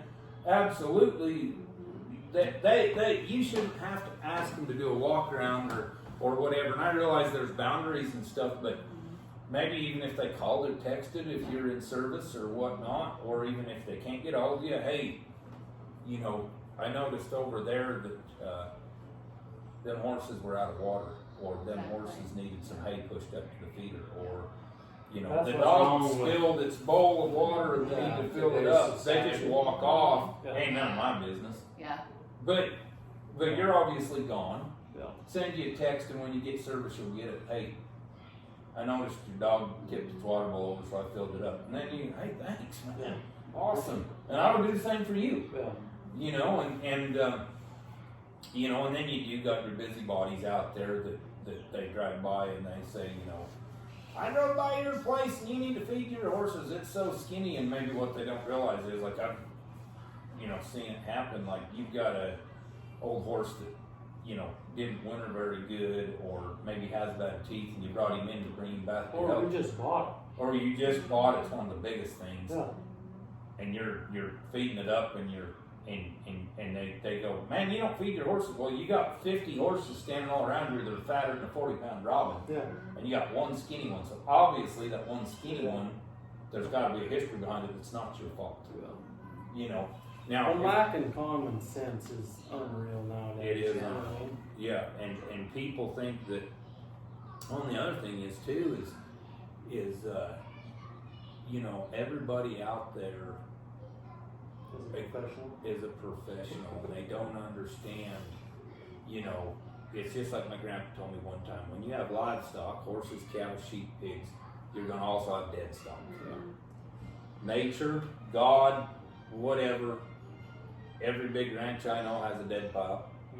You know, they don't have a funeral service and a burial for every cow that dies, or every calf that's born dead, or like we talked about yesterday, you know, we saw some beautiful bald eagles.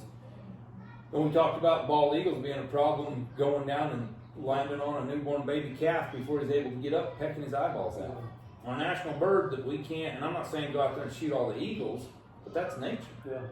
It's product of the environment. And then that calf ends up dead, but you know, it's not always so romantic. Oh yeah. And it's not always, again, not to pick on anything, but like the Yellowstone deal, a ranch. Now in Kentucky they have thoroughbred farms. In Montana they have ranches. What's the difference? Farms have horses and ranches have cattle. I don't believe in a horse ranch. I don't. Yeah. A ranch has cattle. But what people don't realize is that these horses are a tool. They're necessary.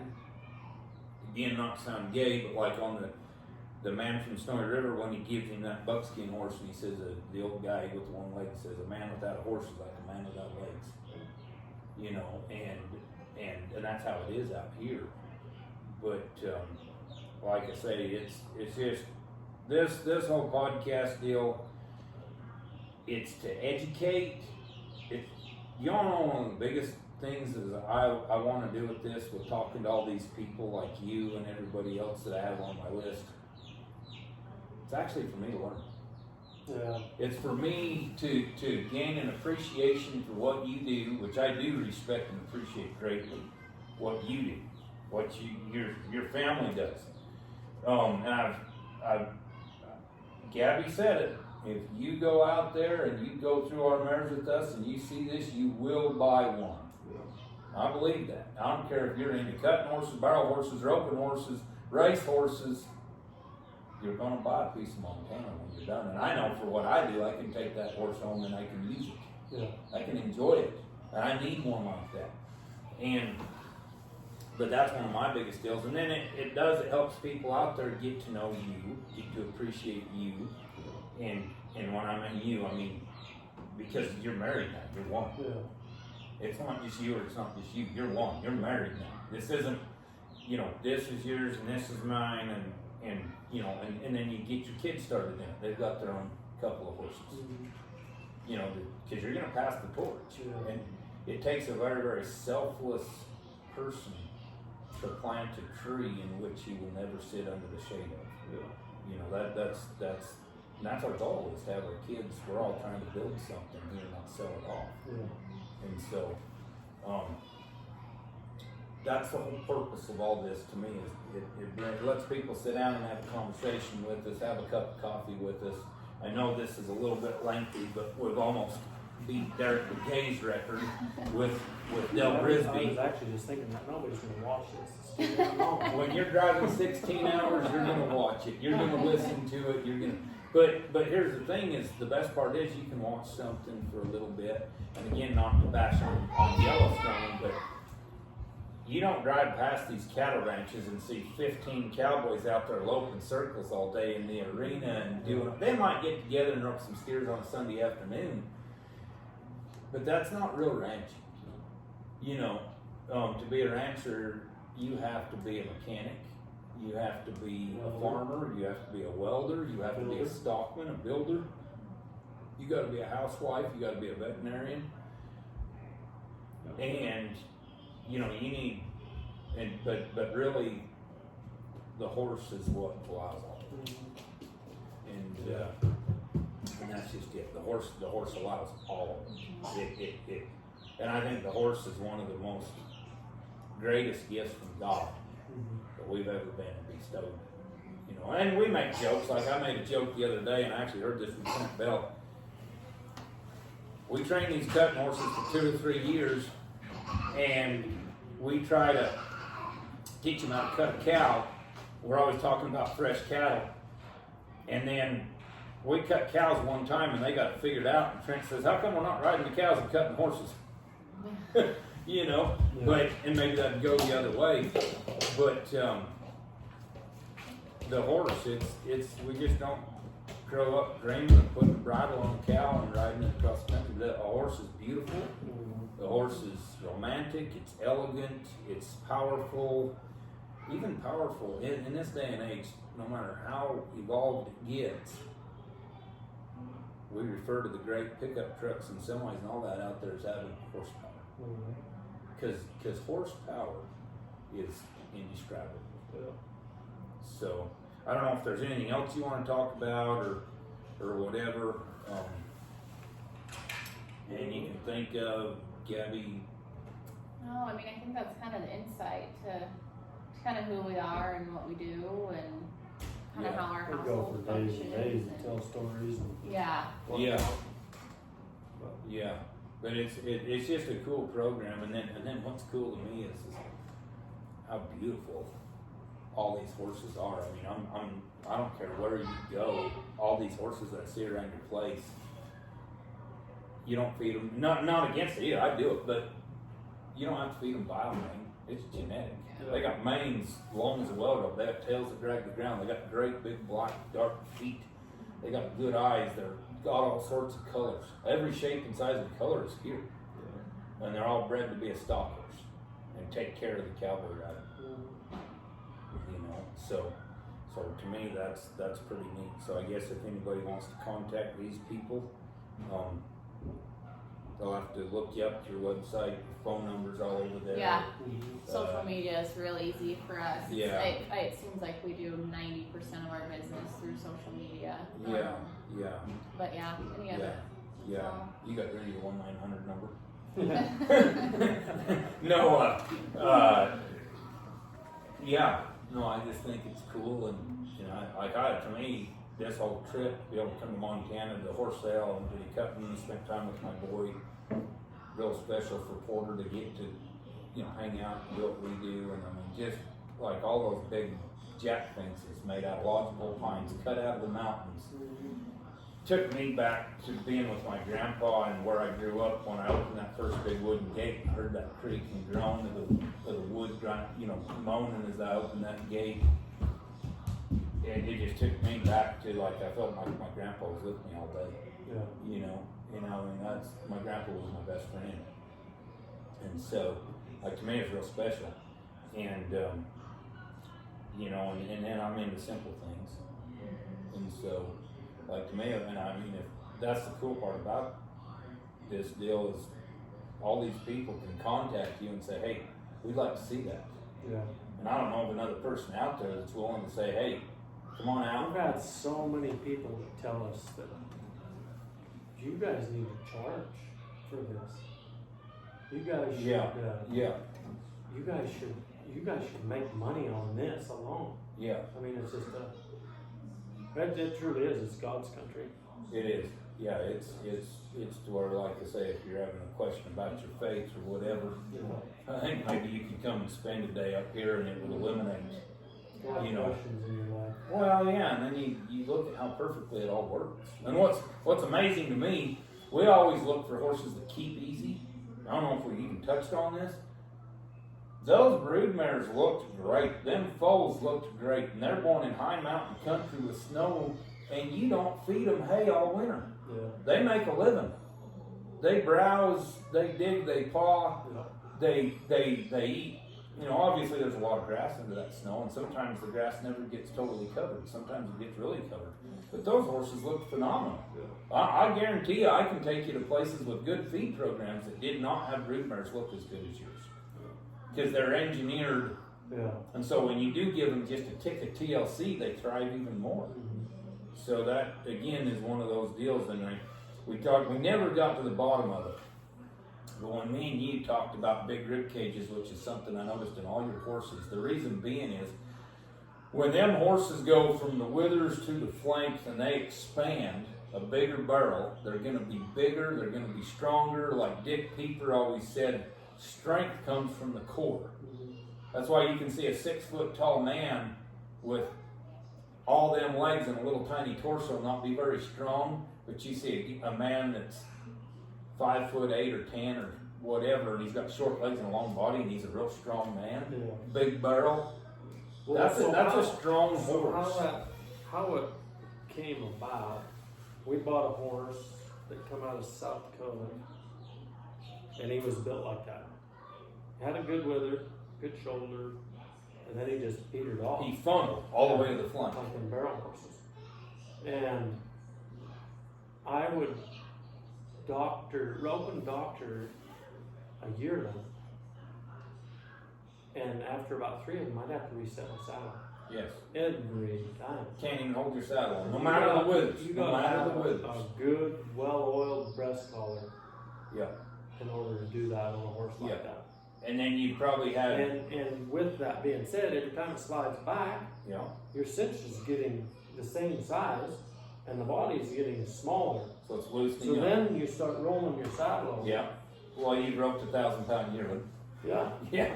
Yeah. And so and that horse was a good horse. He was a caddy and whatnot, but good bred.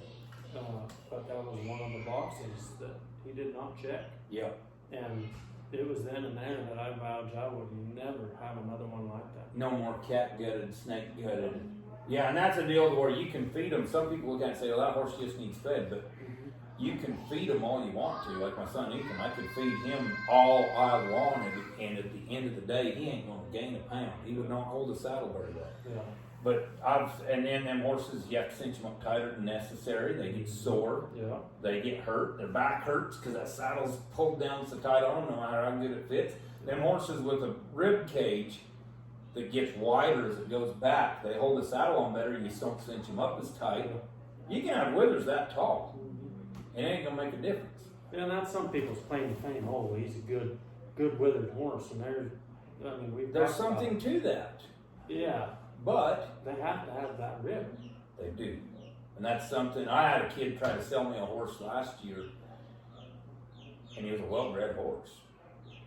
And he tried to sell him to me. He said, he's a little thin right now, he just needs some feed. And I looked at him and I says, I'm not interested in him. I says, I know he rides good and everything, but he said he needs to be a road horse. I said, he'll never be a good one. And I explained that to him about how his rib cage funnels. And he goes, I said, that horse will never get fat, he'll never hold the saddle right, and he's not something I'm looking for. And he said, I said, I'm being brutally honest. And he said, gosh, that makes me feel better, because I was thinking I couldn't feed him good enough.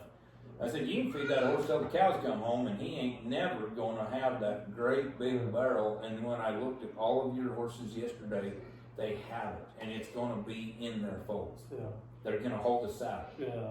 And that's another thing. So I had a guy come up to me at the fair one year, and he wanted to sell me a what was that horse bred? 3 bars bred. I don't remember. 3 bars, and then, but same deal. He says it's 3 bars bred, and it's back here. Yeah. Papers, you know. Yeah. And he says, well, aren't you want some horses with some speed? And I said, I've got horses with speed. Yeah. This stud you just mentioned. The zombie, we called him. Yeah. We sold him down in Texas. Took him to Fort Worth. Yeah. Yeah. He's right there on those papers. We don't have his actual copy yet. Yeah. So right here, Yeah. that horse right there. I roped on that horse, headed and heeled on him. I used him at ranch rodeos. Standing right beside a firewater flint dogger, and right beside I think a Dash to Fame grandson.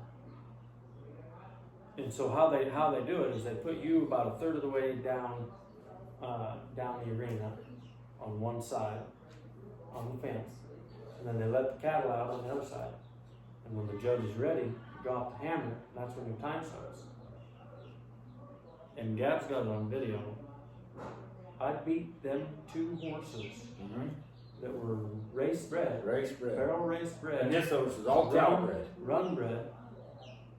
I beat them 2 horses by 2 or 3 horse lengths. 2 or 3, yeah. In the arena. Yeah. In the matter of 200 feet. Yeah. Yeah. 200 feet, and I Yeah. beat them by 2 or 3 horse lengths. Yeah. I told that guy that. I said, I got speed. I got speed. Well, on speed, they've proven is the easiest genetic to pass on. Yeah. You know, there's a lot of genetics that are hard to pass on there, but speed is the easiest genetic to pass. Yeah. And yeah, that horse is all, he's Nothing. Peppy Stormy Nothing. Fox, Nothing bred. son of a Peppy. I mean, there's a lot of cow horses in there. That was the other thing. So people didn't really appreciate his colts because he didn't have a pedigree. You know what I mean? He had a son of a Peppy, but that was it. And he was actually line bred, so this Peppy Stormy Fox was by son of a Peppy as well. Mm-hmm. Well, and that's the thing though, is even as much as we try to breed them, we've seen, I don't even know how, I'll just talk about my world. You go in there, and you see one son of metallic cat sell for $30,000 and the other son of metallic cat sell for $300,000. Why? Maybe the mare. Yeah. Maybe the confirmation. Maybe he was a son of metallic cat out of the daughter of Dillon, and so was the next one. It could have been full brothers. One of them had the conformation, one of them did vet clean, one of them had a crooked foot. I'm not going to name names, but I know of a horse that has won probably close to $200,000 now and is a great cutting horse, one of the most remarkable moving animals in the world. And a friend of mine says, "Why don't you breed to that horse?" And I said, "I can't." And he said, "Why?" I said, "Because have you ever looked at his feet?" And he said, "What about him?" I said, It's amazing that. I said, "He doesn't know if he's going north or south. His right front Yeah. foot turns straight sideways." And he says, "But it doesn't affect him." And I said, "It will. Yeah. It'll affect Give it 2 more years. and if they retire him early, because he's a well-bred cutting stallion," and I'm not trying to pick on cutting horses, but I have to because that's all I know. If I'm going to go spend the money to breed to something that's 300,000, I'm going to go breed to one that's also got enough foot and bone that if he pukes and he doesn't cut, or even if he does cut, we've got to have straight legs. Yeah. I'm not going to start out with a strike against me.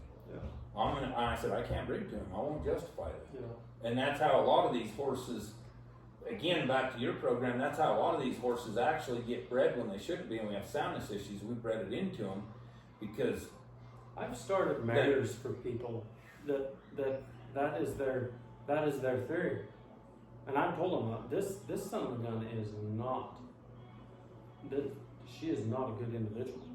Oh, okay. Well, we'll just breed her. Yeah. So how many are you going to reproduce? Yeah. Same with the stud. Yeah.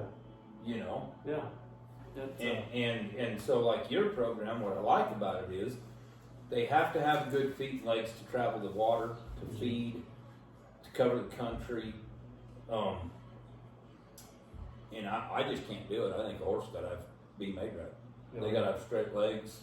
They got to have. Yeah, they won't last. You know, I mean, just like that little Ruby mare that I win the world on, and you seen her the other day. And, I mean, yeah, I know she's a midget. I know that she's a spot sod out of a hydra cat mare. I put shoes on her one time in her whole life, and that was when I was hauling her. And the only reason that I put shoes on her was I went to a cutting in Colorado, and the ground was really, really rough and gravelly.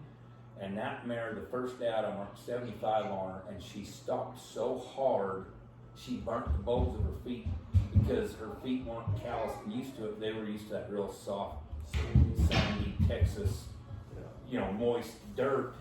The only reason I shod her was to protect that. As soon as that got better, I jerked the shoes off of her. I've never shod her since. She has straight legs.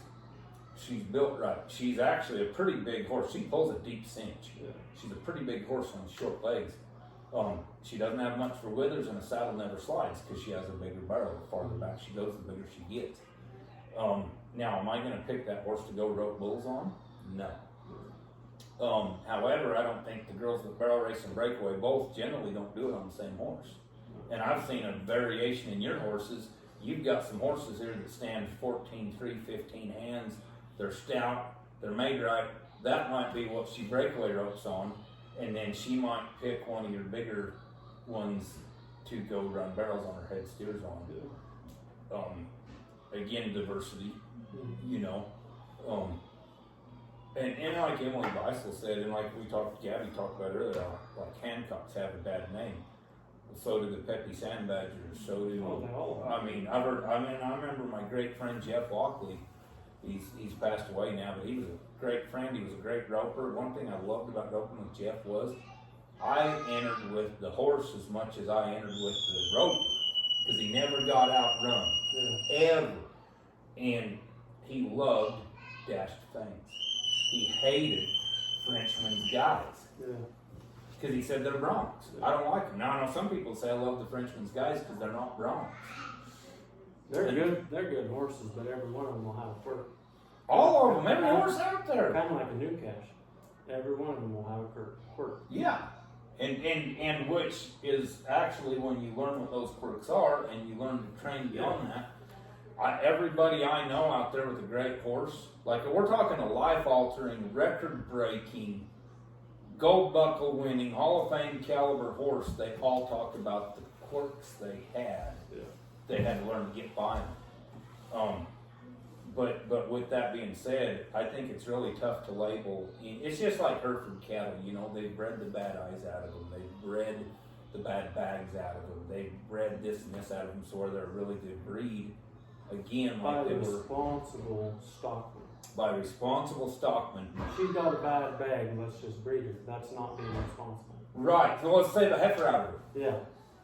If a cow gets a bad bag and it's turned out to be cold, then you cull her. But when a cow has a bad bag and you save a heifer out of her, Yeah. you make it worse. Yeah. When you there's obviously strings of every breed of horse out there that buck. And then also, don't you think that maybe some people, like, they run in circles? This group of idiots runs with this group of idiots. They breed the same horses. They ride the same way. Yeah. Yeah, it's the same deal. So I go to work and this is a different deal. And the kid comes up and says, "Yeah, I don't like mares."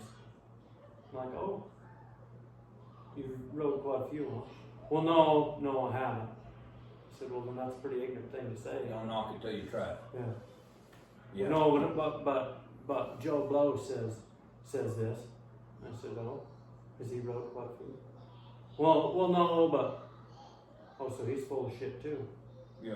If a gelding kicks and squeals, it's just being It's a a mare horse. problem. It's because there's a mare around. Yeah, but what happens when you got a pen of geldings and they all kick and bite and fight and squeal until they figure out the pecking order? Exactly. Yeah. And I had a person tell me this one time. They said a lot of people don't like mares because mares require a leader, Mm-hmm. or they will become the leader. Yeah. And their personality does not have that leadership capability. Yeah. So they can't ride a mare. Yeah.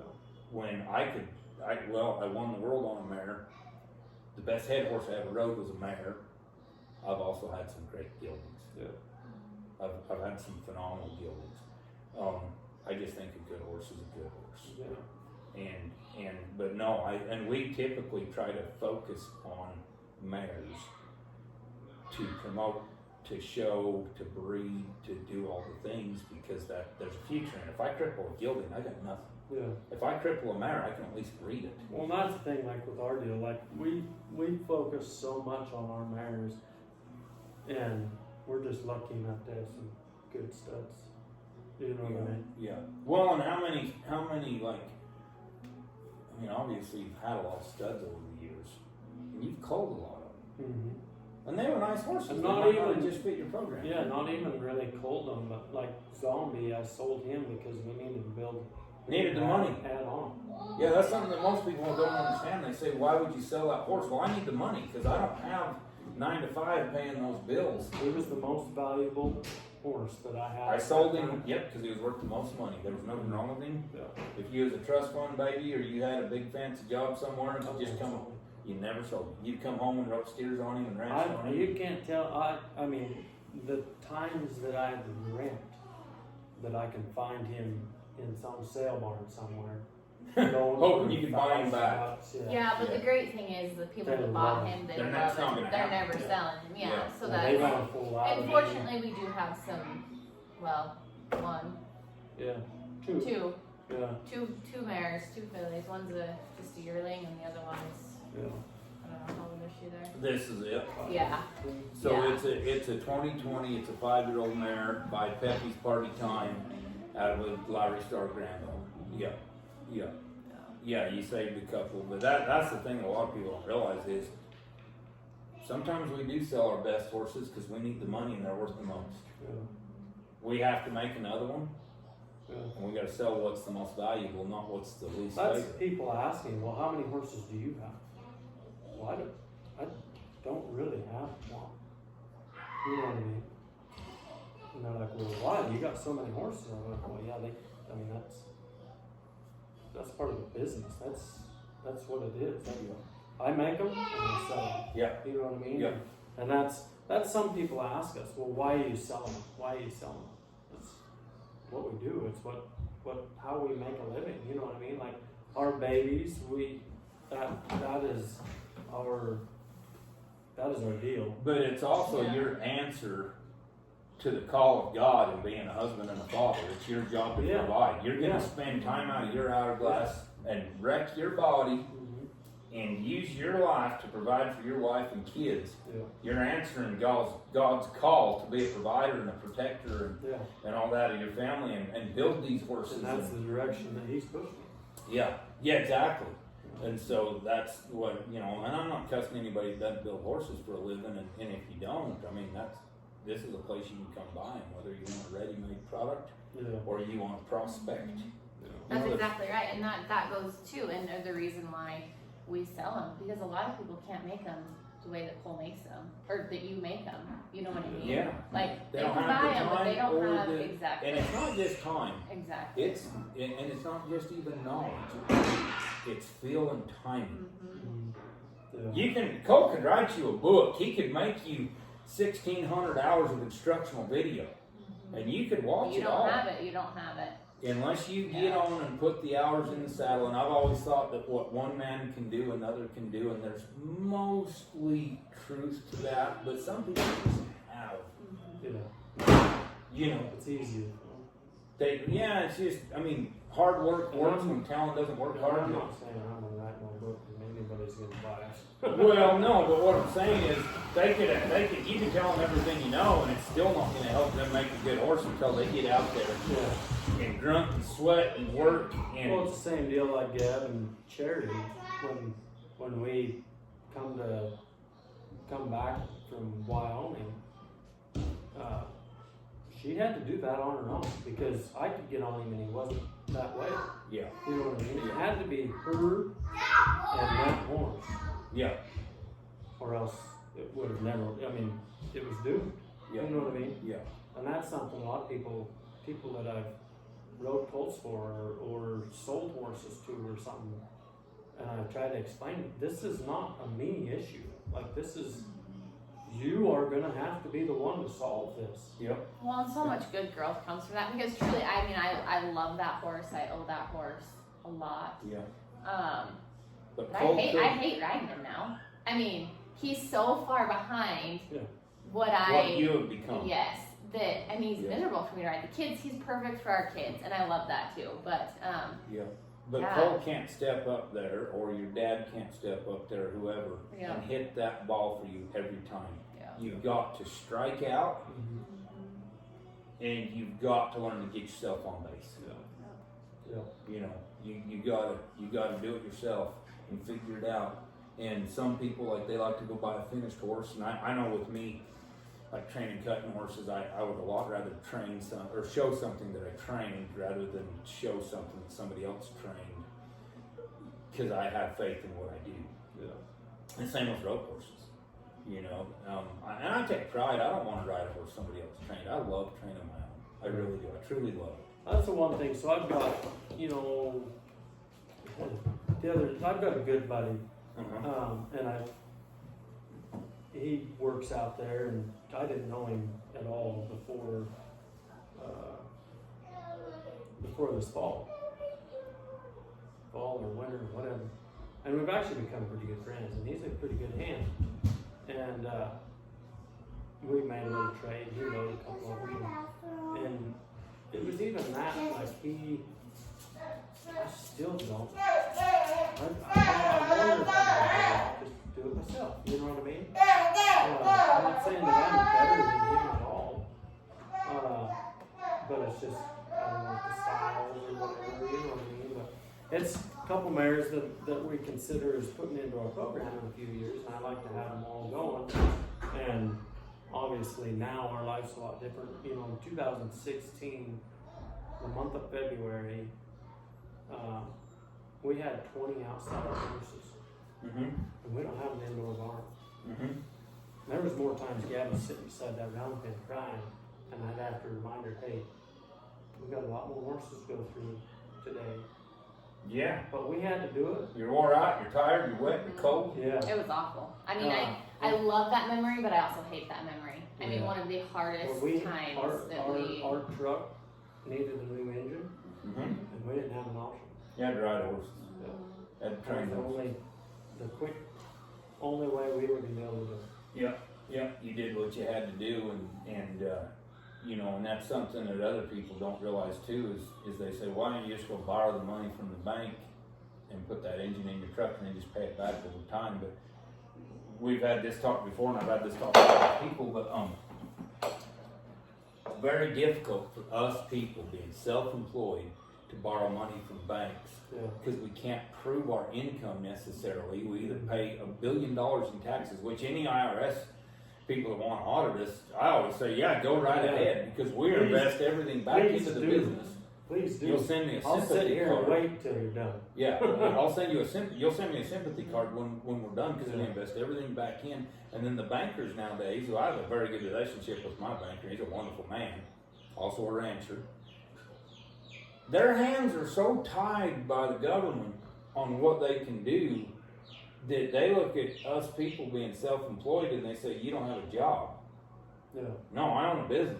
Yeah. I own a program. I have, this is, but they don't, so you have, it forces us to prove do. that, that you have the money. Well, no, that's why I'm sitting here asking you for the money. Yeah, If I had the money, I wouldn't be sitting here. I told that to our banker the other day. I don't know what to tell you. And that was the thing. People always told us that we needed an operating line. And it wasn't until 2 years ago, right before I had my hip replaced, that we finally got one. So we did most. But you had built a hell of a program with hard work and cash. Without having Hard work and cash, without some private lender or a bank or anybody borrowing you. Here's $400,000 to get started. Yeah. You rode colts, you day worked, you shod horses, traded horses, just to make enough money to get. I mean, it was literally one brick at a time. Yeah. Well, that's the thing. So when I was hard to get ahead when you start out behind too. Yeah. When I was sitting in that tractor, going back to that,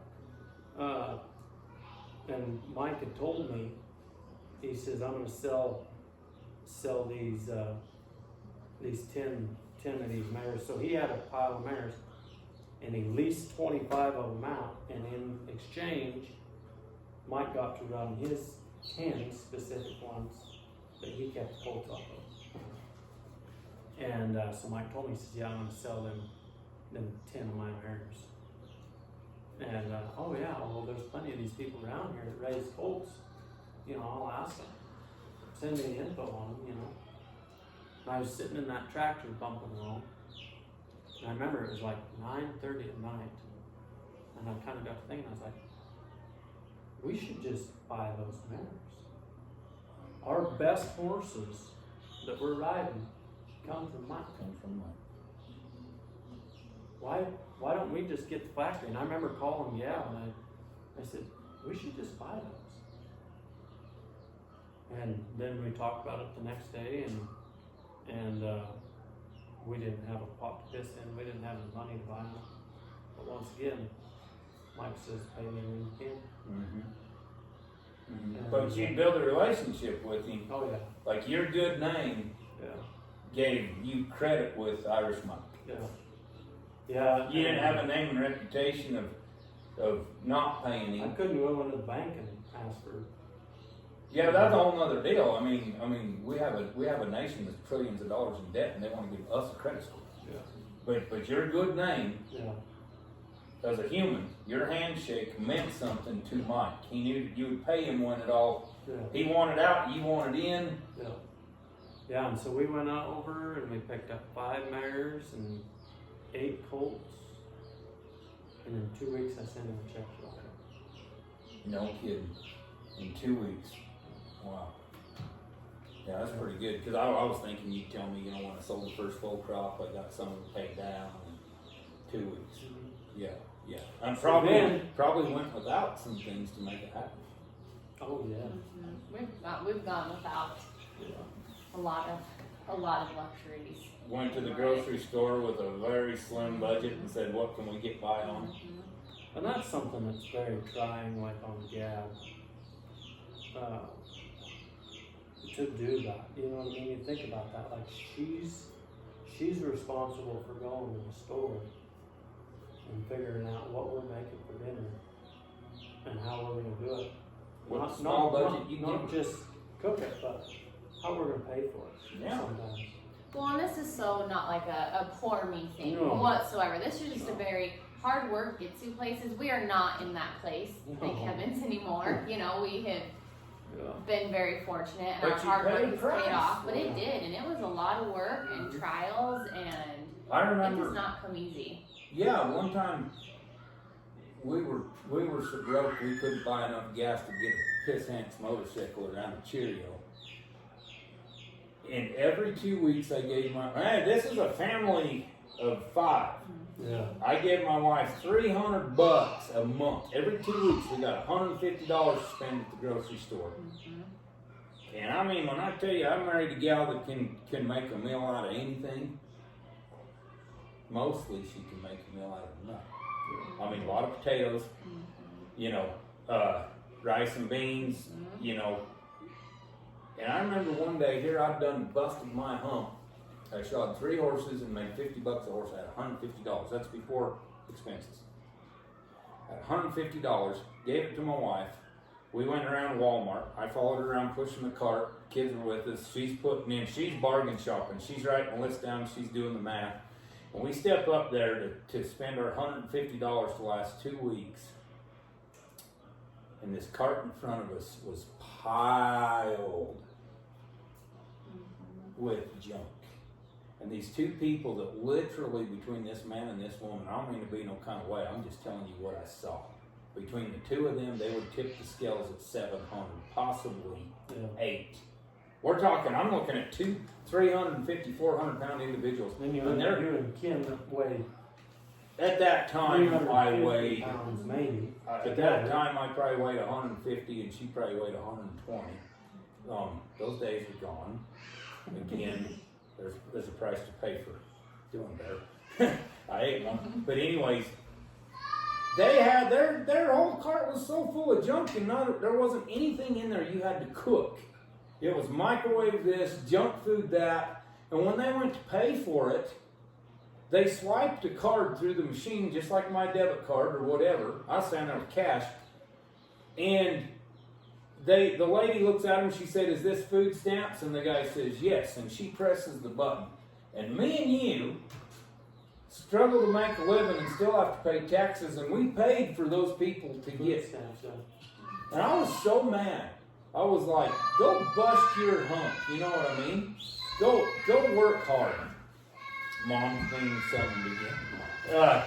But I'm like, go work hard. And then there's times that we did that, and my wife literally had to go and put stuff back. I've done it.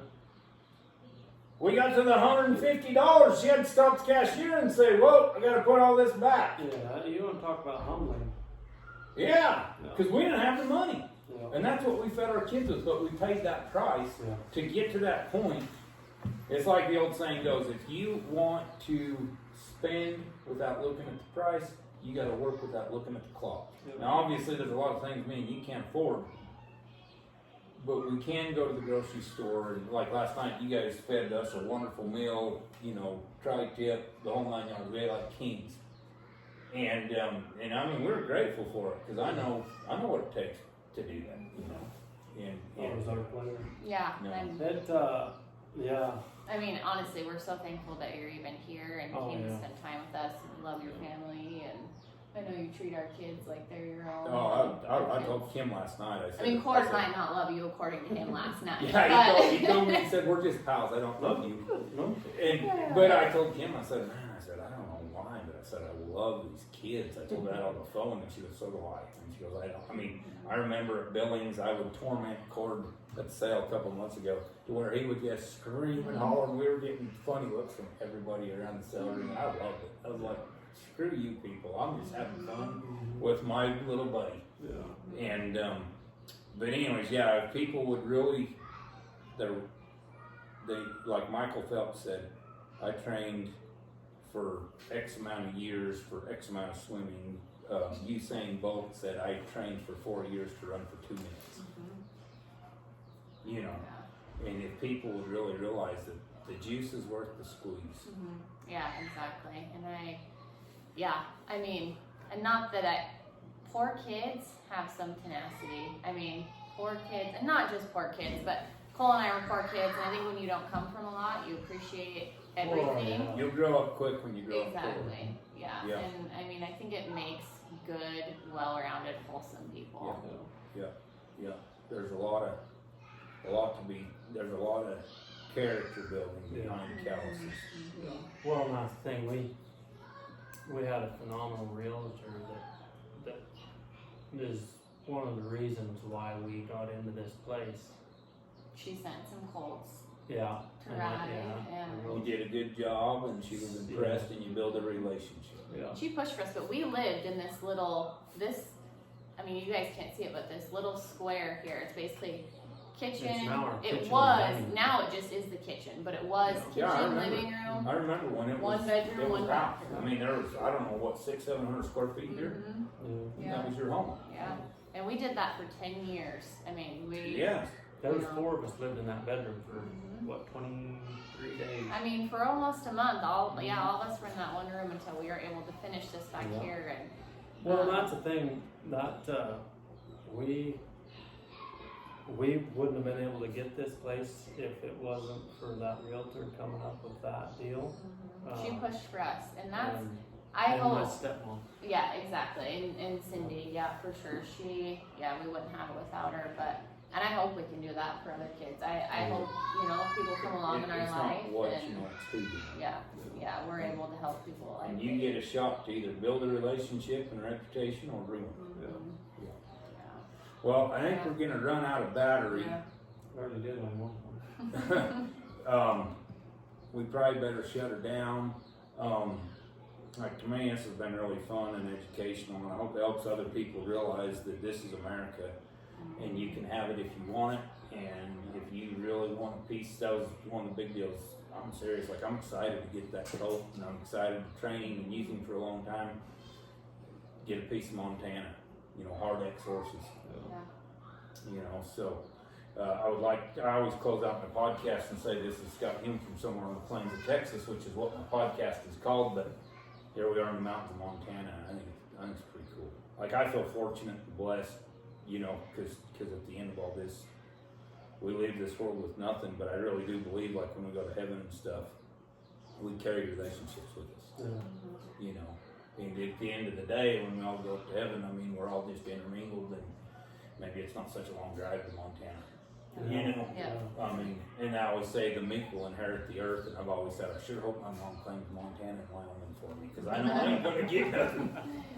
But anyways, we'll let them go, and it's been fun. Yeah. It's been real, and it's been fun, and I hope this helps Yeah. everybody Yeah. realize what it's like to kind of walk through a chunk of your life. Yeah.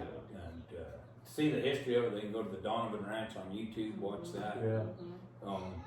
Check out your Facebook page, Gabby's Photography. Is it on Hard X Horses? HX Images. HX Images. Yeah. Yeah, cool. Yeah. All right. Awesome. Thanks, Scott. Thank Yep. you guys. Thank you. All right. Brought by the man upstairs. Brought by the man upstairs.